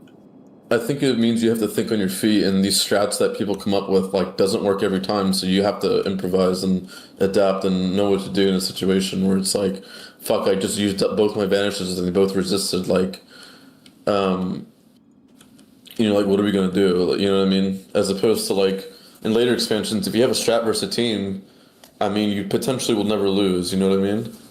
Yeah. So I don't mind the RNG. I think it makes for good gameplay. Like it makes for something that's more interesting. Like I get that it's frustrating in the moment, but I feel like it's a thing that is good in like a nuanced way that people don't really quite understand. Like it's hard to know that it's good. Kind of like an argument with like summoning stones, or like LFG just like porting you to the dungeon. Like yeah, it feels nice from like your perspective, but like you don't understand the implications, The opportunity cost of it, or what? Yeah. Yeah, like you don't understand the implications and like the greater in the scale of things, you know. So Totally, man. I guess it's the last question I have for you before we get into kind of the meat and potatoes. Is how do you see the arena season going into Anniversary? Are you optimistic? Do you like the changes Blizzard has made? Do you feel like this dampening that they're including? How do you make sense of all of it? Like, is it looking good? Is it looking bad? Do you think the meta is going to shift in some way? Is it going to be same old? so was that specifically about the dampening? It's kind of Or were about there other it's kind changes? of about all of it. Like we're looking at this anniversary edition of Arena. Like Yeah. so, it's just whatever thoughts come I to mean, mind, man. Well, I'm trying to think of all the changes besides just the dampening. I mean, I know that MQG isn't in the game in the beginning, which is good. I know that I forget what the offhand is, but there's an offhand that would break Yeah, it as you see. Skull of Impending Doom not in the game. Yeah. All the NG stuff's Yes. not in the game, and then it's personal. Well- Personal rating is another one, and then the dampening is probably the main broad strokes. Yeah, I mean the NG thing is good. Besides the fact that they love goggles, and I don't know why for some reason goggles gets to stay, which is kind of stupid. But NG belt being out of the game, I mean I'm not crazy about it, because if you play Undead Priest, you're kind of fucked. Like you're just gonna get double rogue down, or feral rogue down, or even mage rogue down. You're gonna die in a cheap shot kidney double blanket for 6 seconds. So as someone who played like almost every TBC private server, like that was one of the first things I farmed, and not everyone was getting it. Like I don't remember any druids getting it. Like I remember locked rogue players getting it, mage rogue players getting it, but I don't remember every class getting it. And I feel like that kind of came because everyone was sweating for the titles, I guess. But Yeah. in my opinion, like the fact that they removed it is just sketchy if you play Undead Priest, because you're just gonna get mowed down. There's nothing you can do about it. Bro, in my opinion, that's good comp. That's why we're here. Like to hear it from the source, boys. To Yeah. hear Undead Priest might be in a bad spot. So do you think it's in a bad spot, or is it actually is that like a very real concern for you? I mean, it's just like if I didn't have NG Bell on these private servers, like I don't know what I would have done. I mean, yeah, I do think it's like I was kind of considering that they should potentially make it restricted to cloth users only. Like I don't know, that was just my idea. That like I don't think I play priest and druid, and like I've seen some of these druids say like, oh, like druids need it too, and I feel like that's completely cope. Like someone who's played priest and druid, I don't think druids need it. I mean, they have tree form, and they have bear form, and they have stealth is kind of not the reason, but it's really about the fact that they have bear form, and they have abolish, and they can travel form away and get away, and like they can tree form and pre-hot, like but priests or undead priests, like there's nothing you can do about it. You're gonna get stabbed, or they're gonna wait for your partner to get stabbed, and then you're gonna get fucking garroted like a million times and just die. So Right. And there's no DR on silence in TBC. That's one of the meta defining things as well. I will just say too, as some people may not know, because I actually probably apologize. I should have probably done a little bit more of an intro, but Pepe is 20x rank 1 player, 3600 peak rating, ton of titles. But the main point I'm trying to make here is he's actually not a priest one trick. You also play druid pretty much as much as priest, so you can speak from both sides of the healer rivalry, as you said, right? Yeah. I mean, I started playing. I main priest first, and then once I got rank 1 on druid and mop. That's kind of when I went back and started playing druid and TBC. But I didn't really start playing until classic, kind of, and that's when I really got into it. But yeah. So I played both, and I've been enjoying my druid more lately. But that might just be because I've played priest like all my life as opposed to druid. Like I just like more recently started playing it. I mean, I guess MOP was like 10 years ago, but yeah. Yeah. So I guess with regard to the other aspects of that question, there's a lot is like other considerations is like, do you think dampening is going to do anything, or if it's going to basically not change anything? And then also like, I'm actually really curious if you think if there's going to be more glad spots, less glad spots, like how I'm not really sure how this is going to crack out with it all being personal rating. I know you played some retail and stuff, and I think they have that system in retail. So. Yeah, so the dampening thing, I mean, I don't think it's going to affect season 1 or 2 that much. I think it's more so a change for later. I think it's ultimately good. I think a lot of players at the very top think it's bad, which I can get, but I think, like, I don't know. I think it's somewhat okay and good, and I'm not like crazy about it, but I understand why they did it, and I'm not 100% against it. And I also feel like people might think that it's going to disturb the meta, but I mean, doesn't mean that it can't be a new meta. It doesn't have to follow the old meta is, and I mean, the meta of season 1 doesn't even follow the OG TBC season 1 anyways. So. Oh really? Okay. Yeah, that's its own beast. Yeah, so, because. Yeah. Sorry. Go ahead. Yeah, because like Lock Priest, for instance, in season 1 was completely broken. Like when my friend got rank 1, they played Shadow Priest Lock, and back then resilience wasn't affected by dots. So, I mean, yeah. So it's. You know what I mean? So it's like TBC Classic 2021 meta isn't even aligned with, that version. So, and the same conversation was made about MOP, how like dampening being quicker was going to change the meta a bit because like something about DK's not getting more like unholy gargoyles off, and I don't know, something random, but. I don't mind. It doesn't have to like fit some sort of idea of what the meta should be. Like, it's its own new version now. Like, it's gonna be a different meta. Like, I'm not against that, but yeah. I mean, I mostly think that season 1 and 2 will be unaffected. I think it's something for season 3 and 4. I mean, I remember playing like a 50-minute game of Rogue Druid into Druid Hunter. Like, I remember playing Fearblade and having like literally a 50-minute game before. Like, yeah. I think we both would have benefited from having a shorter game, or I think like Druid Warrior versus Druid Hunter like would benefit from a dampening game. And I do feel like there could be some cases where like Mage Priest versus Lock Druid will just run forever, run, and then just double pet and dampening and kill them. Mm-hmm. But I also feel like if the Lock Druid was good, then they would be able to capitalize on it and not let them do that. The other thing that I think of with the dampening that I'm not sure if this is going to be the case, but some people have brought up in the chat that like double rogue, double dog could try to just absolutely cheese it and play for time and just play evasive until dampening became more of a thing. And another one that would be consideration is like in 1v1s, if a rogue is like just really playing like a rat and playing for prep and playing for full cooldowns and just not trying to engage whatsoever, that's going to be an implication as well. Yeah, I mean, I do think that with that, like, you would usually 1v1 if it was Matrix Priest, which I'm sure I'll have to face again. Like, there's been so many times I've had to 1v1 a mage.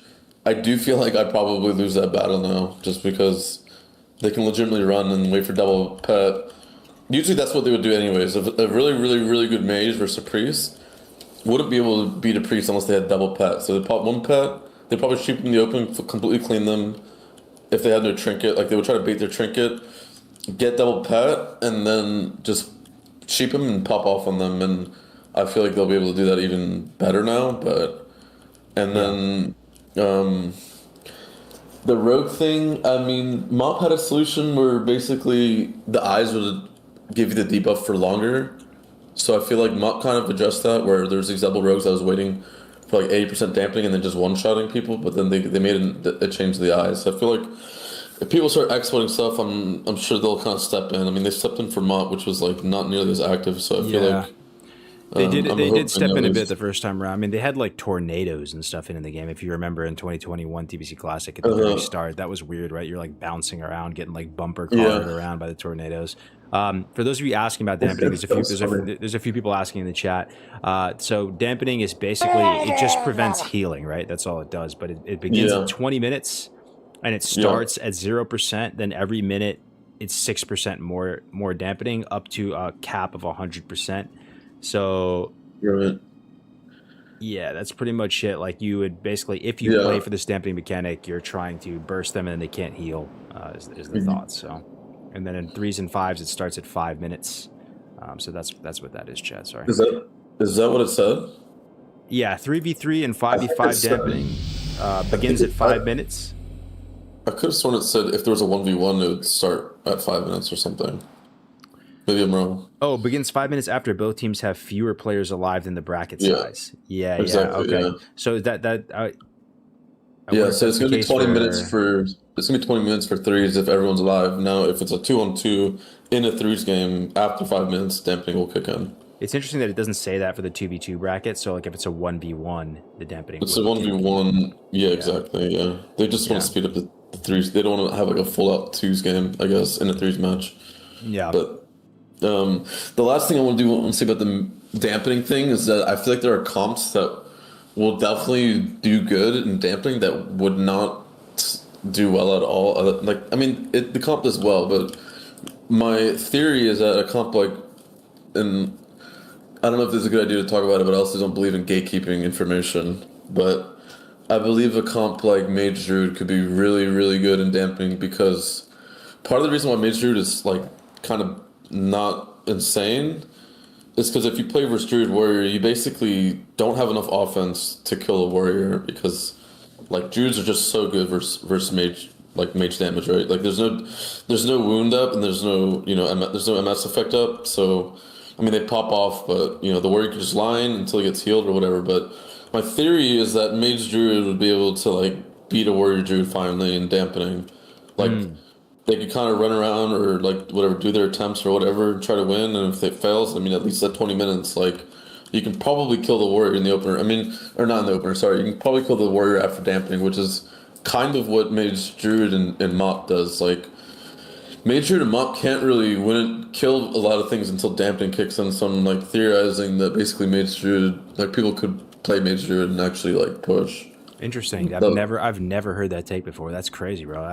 I've thought about why Mage Druid is literally never seen ever, and I just assumed it was some DR thing, like maybe their CCs are on the same thing. But Well, basically, like Priest is the better healer, right? Because you have dispels, you have burn, so you can actually end the game.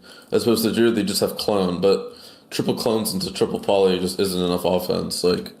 It's just not like the burns and the purge are just better, and the offense and the defensive dispel as well. But basically, with dampening, Mage Druid can just not let the warrior connect or whatever. Like, I mean, the main problem is that they can't beat warrior Druid, so they can just never let the warrior connect. Just like root, sheep, nova, whatever, just clone over and over again until dampening, and then just fucking pop off and kill them in dampening.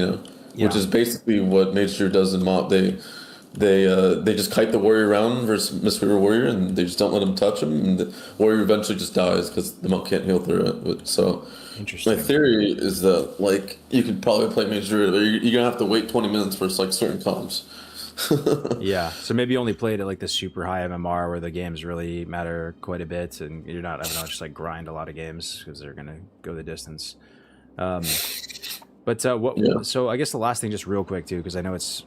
I don't think it's like the biggest point, but do you have any thoughts on the personal rating? Do you think it's going to change anything at all in terms of like how many glad spots, one spots? Is it going to result in more players queuing? Is it going to be more fun, less fun? Yeah, I think it'll be better. I think it'll be overall better. I think it'll be easier to get glad as well. I think you won't have to wait for your partner. You won't have to like first of all be on a team and be limited to your partner. Like there was the issue of injection. Like well now I can't get injected.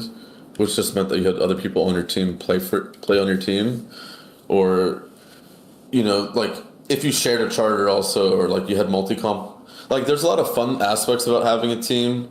Like in season 4, for instance, we were like 2,500 as in fives, but we had 9 people. We were like the highest team on the ladder, but we also had 9 people on our team, and we had 2 rosters, and they both shared 1 mage. But we had 9 people on our team, and we were the highest team, and like that was fun and all. But like stuff like that goes away. Like you don't really multi-comp anymore. You're not really like. Basically, like at the end of the season, people usually come down to just one team and they push with their one team.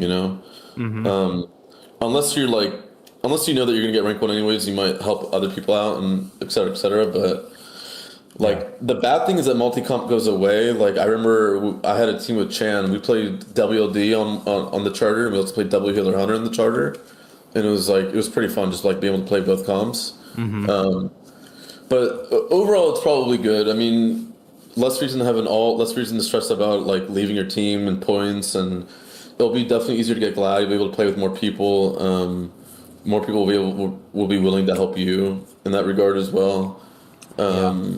So I think it's overall a good thing. I do think Glad will be easier.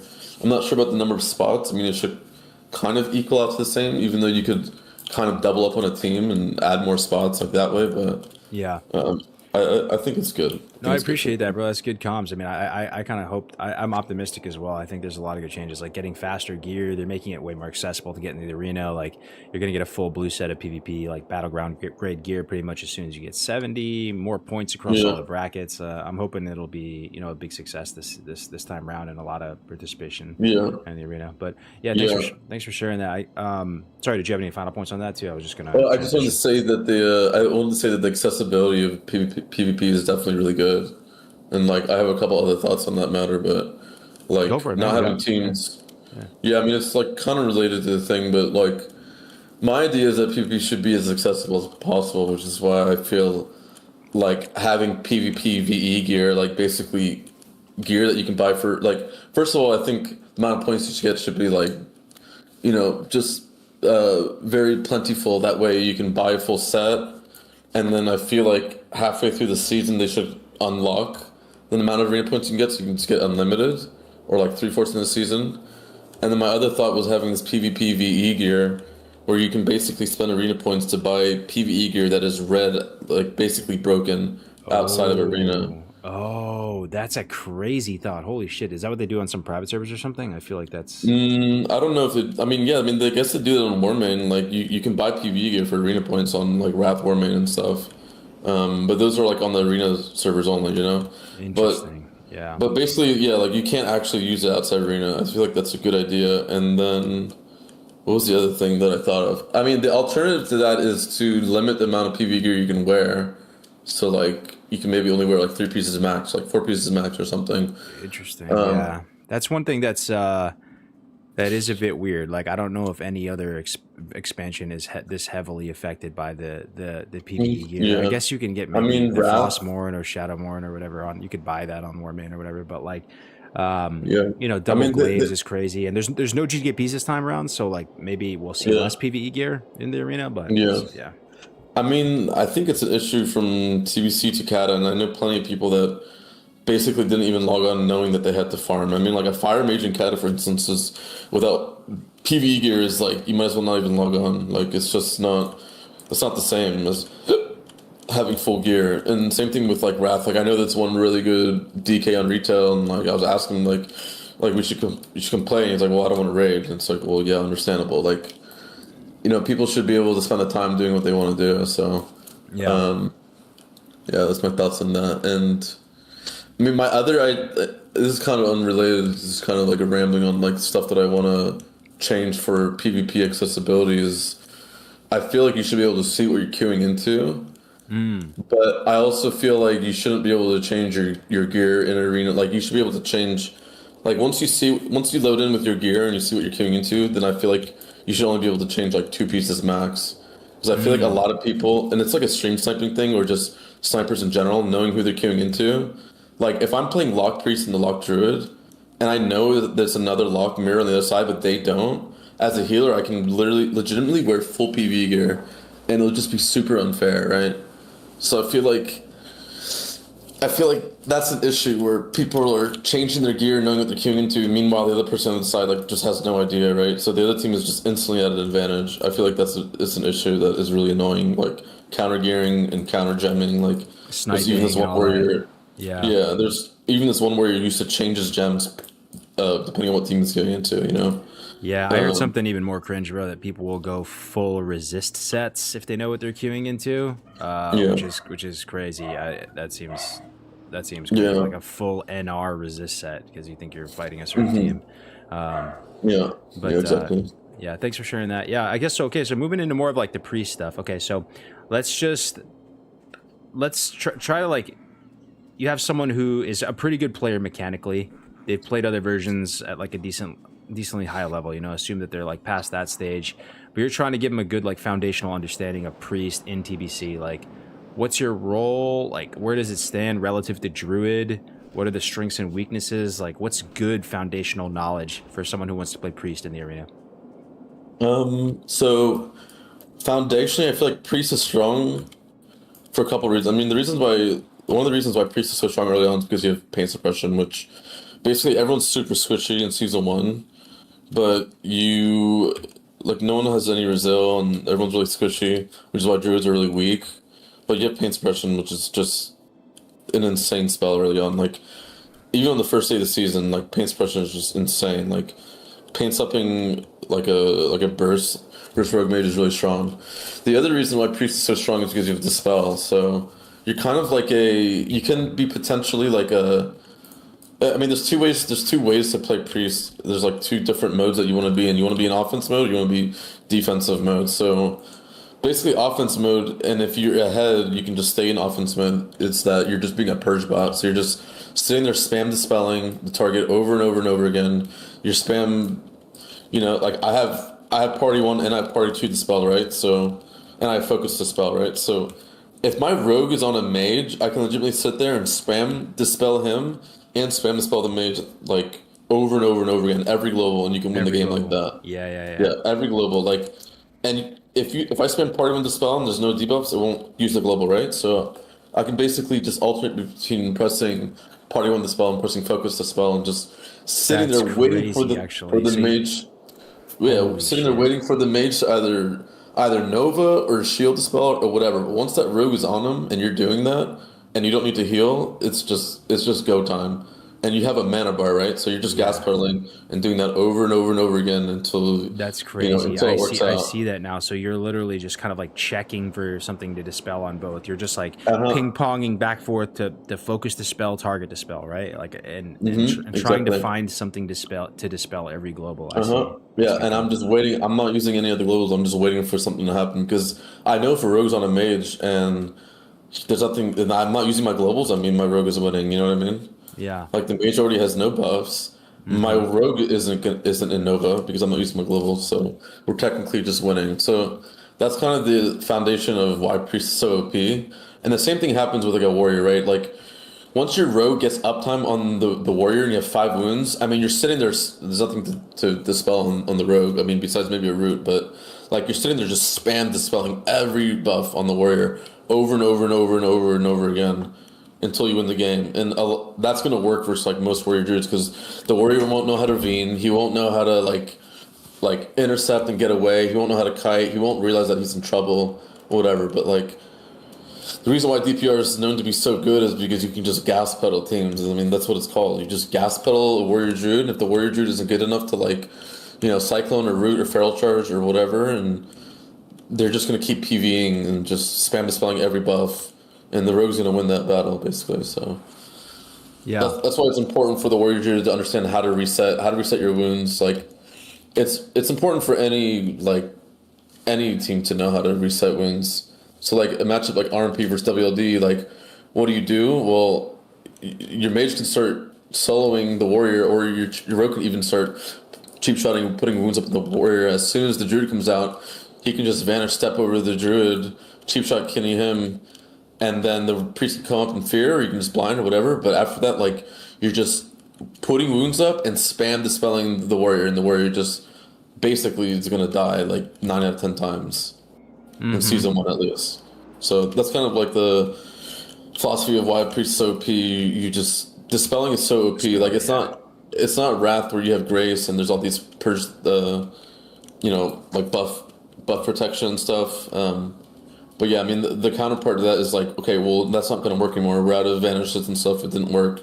Whatever. Right now you're sitting on the pillar and you're just like kind of regenning and just like waiting to kind of be able to kind of push again. And then when it changes and the mode switches, then it's go time again. You're trying to push, either push and win or just push to get a cooldown and then maybe go back to defensive mode and sit on the pillar and So offensive mode, like you said, you're just dispelling everything, every global checking, and that in your mind generally is more important situationally than even like mind blasting and casting smites into the target. Obviously there's like tons of nuance with this, but like I mean it depends. Like if he's at 20% and there's one bloom up, I'm probably gonna mind blast him. But if he has a kick or a reflect, like it just kind of depends. It is like a lot of instinct or like if he has a decept, like I don't know, it just depends. But if you think you get the mind blast off, it's usually good. I mean, but yeah, you're kind of rotating between doing both. Kind of dispelling, you're kind of trying to get a mind blast off. Like mind blast is probably slightly better, but I mean if he has full blooms, you probably want to just, it's not worth your mana. So you kind of get to gauge what is worth your mana and what's not. When is it good to conserve your mana? Like when do you want to like take your foot off the pedal, so to speak? So yeah, it is a lot of like, there's a lot of different things that you kind of need to build an instinct for. Like, okay, when is it going to work to spam the spell? When is it going to work to do damage? Like all these things you kind of like learned. And when you're in defensive mode, so like you're kind of spelling out the picture of when you're in offensive mode. You're spamming to spell on focus on your target and your buddy. You're potentially mind blasting, shadow word painting. You're leaning in. Let's say you're on the back foot and you're in survival mode. It feels like priests have tons of instant cast and stuff like that, but like like how do you survive? Yeah, how do you survive? What's that defensive mode look like to you? What's the order of operations? So one of the things about playing priest compared to playing druid is that you're very reliant on your teammate, right? So if you expect to live, your teammate better help you. So we'll talk about like two comps we'll talk about like priest mage and priest rogue. So like what does that look like for priest mage? Well, your mage just starts balling, right? Like let's say you're playing versus warrior druid and you do your offense mode, right? Like your mage basically, the setup is like your mage sheeps and then you mount up and fear the druid and then you start spamming spelling. Okay, well what if that doesn't work? Well, now you basically don't want to keep doing damage, but you also want to save your mana, but your mage starts blizzarding and you just try to get away. I mean, it's really hard to actually cast. Like, you're not really expected to be able to cast in people's faces. Like, sometimes you have to win or to live, but like, say if it's a rogue on you, I mean, you're not casting. You have a Holy Nova, but like, I mean, Mind Numbing Up and Deadly Throw and Kick, I mean, and Kidney and Gouge, I mean, it's just, you just can't. So you're really reliant on your rogue to peel for you or for your mage to peel for you. And then when you have a comp like Lock Priest, like, you basically are trying to only gas pedal, and if you run out of gas, I mean, you just lose. Like, that's like the thing about Warrior Druid. It's like, why is Warrior Druid so good in Lock Priest? I mean, how do you reset? How do you get away? As opposed to Rogue, where you can cheap shot Kidney, Gouge. If you Berserker Rages, all right, well, you're running around the pillar and you're waiting for Berserker Rage to fall, and you're fearing, and then you're resetting and drinking and etc. Right? And you just keep doing that until you finally have a moment where you can gas pedal again because suddenly the druid or like whatever, something happened. Either the druid is just ooming because he's like abolishing and healing, or like you get ahead, suddenly you have 5 wounds, he has 80%, and you have 30% mana. Okay, well maybe we can push again, So like you're playing in defensive mode, and you're able to play in defensive mode because your mage is either palling or blizzarding or noving or whatever, or because your rogue is cheap shot gouge kidning and crippling them, and you're running around the pillar, not letting them like touch you, right? Right. And, on a real basic level, so like the instance that you have, right? You have Prayer of Mending, you have Shield, you have Renew. Let me see if I'm missing anything here. Prayer of Mending, Shield, Renew. I feel like I'm missing one. So you have Shield, Renew, Palm, and then your only other one is like your Holy Nova, and then Holy Nova. That's Prayer. Yeah. So it's a prayer if you're.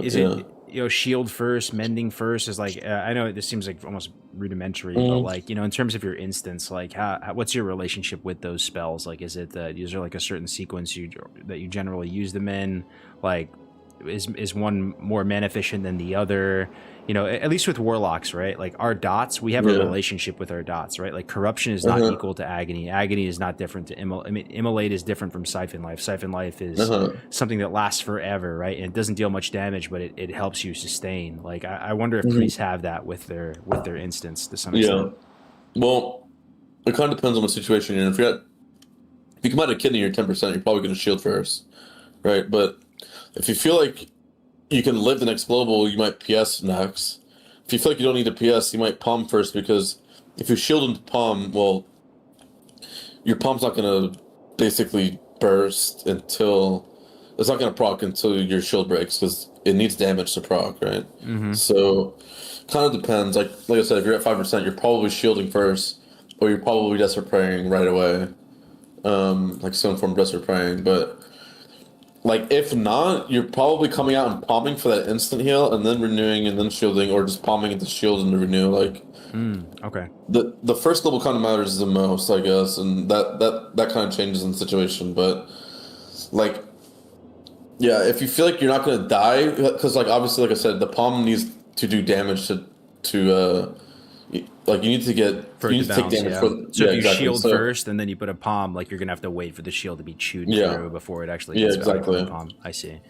Yeah, so basically, like, if you palm, you're waiting for the damage to hit, but the damage kills you, I mean, GG, So I typically palm and then shield and then renew, like, if I can. But, I mean, you just don't always have that. Right. But after you do all those, I mean, you're probably just spamming Holy Nova if you feel like you're gonna die. I mean, it's a lot of mana.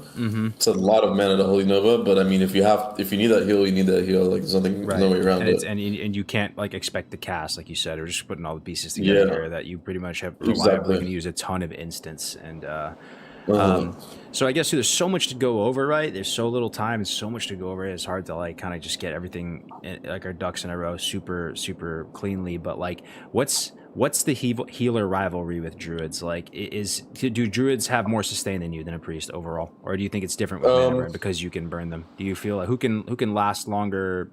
Who's more offensive? Priests are probably better in season 1 overall, but I mean, so the reason why druid is so good into priest is if you know how to play priest into druid. So one of the best reasons why druids are so good into priests is that they can handle the spam spell.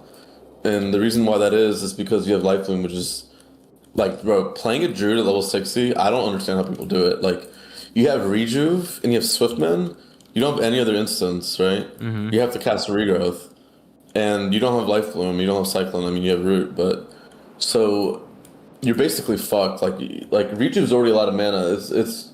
It's definitely way less mana efficient than Life Bloom. And if that gets purged, I mean, what are you going to do? Just put up another Rejuve? I mean, they're going to purge that one too, right? Yeah, then you're Yeah, so that's why like introducing Life Bloom is absolutely insane because it's super mana efficient. You can put up 3 stacks, and if someone dispels it, well, it's blooming and it's healing you. So that's not really the only reason why they're OP. It's not just about Life Bloom. It's about the fact that you can rank 1 Mark of the Wild. I mean, priests can do this too, but druids aren't spam dispelling priests, right? It's the other way around. So a priest spam dispelling your warrior, and you put up a balls, you put up a Life Bloom, you put up like a Rejuve, and then you can rank 1 Mark and rank 1 Thorns, or you can put up 3 Blooms and an Abolish and rank 1 Rejuve into those other 2 buffs that I mentioned. Like, so suddenly a priest is trying to gas pedal, but like it's just not working, and the druid is winning on mana all of a sudden because this priest is just, using his mana bar. So from the priest perspective, you're using your mana bar to try to get Vate, and then once it gets Vate, then it's round 2, right? You got to do that one more time, and then you can win the game. So priests like generally are really good versus druids early on because the fact that they're just, I don't know, they just go just by healing, just by being there. But later on, like when there's more regen and stuff, like druids just kind of, they're not really worried about that aspect. It's more so like whether or not they have momentum at that point, more so than just trying to them. I see. So early season, like season 1, Priest actually outlast Druid. Like the Druids are just going to go but later on, more regen, the Druids tend to scale better than the Priest. They can just deal with the Priest. Yeah, I mean, it's not that they're gonna always outmana them. It's just a lot easier. Like, I mean, when I was playing Warrior Druid on the PTR, I mean, it was full season 1 gear. Like, I mean, there's plenty of games where I was outmanning the Priest, but it was probably because I was triple blooming and abolishing my warrior and then running away and drinking, you know. But like, there's ways to play around that, obviously. But yeah, from the Priest Bob, like, it's easy to try to keep the Druid from drinking. Like, I mean, depending on what you're playing, but yeah, I mean, you just had to know how to play it. But like that whole little mini game right there is just way easier for the Priest season 1. That's kind of the point. I see. So does this tie into this? I mean, one of the not rumors, but like things you hear around the community is that priests fall off a bit in the later seasons. I think still not enough to be considered out of the S tier. But do you feel like priests have some scaling issues, like comparatively to the meta? Yeah, I don't know if they have scaling issues, but I mean, I don't know. Druid's just become really, really, really, really strong. Like, one of the biggest issues with Druid is that they're really easily killable. I mean, it is like a mana thing, like just existing and like healing your warrior, you're just like ooming. Meanwhile, like the priest is just putting a shield up and just walking on the pillar and like spirit, just like living. Meanwhile, the warrior, like, you actually have to like actively heal him kind of often. So like, you kind of have to just be more aware of like how to deal with that, which probably, like I said, just means that you overheal and then you go drink. But yeah, I mean, like, one thing that I noticed in the ladder is like Priest Hunter is really good. This is like one symptom or like evidence of what we're talking about is Priest Hunter season 1 through 3 is super good. Plenty of teams that got rank 1 in season 1 through 3. I don't think anyone on EU or NA got rank 1 as Priest Hunter in season 4.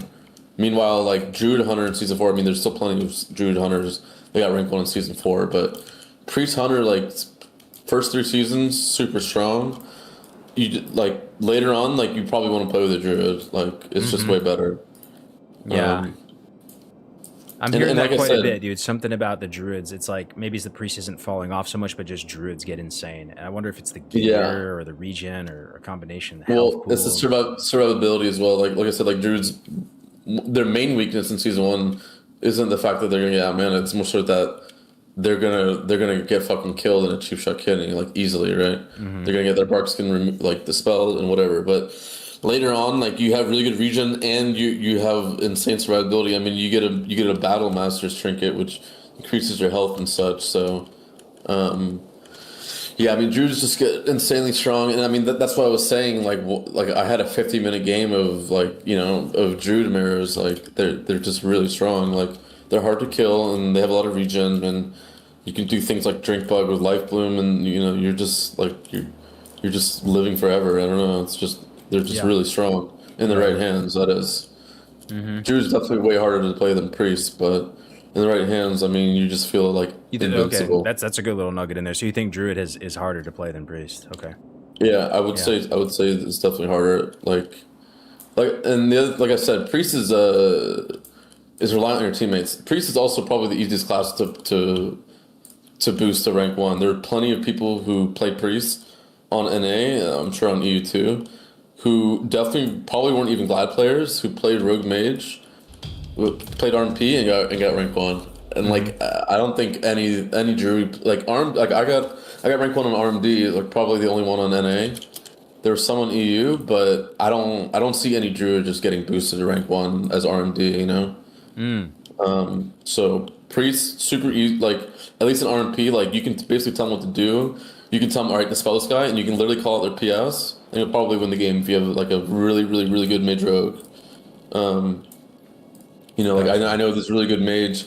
He boosted his girlfriend to rank 1. Like, there's this one dude who pays like 5,000, you know, just shit ton of gold, like 500,000 gold to get rank 1, and, you know, all this shit. So Priest by far probably the easiest class to get to boost someone to rank 1 in 3 specifically. It's cool. I mean, it's kind of cool too if you want to play Druid. Like, you can say that like that's really all me. It's not anyone boosting me if you're able to get there. get glad or Yeah. rank 1, like, you know, that's a real true expression of your own merit. Yeah, I mean, yes, well, one thing I do want to add is like, I mean, there are really easy druid comps. Like Warrior Druid is like pretty easy compared to playing something like Lock Druid, where you can't just like PV and win. You kind of have to actually step up and get CC chains off and make it clean, and you got to play really well. But you know, or Hunter Druid too, in that matter. But you know, Warrior Druid is like yeah, Druid is harder to play on the whole. But I mean, there are easy comps like Warrior Druid. That's just not it's not as trying to think of the word. It's not as demanding from your skills as much as playing like with a log, especially log. Log is the best example of that. Well, let me ask you one quick thing too before, because I want to get into the idea of like how you see the season 1 meta, what comps you think are the strongest for Priest in season 1 and all that. But like as one final thing, like I'm a little bit hung up on the whole undead thing you said as well. Like is it to the point that if there's someone in the chat right now and they're thinking about boosting a Priest right now and they have the opportunity to go undead or dwarf, like is it like a landslide victory? You're like, bro, you need to go dwarf. Like what would your advice be to the people right now if you're just trying to keep it as real as possible? Keep it a buck. If I was to keep it a buck, I would say you're playing undead Priest. You better be playing with the rogue. Mm-hmm. I mean, that's it. If you're playing undead Priest and you're not playing with the rogue in season 1, I mean, you're gonna get crushed.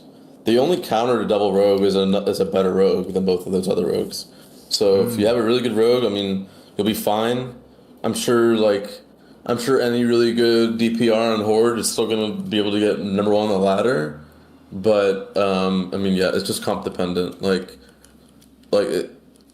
You better have a rogue on your team, or you're gonna get fucked. And explain a little bit too, just because I know it might be rudimentary to you. It's kind of like asking LeBron had the rules of basketball, but maybe just real quick, like what is so good about Dwarf in your mind? Like, what's your relationship with Stoneform and the other cooldowns that just really just pushes it over the edge? Like, how are you using them in a game to really move the needle? Well, it's like I said, it's about this momentum, this idea of momentum, and how much that it matters in TBC. Like threes is a lot of momentum, right? Like in Wrath, you can kind of reset, and then it's like a game of chess that keeps resetting in some cases. But TBC is like one game of chess, and like potentially, yeah, you can reset in twos. The chess game can start over. I mean, not really, because like then you might not have prep and stuff. So like, you know, your queen's gone or whatever. But you know, without being able to reset your wounds, I mean, all your pieces are getting taken, like, you know, insanely fast. So if you're undead, you have 5 wounds up on you, and there's a rogue on you, and there's another melee on you, like a feral or another rogue. I mean, it's just checkmate. You know, you have a stone form. I mean, all of a sudden you have more defense. Like you're just countering their attack or whatever. I love you that, know? dude. That's such a sick analogy, guys. Like just saying it's checkmate. You know the math. You know the number. You just know how the game works. Like you just see 2 melees on you. You can reverse the checkmate with Stoneform. You can. It gives you options. Well, it's not even. You're never even in a situation where you're just checkmate. It's just like visually you would be like, okay, well they took my rook, but like 5 wounds upon you and there's 2 melee on you and. Blind misses. I mean, they're about to checkmate you. I mean, it basically is checkmate. At that Do you play point. chess? You say that in such a. I mean, TBC has always been. I feel like one of the reasons why TBC is so good. I probably should have mentioned this earlier. Like one of the reasons why I do really like it is because it is a big strategy game. Yeah. And it is like a game of chess, as opposed to like Mop or. You know, I mean, if it's a spectrum, it would be like comparing it. Like TBC would be chess. And something like Mop or Retail would be like, I don't know, Super Smash Brothers or something. That's crazy comms, boys. I love that though. You like that? Yeah, I like that one. I mean, like that's where like, you know, in Wrath it's like becomes a game of chess that keeps resetting. But like, yeah, TBC is just a game of chess, and anyone who plays threes understands that that's like a momentum game. That like, you know, you get the wounds up and you just turbo and you're just taking out the pieces, and you know, like when it's checkmate. You're like, all right, I got this blind up. It's about to be checkmate right here. Like, you know what I mean? Like, there are plenty of times where I'm like, all right, we got the trinket. All we have to do, like, in my head, I'm just thinking, all right, this is like checkmate, bitch. Like, we fucking win. Like, you know what? I mean? So, you know, when I play with some of the better players too, man, like they're calling out when it's over really early. Exactly. Exactly. I'll play with Bobka or whatever, and like the guy's at full health, but we get him in like a fresh set of DRs, and he's like, you know, it's over, dude. The game's over. Don't worry. and Yeah, I still haven't exactly. I still haven't got Well, there yet in my mind where I understand why, but I'm like, okay, yeah. I'm pressing my buttons, Well, dog, and like, yeah, he dies, right? Like, so he just yeah. Well, knows think. the chess moves. Sorry, go ahead. Yeah, exactly. Like, think Yeah, about it this way, right? Like, let's say you're playing Lock Rogue, right, into Warrior Druid, right? yeah, And you get full dots up, you get wounds up on the Warrior. You know, you have 5 wounds up. Let's say you cheap shot, and then he blinds, right? The Druid trinkets the blind, right? Let's say your Rogue then cheap shot kidneys, right? The Druid, and then yeah, you start casting Fear, right?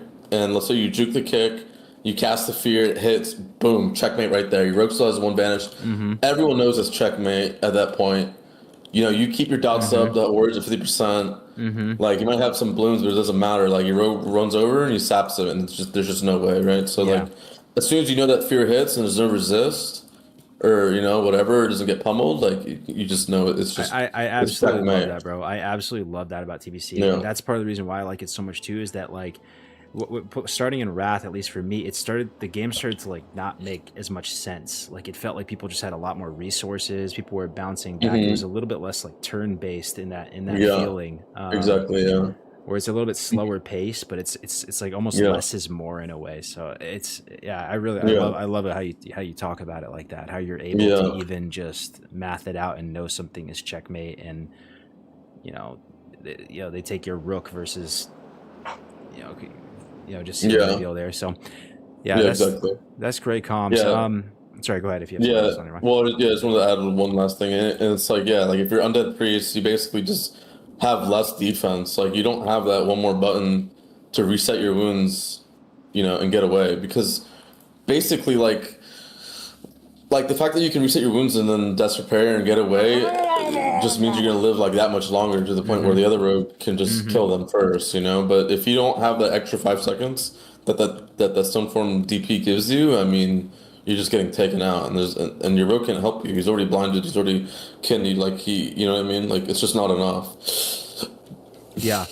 Yeah, the thing I'm noticing too, bro, I don't know if people in the chat watched the one we did with Skryna yesterday, right? We did the same thing we're doing with you yesterday with Skryna, and like the way he was talking about, so like we were talking about Lock Rogue, he was the only guy to get rank 1 with Lock Rogue, like I think just point blank period, right? And like he agreed that like Alliance is probably stronger in a vacuum, but he likes playing Undead more for grinding ladder, because he feels like when you play Alliance, you have more of a script you have to follow and less options, and like you pretty much have to, it's a little bit more like All in or something. linear. So like when you play Yeah. Undead, you have options. So it kind of reminds me, like I'm noticing these patterns between how you're viewing the game and like why you're playing Dwarf and this just like rank 1 mindset blueprint type of thing. So Yeah. yeah, thanks for that. Well, So I go ahead. well, I do want to mention that every Pirates hero I ever played, I always played Undead first. Part of that was because back then I was always playing with rogues mostly. I mean, I guess like most people went Horde back in private servers, but yeah, I mean, one of the main reasons why Alliance Priest is really nice is because every priest comp that you can play is probably better in Alliance besides Priest Rogue, which case it's probably more equal. So in my mind, I'm thinking, okay, well, if I want to play with all these other different people, why don't I play Alliance, since it's really good as Priest Mage, really good as Priest Lock, it's really good as Priest Hunter, as opposed to Priest Rogue. Well, only comp that's really good on Horde with a Priest is DPR, you know, so...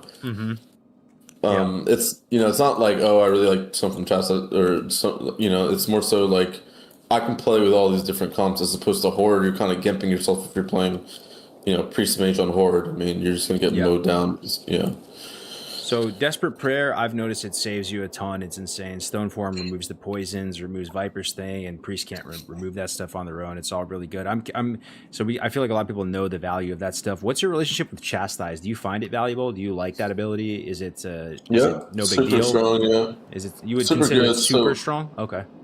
It is, I mean, it is really good, but I mean, so is Devouring Plague. Plague is also good, but it's a different thing, right? Like, Yeah. you're gonna be able to gas pedal down, like I said, with the whole Rogue Priest versus Warrior Druid. First of all, you guys both have Will, so at that point you basically would Fear Ward your Rogue, or you can Fear Ward your Shadow Fiend if you have to.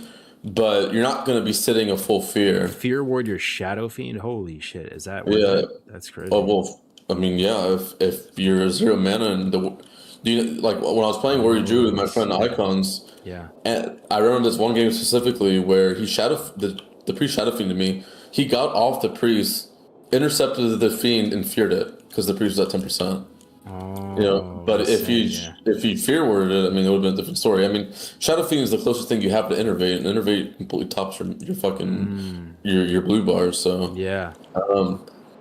but I mean, yeah, basically you can say you don't have to trinket the fear. So all of a sudden you can keep gas pedaling. So one of the best things to do as a druid versus a priest is to clone him. But so if you trinkets the fear, he's going to set the clone. Now if he has a will for the fear and he has a trinket for the clone, I mean, he's going to keep being able to keep gas pedaling. You might win the game that way. So there's trade-offs, obviously. Like Devouring Plague is really strong into the warrior. You double dot them. You know it's kill. You double dot. Or even in the opener, the warrior runs on top of you. You double dot him right there, and then, the rogue basically waits for the druid to come out, and then he cheap shot Kenny's him, and the priest walks over and fears him, and then you could just basically win right there. So, but regarding Chastise, I mean, there's a lot of really good uses for it. You can, for instance, like fear rogue. Like let's say your mage is, I don't know, there's a couple different situations, but one thing you could do is like you fear the rogue, you double fear the rogue, and then you chastise him on his will.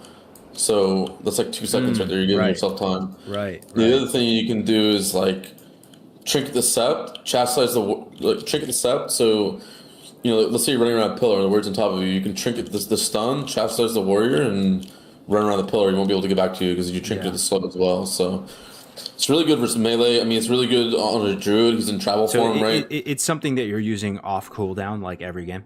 You would say. Oh yeah.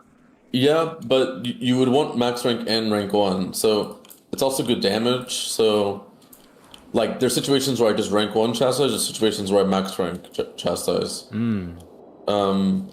So like rank 1 is 45 mana, max rank is 200. So I mean that's kind of a big deal. Like, you don't always have the pleasure of just like using max rank, right? You might not even have mana for that sometimes. So sometimes it's to get away. Sometimes it's like another situation is. You're spam spelling the warrior every global, right? You have the warrior in your focus, but you're running at the druid trying to fear him. So you're spam spelling every global. The druid goes into travel form, right? And you're still chasing him. He finally comes out to life bloom, and what do? You chastise him out of form, which you can only do out of form. You can't chastise the druid in travel form, by the way. So he comes out of form because he's healing. You chastise him on that global where he uses his global, and then you walk up and you get the fear, right? He can't shift into any form. I mean, he just came out of a form, so he doesn't have the global to go back in. That's another good use. The damage is good, like I said, and then getting away from melee or not letting the melee get to you, or not letting a melee get away. Like those are all situations you would use it. Gotcha. Or one more situation is DPR versus DPR, right? So he has will, but you don't, right? So like you can kind of go off the pillar. Like you kind of can't win the fear battle at that point. It's really good priest versus priest. Like holy fuck, like. One situation, you chastise the priest, you wait for him to use a global, or you wait to see, like, all right, I'm about to snipe this fear in real quick. You chastise him, keep him still. You get just in range. You kind of hesitate. You get just in range, and then you fear him, right? Before they even know that you're in range. Or, and then let's say they will, right? Or let's say you don't need to use the chastise to get the fear off, right? He's on, like you guys are both around the pillar or whatever. He's doing whatever. He needs to heal the rogue. You walk up and you snipe. You walk up and you snipe the heal, right?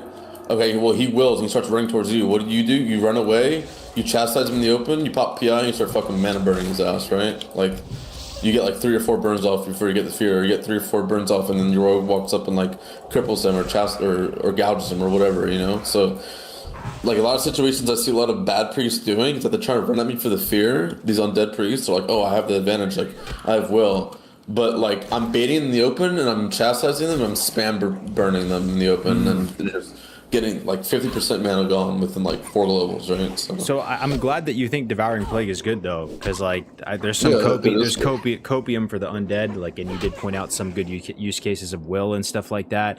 What's the use case with Devour? It costs insane mana, I noticed. So like if I'm using it right now, I just basically have to inner focus it. But like you do inner focus it. Yeah. In the arena, what's like the main use case? Is it an every game ability off cooldown, or is it like situational?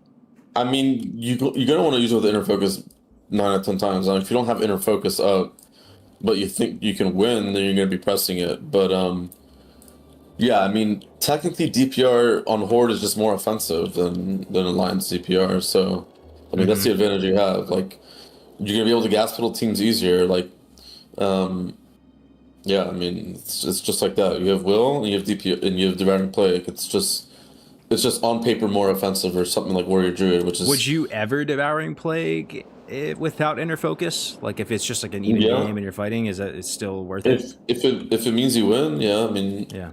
You know, I mean, you don't want to fuck up and not have any mana because you used it, but like you got to know the situation. Like it has to be like a checkmate situation, right? Right. Which is the same way that you would use like NS like offensively. Like, but you're using it to seal the deal checkmate as opposed to generate tempo and value. Well, if you don't have inner focus, yes. Yes. Okay. If you do have inner focus, then you're using it for tempo. You have extra mana to spare. You're about to checkmate them. You want to seal the deal. Might as well.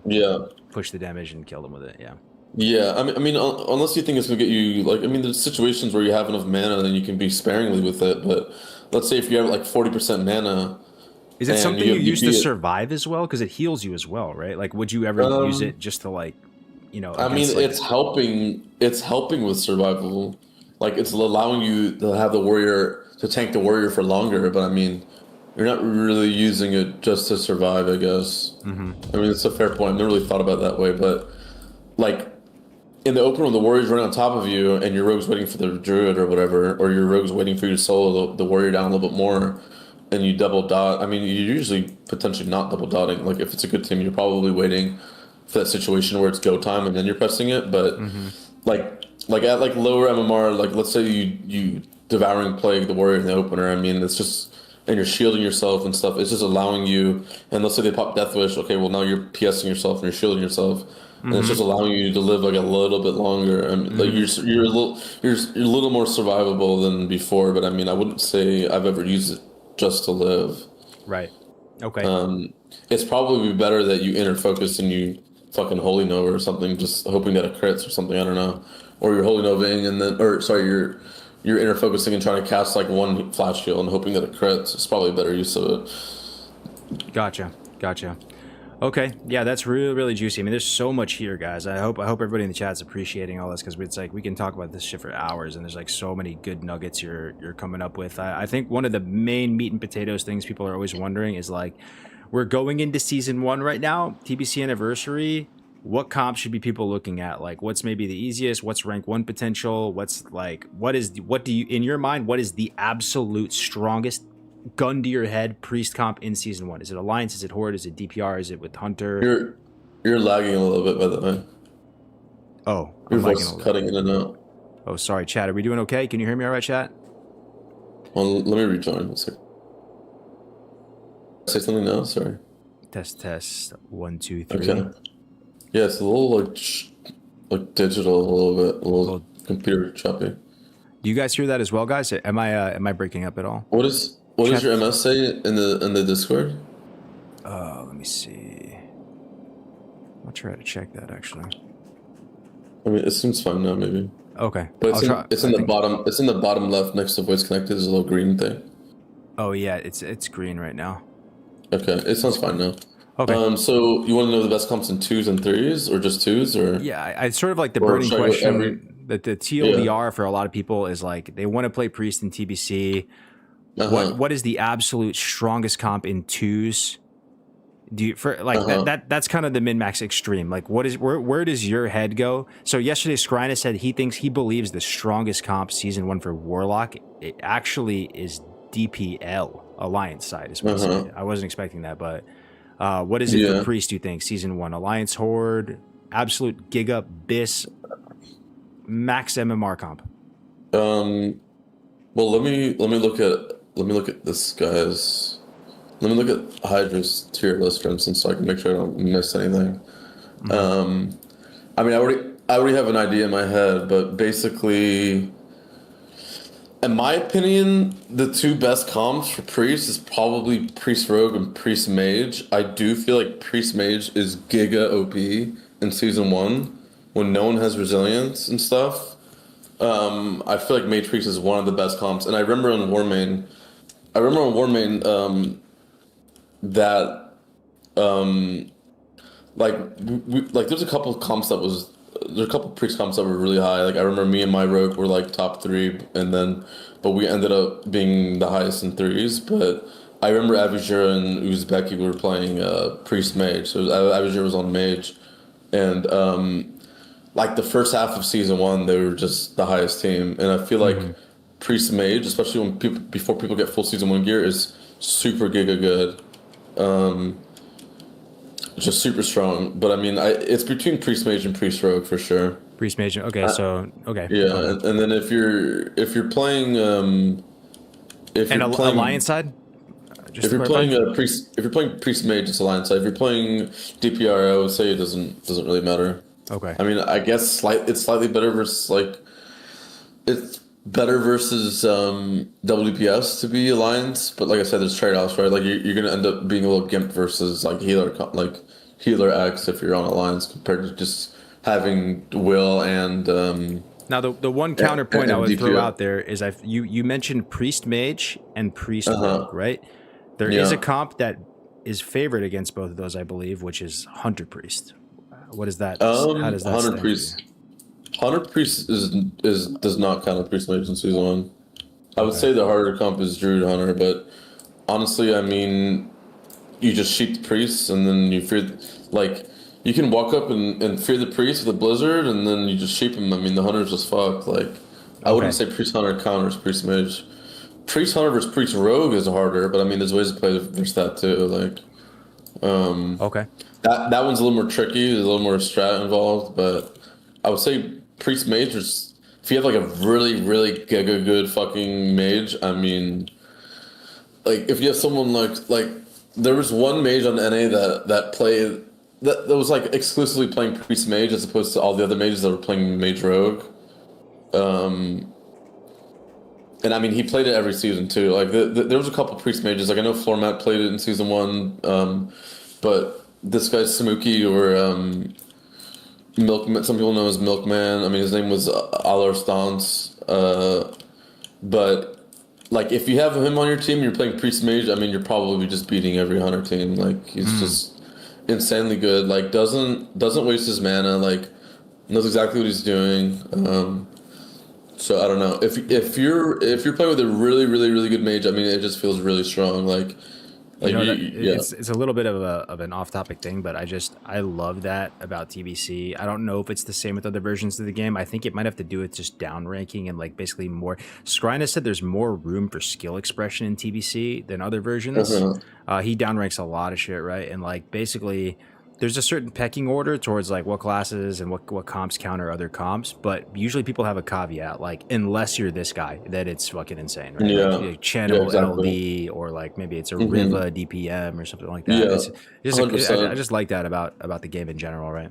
Yeah, I mean that's why I typically choose I tend to choose the player over the class. Like I'm not necessarily looking for. I'm not like, all right, I want to look for rogue and then just finding any rogue, right? I'm like, all right, this guy's really good. We mesh well together.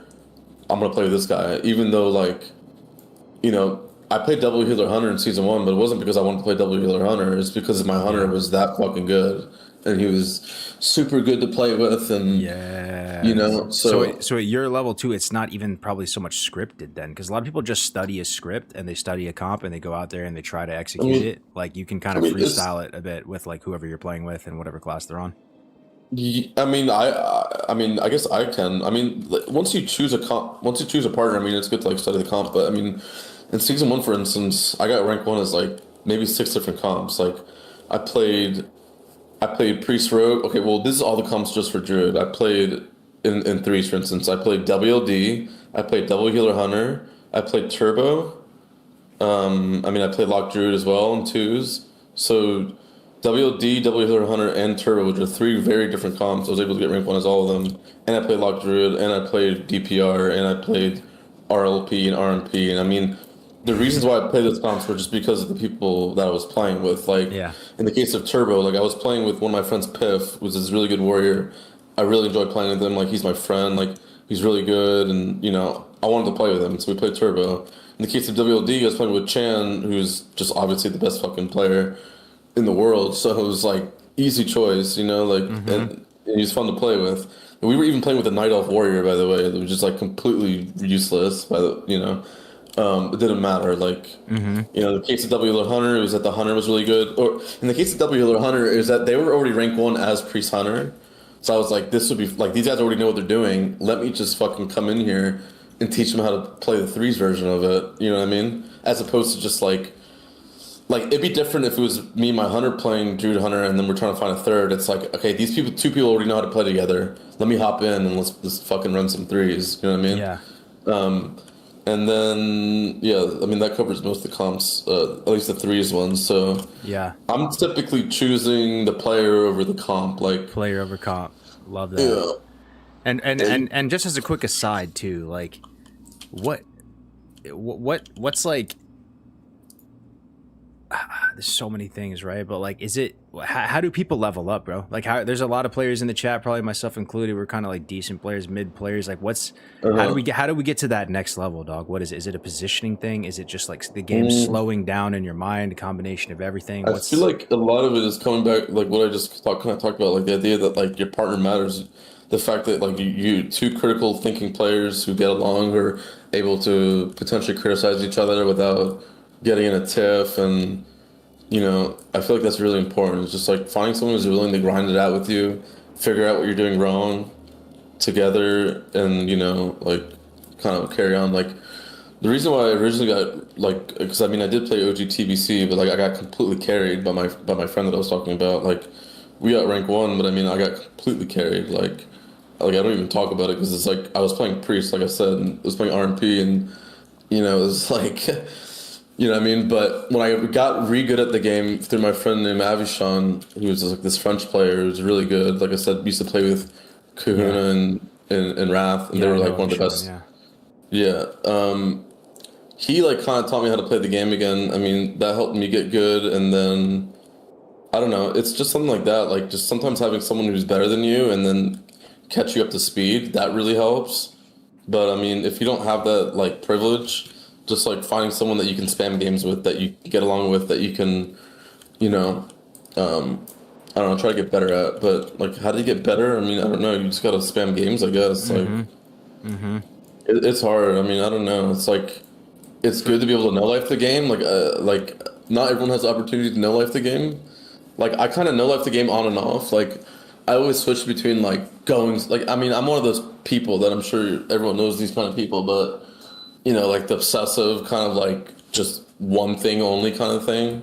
So, I kind of swap between like no-lifing WoW and then like just doing IRL only. You know what I mean? So the opportunity to like no-life WoW for like 8 months straight is like definitely a factor. So it's like, for sure, yeah. Sometimes people feel bad that like they're not good. Well, it's like, sometimes it's just the fact that like you're able to no-life it. Like, when I was, even in those periods when I was playing private servers, I still had a job, but it was like, that was just the only thing I was doing outside of it. Or like the fact that it was like a remote job, I was like coding and stuff. Like, I was just, you know what I mean? Yeah. It's just like, yeah. So I will say, for whatever it's worth too, and like I'm still really have a long way to go, and I'm really excited to improve like over this next year. This might be the last rodeo, boys. Like I'm just gonna try my best and just do the best I can. But for whatever it's worth, like it feels like when you're starting to get back into it, you have like tunnel vision, like you have like all this clouds, like kind of all around you in your vision, like your overall awareness and perception of the game like isn't there. You have this little tiny viewport that you're viewing the game through, and then as you play just tons of games, that viewport expands, and it feels like the game starts slowing down more, and you can start to think, and you can start to, and it gets more fun. You know what I mean? I don't know if anybody can relate with that, but that's how it's felt for myself. So it's basically like. Right? Well, one thing I wanted to say about that, and like what you're talking about, is like, so like this is my learning process, is like you play a game, right? You forget and then like you lose, and then you create this new rule in your head. All right, I can't do that anymore. Like there's a chance that this could happen if I do this. So, like the reason why the repetition is so good is because you're able to hammer an idea in your mind as opposed to just like you play 1 week, you take a week off, you come back the next week. All right, well you're kind of relearning that same rule that you thought you taught yourself the first time, but you weren't really able to teach yourself that. You know what I mean? So. Yeah. That kind of helps the idea that like you can really hammer an idea in because like you learn, especially when you play druid. Like druid is all about and I know it's supposed to be about priest. I mean it could be, it's just an easier metaphor to describe with druid. Like druid is all about this idea of how far can I go, like how much can I push it kind of thing. Like you want to play, like I'm a very offensive playing druid, but like I try to play as offensive as I can. And if it's too offensive, you ends up losing. That's a new rule created in my head. Like, okay, I can't do that. Like, that's not allowed, basically. So, like, the fact that you're able to repeat and kind of finally learn something, like learn a mistake. You know, like I'm sure someone's had a partner where they're like, dude, like how many times I have to tell you, like you just gotta you can't do that, or you gotta do this, like whatever. Like the ability to like kind of cement those ideas and learn the rules. First of all, being aware of the rules.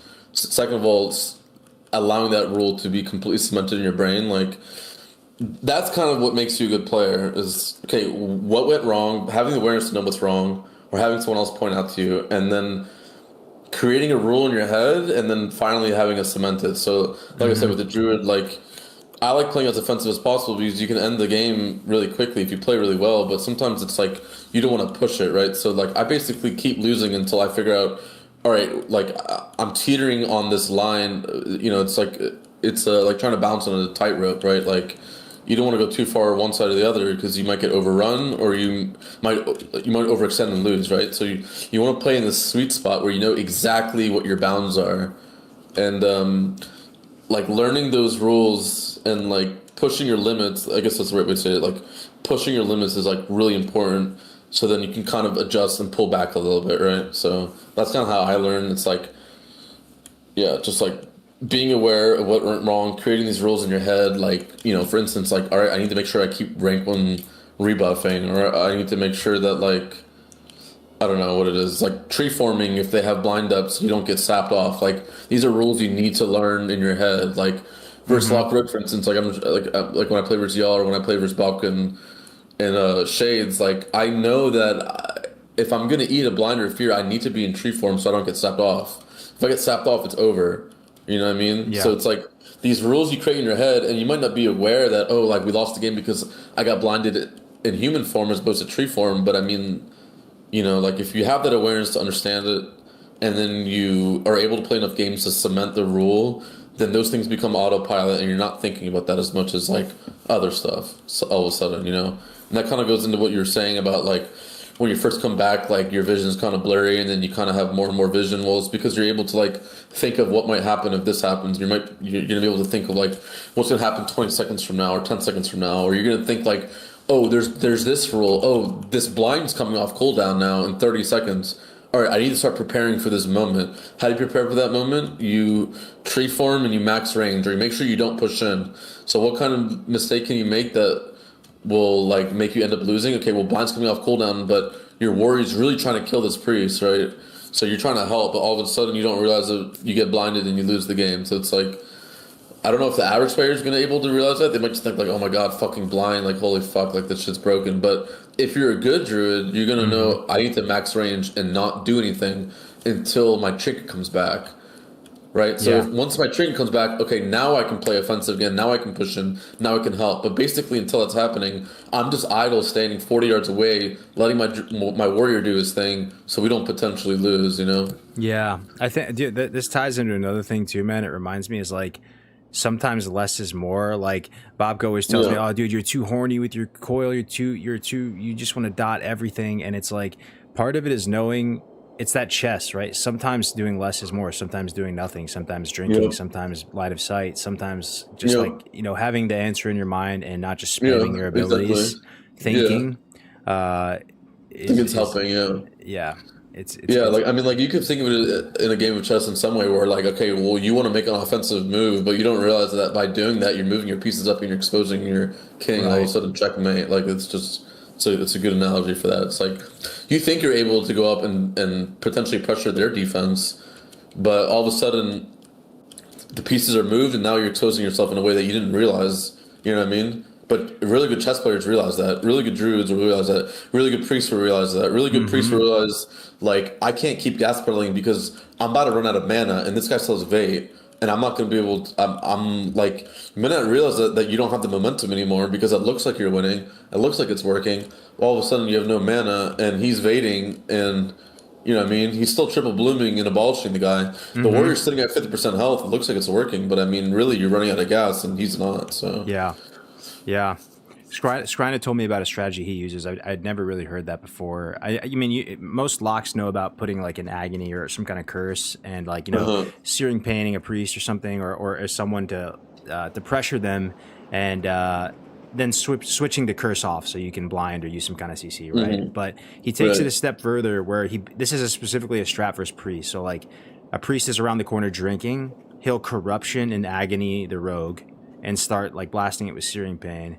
And then the priest sees that corruption, right? And like gets baited out thinking like, yeah, they're going rogue. But the corruption kind of falls off pretty fast because it's actually not so long. He swaps curse and then they basically reopen on the priest because the priest has exposed himself and he thinks like, oh, I'll just bounce mending. We're going to be all good. But like these top players think that way, right? Like they have a plan to draw you out. Like there's like layers to this. Yeah, for sure. There's a lot of baiting. But what was... So what situation? They open rogue, but then he trinkets, and then they let the dots fall.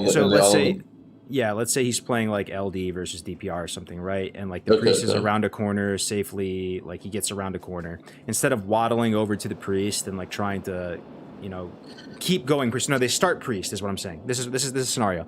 They start priest. The priest is able to escape, get around a corner, rogue's on you, crippling. Like instead of going for the priest, he actually chooses to start multi-dotting, essentially. Like, starts putting dots on the rogue, agony, corruption. But just one instance of corruption, no Siphon Life, because Siphon Life lasts forever, right? And then, basically, he's timing it just to apply just enough pressure on that rogue that once that corruption falls off, they're redotting the priest and going back priest. And that's, like, their, like, little 1-2 punch to, like, get the priest to expose themselves. And like, I see, yeah. Something like that. Yeah. No, I see what you're saying. So, basically, like... They dot the rogue. They have double dots up, so the priest thinks that they're going to keep going rogue. So he walks in to come palm. All of a sudden, the dot falls off, and now the priest is back in the open. They're going to root him and just spam dot him again. Exactly. So that's like their little like rinse and repeat like type of combo on priest and stuff. So, yeah, that's cool. Yeah, I mean, there's definitely a lot of mind games and stuff like that. Yeah. So I have a couple more questions for him, chat, too. If you have any questions for him as well, if you're playing Priest, like start compiling them, put them in the chat. We can rip through them. Already been insane comms, man. Like it's already like very almost like inspirational. A lot of the just hearing how your thought process and how you improve and like how you get better and all that. Just thinking about kind of like we have to talk about Shadow a bit just because we're talking Priest. Maybe if you have any 2 cents on that, like is Shadow B tier, C tier? Is it worth your time? Is it? Yeah. I mean, I do want to talk about the 2s and the 3s because the 2s ties into Shadow Priest, which is what I want to kind of talk about as well. I mean, we talk about Priest Mage and Priest Rogue. I mean, Priest Lock is pretty good, still A tier. Obviously falls short versus Warrior Druid. 100 Priest is super strong, super fun. I'm not the biggest weakness for that is double DPS probably. Shadow Priest Rogue is good, definitely viable. And then for 3s, I feel like the best comps for season 1. Wait, you said Shadow Priest Rogue rank 1 viable? In season, I mean, people got rank 1 as it every season, so I'd say it's rank 1 viable. So for 3s.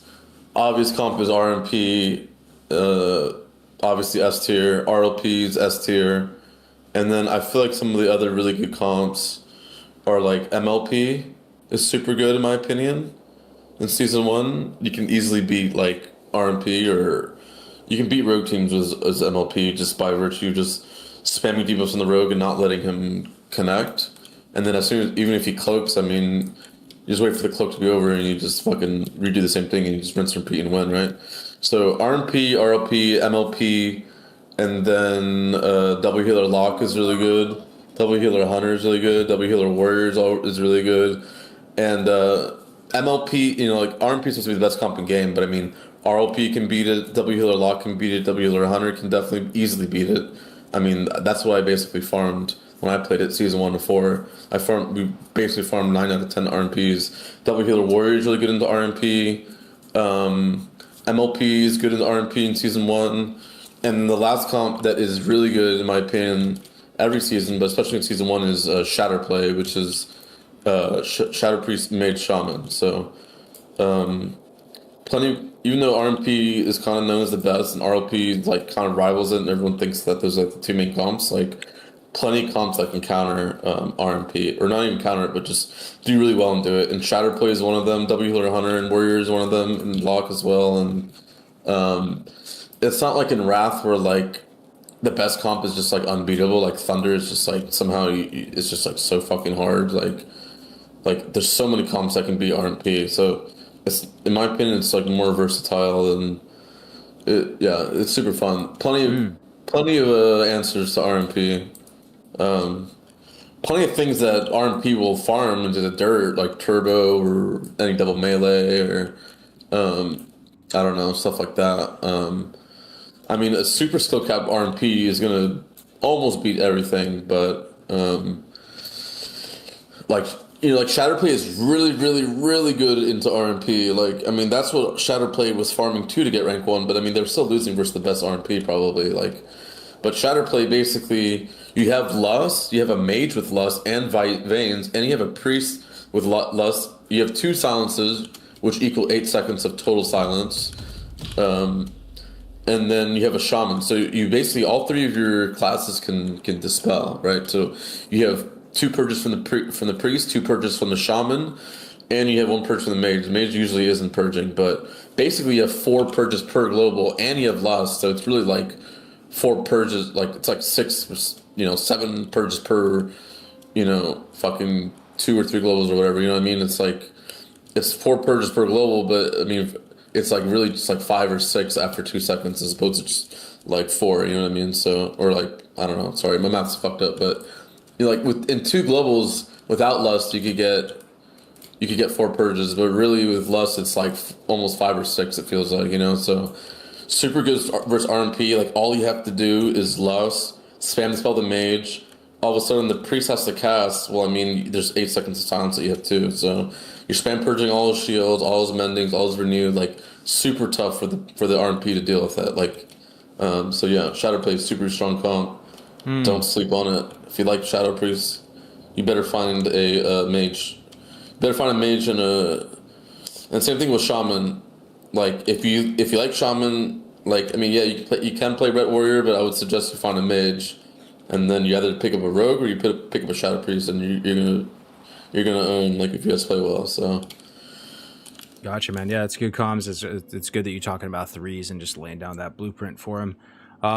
Moving on to the next thing, real quick, and again, guys, just put your questions in the chat if you have any. When it comes to like macros and targeting stuff, like what's the rank 1 setup to like have full control of your character and being able to just like play the game properly, like target all your allies, target the enemies, like do you keep enemies unfocused mainly? Do you keep allies unfocused mainly? Like, you've had years and years to refine your system towards just maneuvering and controlling your character. Where are you at right now in that journey? Sorry, what was the question? Like controlling your character. How do you target enemies? How do you target allies? Okay. Do you keep Just allies on focus? Or do you keep enemies on focus mainly? What's your system for controlling your character? So I usually put the DPS on focus, and specifically if there's like a Mage, I'm putting the Mage on focus. There's like a little like fault that I have, I guess, where it's like I typically like to put the Mage on focus so I can death his poly, but if there's a situation where I want to dispel one guy, but I need to also watch poly, like, it gets a little hard, even though I've kind of solved the answer by having Arena 1 through 3 dispel, but all of a sudden I can't see if I'm actually able to dispel anything.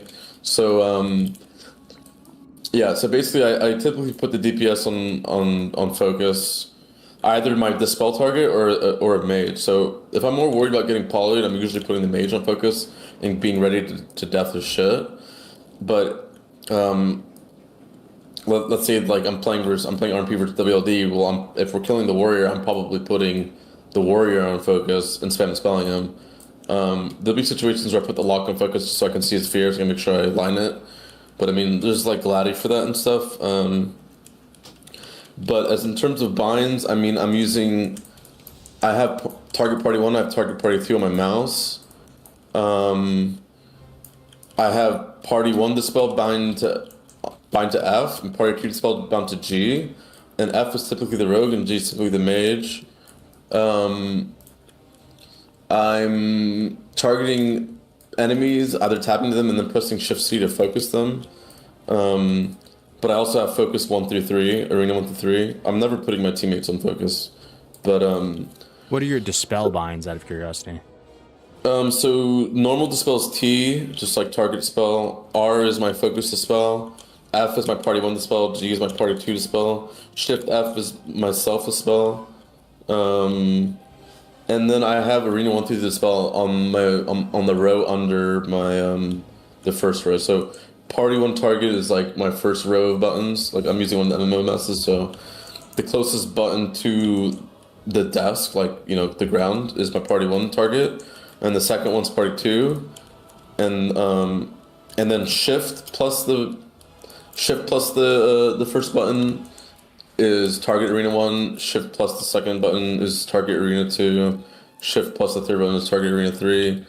And then alt, and all of those are focus 1 through 3. And then the row underneath that is like arena 1 through 3 dispel. And then I also have F1 through 3 for mana burning 1 through 3. And yeah, I think that covers everything. Gotcha. Okay. And then so I'm like constantly like putting someone on focus and spam spelling him, or like if I'm wanting to do damage and I'm targeting them and then doing damage and spam spelling them manually like that. Like if I have to do damage and dispel them, I'm probably just like targeting them and then pressing my target dispel, which is T, and then just, you know, mind blasting them and stuff like that. Yeah, and then if I'm mana burning them, I'm usually putting them on focus, and then I'm pressing V, which is my focus mana burn. So yeah, like V or R is like focus mana burn or magic dispel. So being able to like quickly like, you know, like target party 1, leave them on target, and then like shield palm renew, put the warrior on focus and spam spell him without having to target him. You know, if I have to end up doing damage, it's kind of like a more like conscious effort where I'm targeting them and then I'm doing damage. And then what was the other thing I wanted to fucking add? Oh, well, yeah, this is kind of separate, but I have a lot of help harm macros, which are super useful, which I have a lot of them by Druid too. So like, Oh yeah, can you explain to people what that actually is? Because I think people, I know, I think I know where you're going with this, but I need those actually. Yeah. So like one of them is like I have like a Greater Heal Holy Fire macro. So if it's a help harm. So depending on who I'm targeting, it's going to do 2 different things. So, I mean, Holy Fire is not super used, but I mean, another one is like my smite and my downrank Greater Heal. So B is my smite, but if I'm targeting myself, it's a Greater Heal rank 2. Or you can do rank 3, whatever. And then same thing with the Holy Fire, Greater Heal. I have a max rank Greater Heal bound to shift 5. But if it's targeting an enemy, then it's a Holy Fire. So it just frees up binds. Another one is my Mind Blast, which is on 5, which is also downrank flash heal. It was like rank 5. The max rank is like rank 10 or 9 or something. So it kind of started with the idea that like Dispel is like both offensive and defensive. So why don't you just apply that concept in other places? And the same thing with my Druid. Like I have versions of that in my Druid. Like, and it started with Dispel, right? So my Abolish Poison is the same bind as my Priest Dispel, which is T. So my Abolish is on T. But what do I want to happen when I'm targeting an enemy and I press T? Well, that's my Fairy Fire, you know. So things like that. If you're able to mentally kind of organize them in your head as to like what's kind of going on. Like putting Fairy Fire on your T is like, I wouldn't say it's a no-brainer, but I mean it makes more sense than doing it on Insect Swarm or something, you know. So, Right. yeah, the help harm macros are really useful. I'm trying to think if I have any more of those. So pretty much the help harm macro, guys. Is it a mouse over as well, or do you have to? Is it mouse over help harm, or is it? No, is it, it's mouse. I mean, I think you could do that, but I've never done that. But I just recently found the macro syntax to basically have a mouse over macro, but it also have it function as like a regular bind as well. And it's because I hate it when it's just mouse over, you know. So I'm not sure if you can combine all, like just all three, man. Like, you can do a Moonfire, and you can do it'll take a priority system. So if you have a mouse over, it'll so I have one that says like rank 1 Moonfire. So, but it also says cast Moonfire in the next line. So what that will do is, if you have a mouse over, like I'm saying, mousing over like a Tremor Totem, right? And like my warrior wants to fear, right? So I mouse over the Tremor without having to target it, and I Moonfire it. Now, if I don't have a mouse over on anything, let's say I'm holding right click down, but I have a target, so I have no mouse to mouse over anything, and I press the same bind, it's just gonna Moonfire whoever my target is, you know. right. So that's a super useful version of that. Gotcha. I don't really have that for Priest. I mean, one version of that you could do is like a mouse over rank 1 Shattered Pain, and then also like a focus one or a target one. That's not a bad idea, but yeah. Gotcha. Yeah. Well, that is great. We've already been live 2 hours with Pepe, guys. I want to quickly tell you that all of his talent builds are available, and also his pre-S1 BIS list. So that's what we're looking at right here. You can literally see all the gems, all the gear, like what PvE gear, what PvP gear. He's got Badge Cloak here. He's got, he's got Bangle here. I believe this is from Normal Dungeon. Just his entire pre-S1 BIS list is available on our website, tbcpvp.com. You can also book lessons with Pepe directly. You can just message him on Discord, or you can go through the site, really up to you, or DM me, either way. He's available for lessons and stuff. Also, we have other priest guides on the site as well, and definitely follow his Twitch. We are collaborating with him right now, so you can click his channel right now and throw him a follow. We're gonna rate him after this as well, so stand by for that. I'll also be linking his YouTube in the chat as well. But this is like a kind of final call for anybody in the chat for any questions, anything you have for 20x rank 1 priest player, and then go ahead first. Are those the questions that they had? Is that about my binds and stuff? Yeah, that's one of them? Okay. Yeah, that's one of them. Yeah, that's one of the ones that I had. But I can try to think of other really useful stuff. Like, I mean, I don't know the best way to send it. I mean, I guess, but like a mind control macro where you can cancel at the same time is really good. Having party 1, 2 and focus spell and self dispel is really important. Having a focus mana burn is really important. Oh fuck! I just deleted that macro, but yeah, I'll type it in your chat. One of the other really good ones is one of these, which will basically is a way to basically tab and cast mana burn at the same time. So you can basically just spam it, and it'll try to mana burn anyone who's in your way. You know what I mean? So interesting. Okay. So, let's say like a mage priest, they're both behind the pillar. You're waiting for them to come out. Well, you can just spam that macro, and then whoever comes up first is going to start getting mana burn, and you're potentially going to win that battle right away. That's a good one. I mean, having a player fear word, like a @ player fear word, is really good. So yeah, those are the big ones, I would say. Having a proper Shadow Fiend macro is good. Having a stop cast in one of your macros is really good. So I used to have it on Palm. So sometimes, like, one of the best things to do with juking is like casting Flash Heal and then juking yourself, but not just juking and recasting. You want to be efficient. So you cast, you juke, and you press Palm, or you cast, you juke, and then you press Powered Shield or Renew or whatever, or Holy Nova, right? So like, it's not that you're juking yourself to death, right? You're juking, but you're still getting your healing off. Like it's a good way to bait people to kick you. Those are some good tips. Yeah. And then the more obvious tips is having rank 1 of every buff, just in same way that you can spam the spell on Gas Pedal Druid. I mean, another priest can spam the spell on Gas Pedal you. So having rank 1 Fort is really important. Having rank 1 Renew is really important. Having the other 2 buffs, Divine Spirit and Shadow Prot, is less important. A lot of priests just only use Fort, but in my opinion, like, it's not bad to use the other ones, even though it is more mana. But yeah, having those rank 1 dispels is really good. Or sorry, having those rank 1 buffs is a really good way to deal with keeping your inner fire up versus an enhancement shaman. Like, if an enhancement shaman gets on top of you, you don't have inner fire up, I mean, you're just getting completely clobberated. Or Ret Pally, you know? Shaman Ret's running at you and you're a priest, right? How do you live? You spam rank 1 rebuff yourself, and then you put up a rank 1 renew, and then you fucking inner fire and max rank shield, right? So stuff like that is like really important that you do. That's good comms. And is there anything like rank 1? Are you using like rank 1 dispel? Is there anything you're using rank 1 like mainly, or Chris Railies is asking in the chat what down ranks are your go-tos?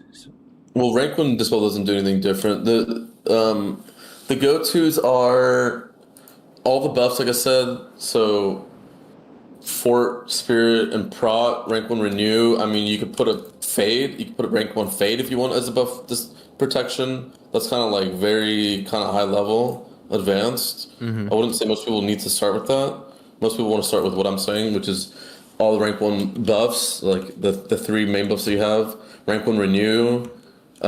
Sometimes if you know that a shaman's gonna spam a spell you, but there's no melee on you, there's no actual melee on you, but you want to deplete their mana bar, you know, in the same way that a druid can do that with all their rank 1 buffs. Like, you could put rank 1 inner fire up knowing that they're gonna take the bait and keep dispelling that inner fire, even though, like, it's 20 mana to put up rank 1 inner fire. So the fact that they're spam dispelling it, they're trying to get you clean so for when the person finally reaches you.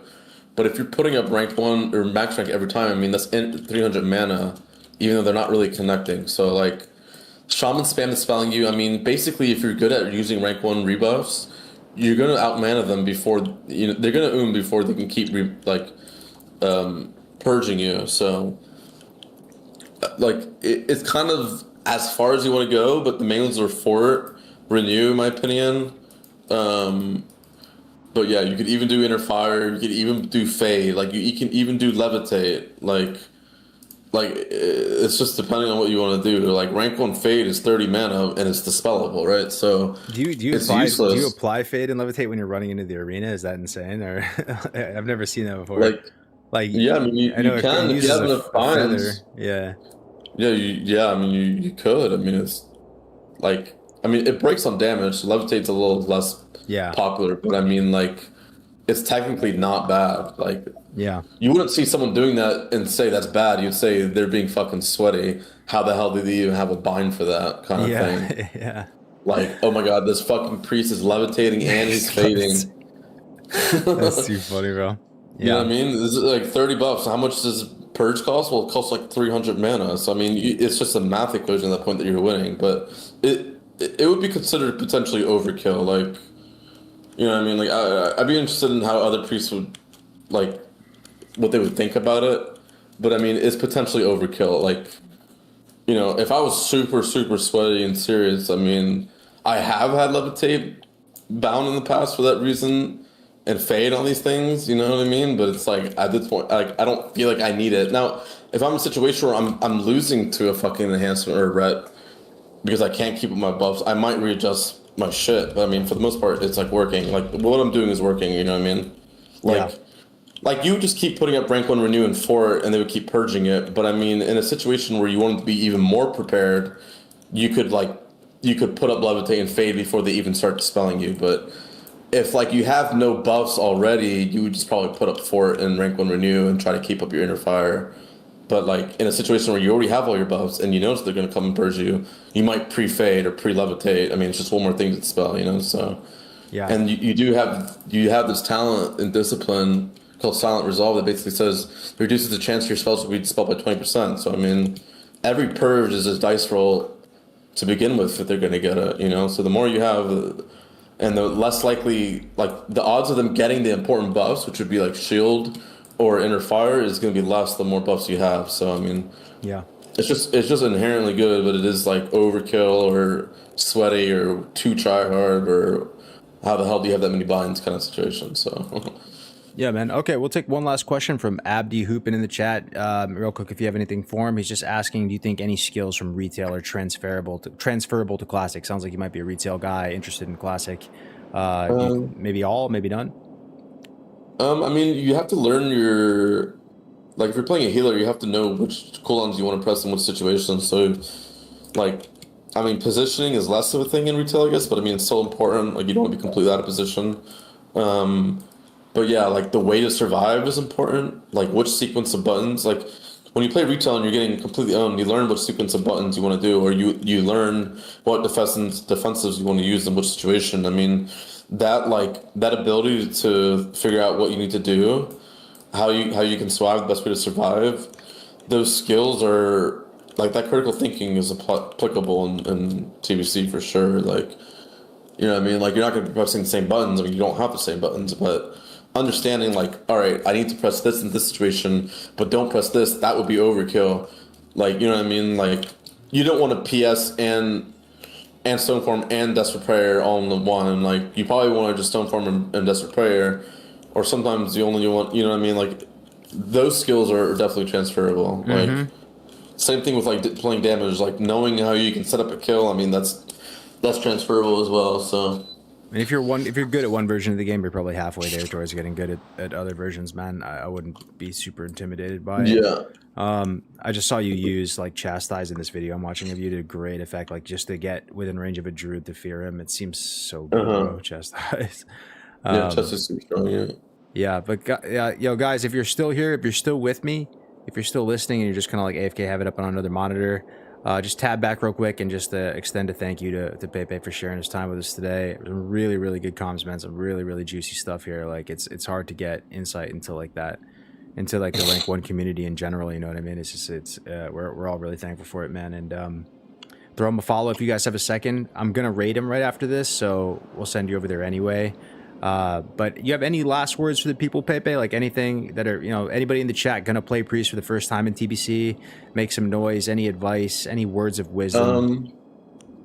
I would say, like, when we're talking about meta and what's best and stuff, I would say sometimes people ask me like this and that, like, and I would say 9 out of 10 times, like, the question of something that's viable or S tier or whatever, like, I would say you can get Gladiator without having to worry about those things. Like, you know, me talking about Undead being, like, rough on Horde, I mean, I don't want to, like, scare you away from playing Undead unless you want to push for rank 1. Like, question is, like, what are your goals? If you're just going for Gladiator, like, it's not a big deal. Like, you don't need to be so sweaty and, like, worry about, like, someone's asking me, like, do you think I could play Turbo with a Priest? I'm thinking, like, well, I mean, you could probably get Gladys it, but you probably won't be able to get rank 1. But, I mean, the question is, like, not like are you even good enough for rank 1, but like, I mean, is that even a goal you like are trying to achieve? I mean, you know what I mean? So I would say, like, this whole like min-max thing and sweaty thing and like being as sweaty as possible, I would say, like, it doesn't affect most players. So I wouldn't worry about it if you're just like trying to get into the game. Like, I would say, Yeah. or like, Hey, you know, I got a or hard-hitting what's- question. Do you think it's possible? Can you get Glad as a Night Elf Priest? Yeah, for sure. 100% you can get Night Elf. I told you earlier, we played with a Night Elf Warrior we got in rank Yeah. 1. Like, I'm sure you can... Dude, there was a human priest who played... we were talking about how good DPM was, you know, on Alliance, right? Because you have Sun Form. There was a rank 1 human priest who got rank 1 as human priest mage. So, as I mean, twos, right? You're saying twos? In twos, yeah. In twos, Insane, yes. So yeah, he was that's in the crazy. same boat. That's He was in the crazy, same bro. boat.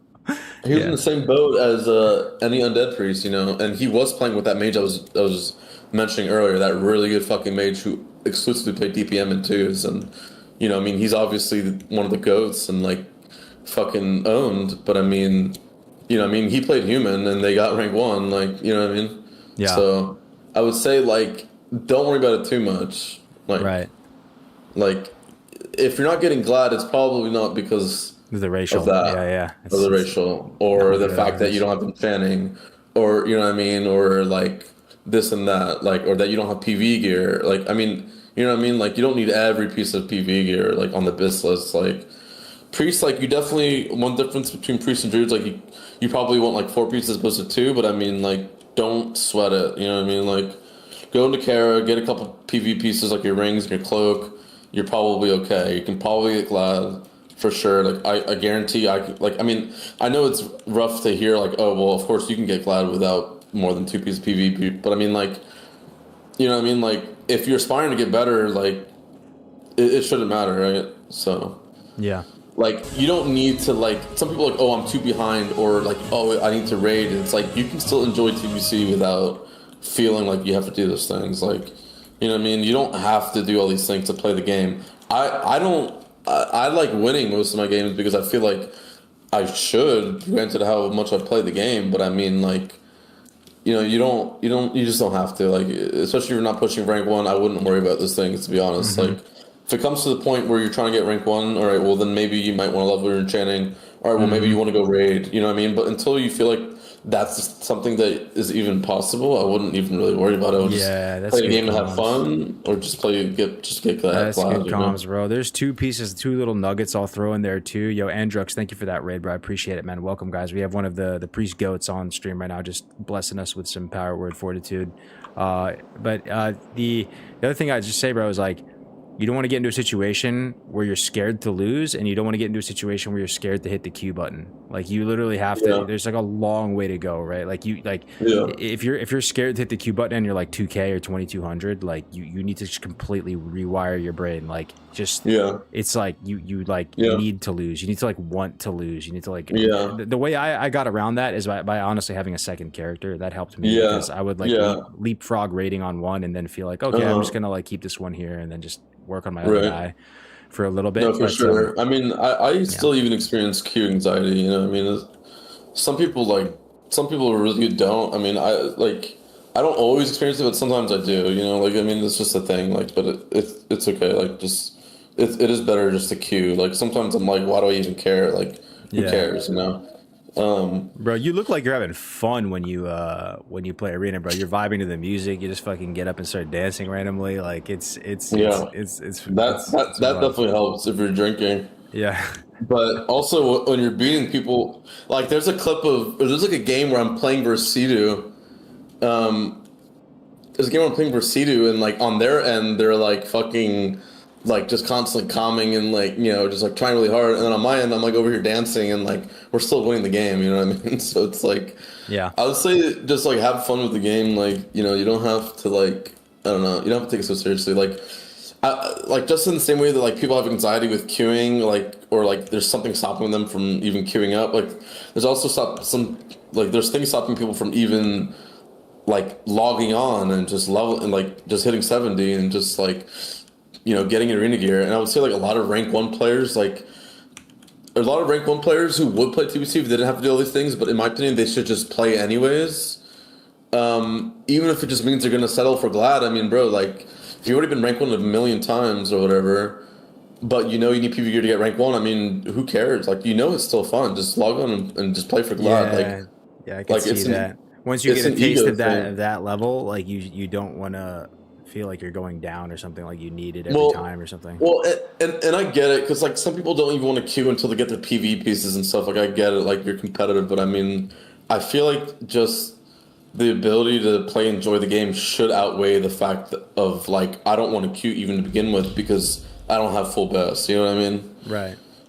Like, and that's why, that's the last thing I want to say about that is just, like, in my opinion, your net enjoyment in life would be higher if you just fucking played as opposed to just not playing because you're too worried about having BIS, or, you know what I mean? So, hell yeah, bro. Like, in another world, like, I'm playing TBC again, but I'm really busy, but I'm still logging on and just playing and not having any PV gear, you know? Yeah. Like, I wouldn't miss it just because I didn't have time to raid, you know? Yeah. Like, and, like, it is frustrating losing when you know that you're really good and that you only lost because of gear or racial or whatever, but I mean, I don't know. Yeah. Fuck it, I guess. TBC, man, there's a lot of RNG, guys. Don't take it too much to heart. Like Pepe said, like, it's more about a series of games. Like, if you just lose one game, like, it's don't take it too seriously. Like, it's, you know, but if you lose 10 games in a row to the same team, yeah, they're probably better than you. So, yeah. Yeah, good to have you here, Errol Lee, Chessbra, everyone for watching. Thank you so much for spending your time with me. We are going to pass it off to Pepe. Again, once again, he's available for coaching on tbcpvp.com. His entire pre-S1 BIS list is available here as well as talents. And we also have talents for Shadow and pretty much every spec in the game. Pepe is also a developer in addition to being like a rank 1 GigaChad, so he's helping out with the site. And we're just, trying to have a good time this year, trying to get people feeling good about Arena, like learning how to play the game serviceably, just enjoying it. TBC for many of us is the best PvP ever was in WoW history. So this is another opportunity to go through that and play that, and it's a version of the game that's worth learning in a way. So again, thank you so much for your time, Pepe. I'm gonna go ahead and raid you now, brother. Really appreciate it, and we'll be live. We're gonna do all the classes hopefully, guys.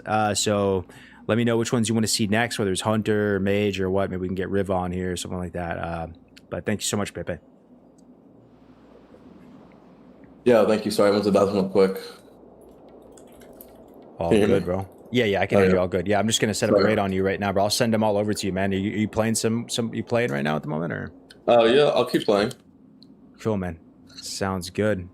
I'm gonna pass you over to Pepe. Signing out, guys. Have a good one. I'll see you either late night DGen stream or tomorrow. But All right, I'll see you later, buddy. It was fun. yeah, it was I actually really fun. enjoyed that more than I thought. That's awesome, man. I'm glad, bro.